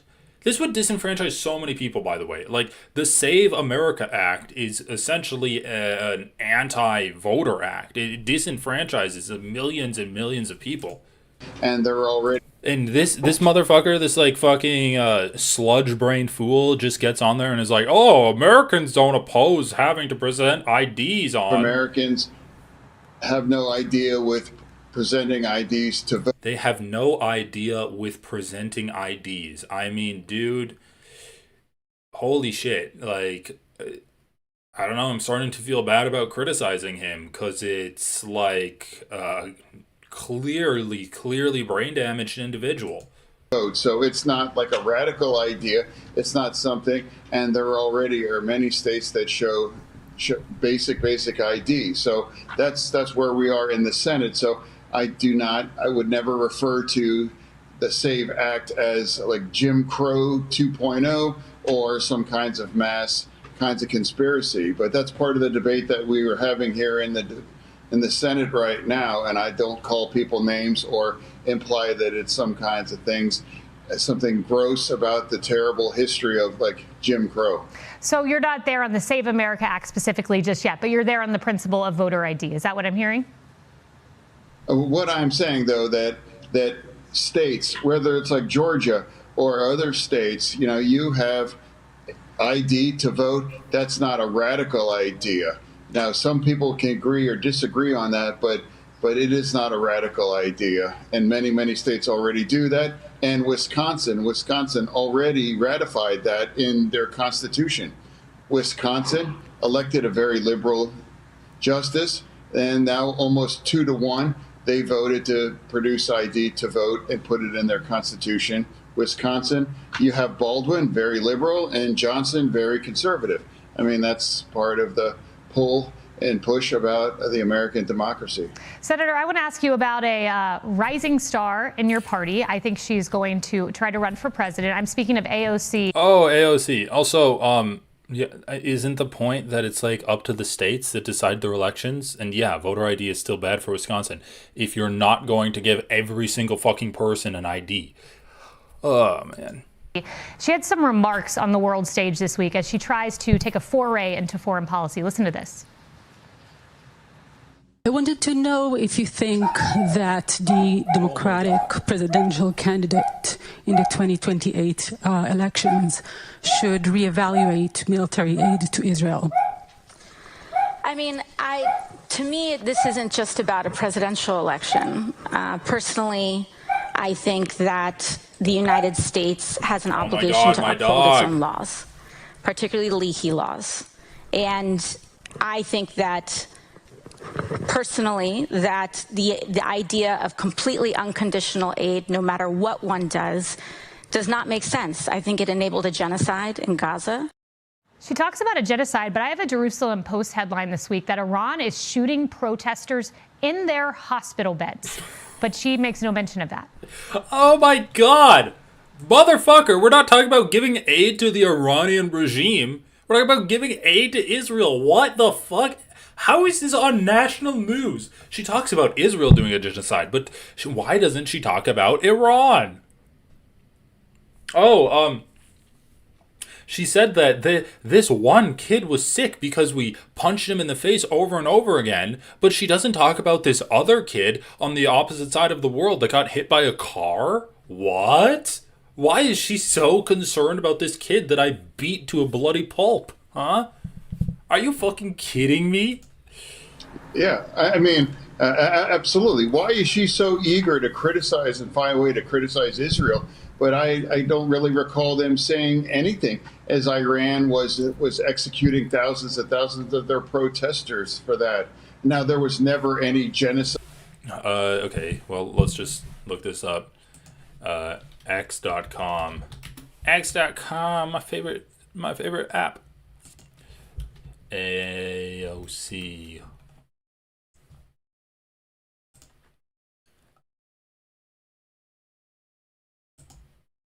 Iran. June 21st, 2025. Iran. Oh my God.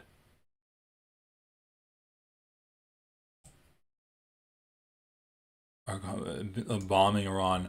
She didn't talk about Iran. Oh my God. Also, like, who gives a fuck?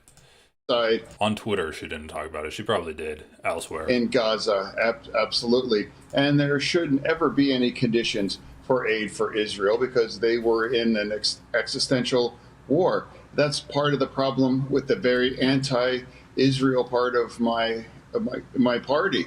So. Oh my God, there should never be any conditions to aid for Israel because they're in an existential war. Oh, yeah.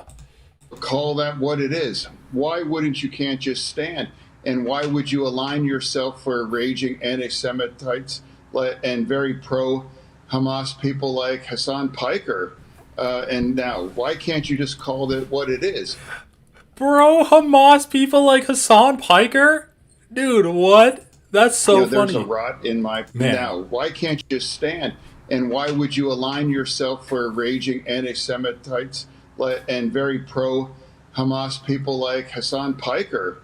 And now, why can't you just call it what it is? There's a rot in my party standing with pro-Hamas people like that, whether it's even in the New York Times. They're fascinated with him.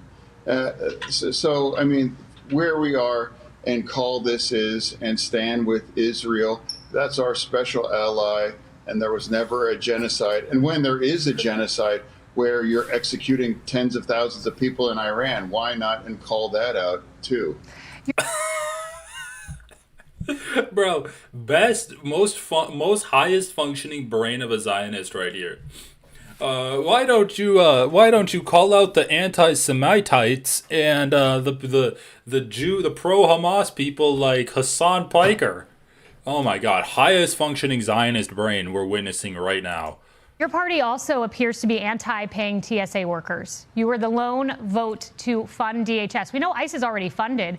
Not a single other Democrat voted to fund TSA. Last time there were TSA workers sleeping in their cars during the shutdown, tens of dollars in their bank account is what Tricia McLaughlin told me. What's your message to all of your colleagues?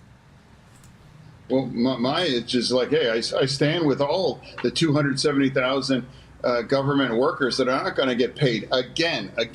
This is the second. Yeah, you voted to fund DHS, bro. You stand with the terrorists that are in ICE right now. Time. Every Democrat know that shutting DHS down will not have no impact on ICE. Even the director confirmed to my face in a hearing just this week saying it has no impact because they already were funded with the big, beautiful bill that I did not vote for that. But what I will say that's now, why are all the Democrats going to shut down our entire DHS, where FEMA and the Coast Guard and our cybersecurity agency, when we all know that it has no impact on ICE or the kinds of changes that we want to reform ICE. So now why can't we just explain to our base and say, look, we could have had another 2 weeks. I don't even know, dude. Like, if you want to reform ICE, then yeah, use your fucking leverage to fund the government. Why were you pretending like Democrats should just like let the government run business as usual while the government is doing terrorism? No, they should not do that. They have leverage here. They should utilize it in order to get these reforms passed. For more kinds of negotiations, we just shut it down. And I refuse to do that. It's wrong to shut our government down. And especially the things that we want, those kinds of reform. We know that's not going to. Final question, Senator. Sorry, I just want to get this in because we only have about 30 seconds. But some of your colleagues want to boycott the State of the Union. Do you plan on doing that? And what's your message to them on boycotting? No, we won't. No, I do plan to attend. And I hope that this year they don't put up those silly paddles and all those kinds of weird protests that's like, you don't have to agree with whatever you're going to hear. But, you know, like last year, I mean, it just made us look like children, and you know, just exactly, yeah. Dude, just fucking conservatives, man. It's always, oh, protesting is cringy. Why do people protest? Give me a break. Give me a fucking break. While he's sitting here being like, Israel's our special little ally, and of course we shouldn't condition aid to them. I mean, dude, you're saying that holding up paddles of protest makes people look like children while you're like, Israel's our special ally. Oh, fucking funny. Funny shit. We support ICE and law Here we go. Maybe Fetterman needs to meet this kid. enforcement. I support ICE. I don't know what's crazy about this. Yeah, I'm going to punch you in the face. You're gonna punch me? Yes. And you're gonna get in trouble for that. Okay. Whoa. Chill out, bro. I stand for my beliefs. I'm gonna peacefully. Dude, the little fist slap before. Okay. Oh man, Lake Zurich High School. Maybe not everyone is based there, but there's a few people. All right. So aliens real. This is so funny. I need to cover this one more time. This is a serious message for Ethaniel Klein. Please look into hiring outside help. Please imagine some mainstream articles explaining everything clearly for people who have only seen insane comments. Like, what's funny about this is Hassan is actually being called out by senators that are saying he's a terrorist, and no one gives a fuck about Ethan. Nobody cares about Ethan. And they're like, imagine articles in the mainstream. Oh god. Oh wow, the mods are deleting images of Ethan's Instagram comment, I think. Yeah. Wow, interesting. And all of the people in here are lamenting the fact that he ever linked up with Hassan. Oh, man. Man, this is a sad community. It really is. Gretchen Whitmer. Housing. Gretchen Whitmer. I think it was this one.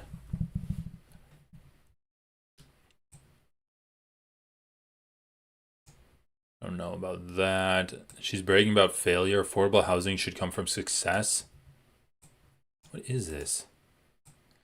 Under Trump, homeownership rose, especially for minorities.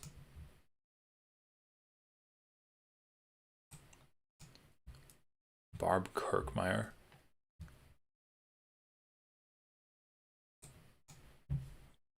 I don't even know, guys. Let me see. I saw this one clip that I kind of wanted to talk about. Let me see if I can find it real quick.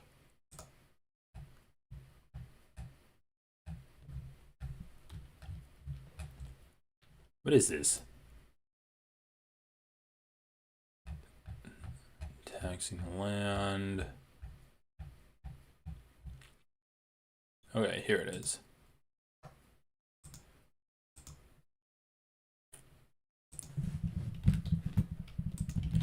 Here we go. Let's see. With property taxes going up year after year, Michigan seniors deserve stability. They've worked hard and earned the right to relief in their golden years. Whitmer budget to propose $90 million property tax break for Michigan seniors. I'm proposing a tax property relief for 355,000 seniors, saving households an average of $345 a year by refunding approximately 10% of their property taxes. That's money back in their payment, or money back in their pockets.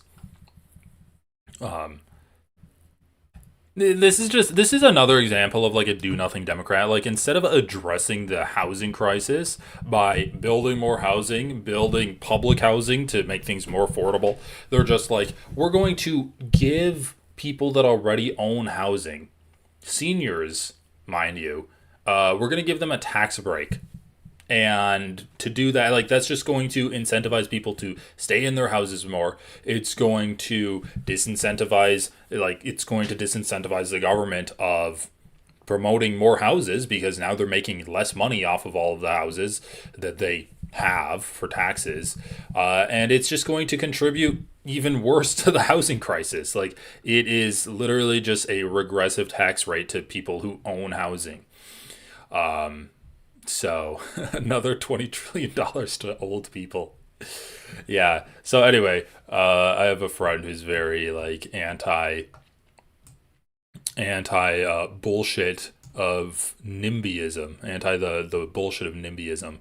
And you have another Democrat making it worse to build housing in a blue state. Not good at all. Oh man. What else is going on right now? I don't even know. Police officer arresting people, Whipple building, Billie Eilish, Obama's interview where he's like, aliens are real. I have a crown, guys. You guys want to see my crown? I do want to cover more Asmongold. I have a very special crown. I've had this for a long time. Okay, who gives a fuck? Ugh.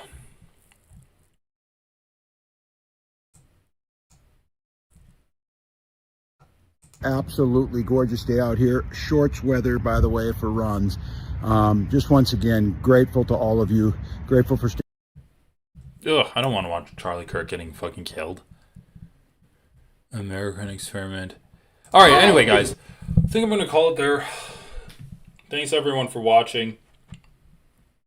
I'll be coming at you later on. Everyone, have a great rest of your evening, and I'll talk to you in a bit. See ya.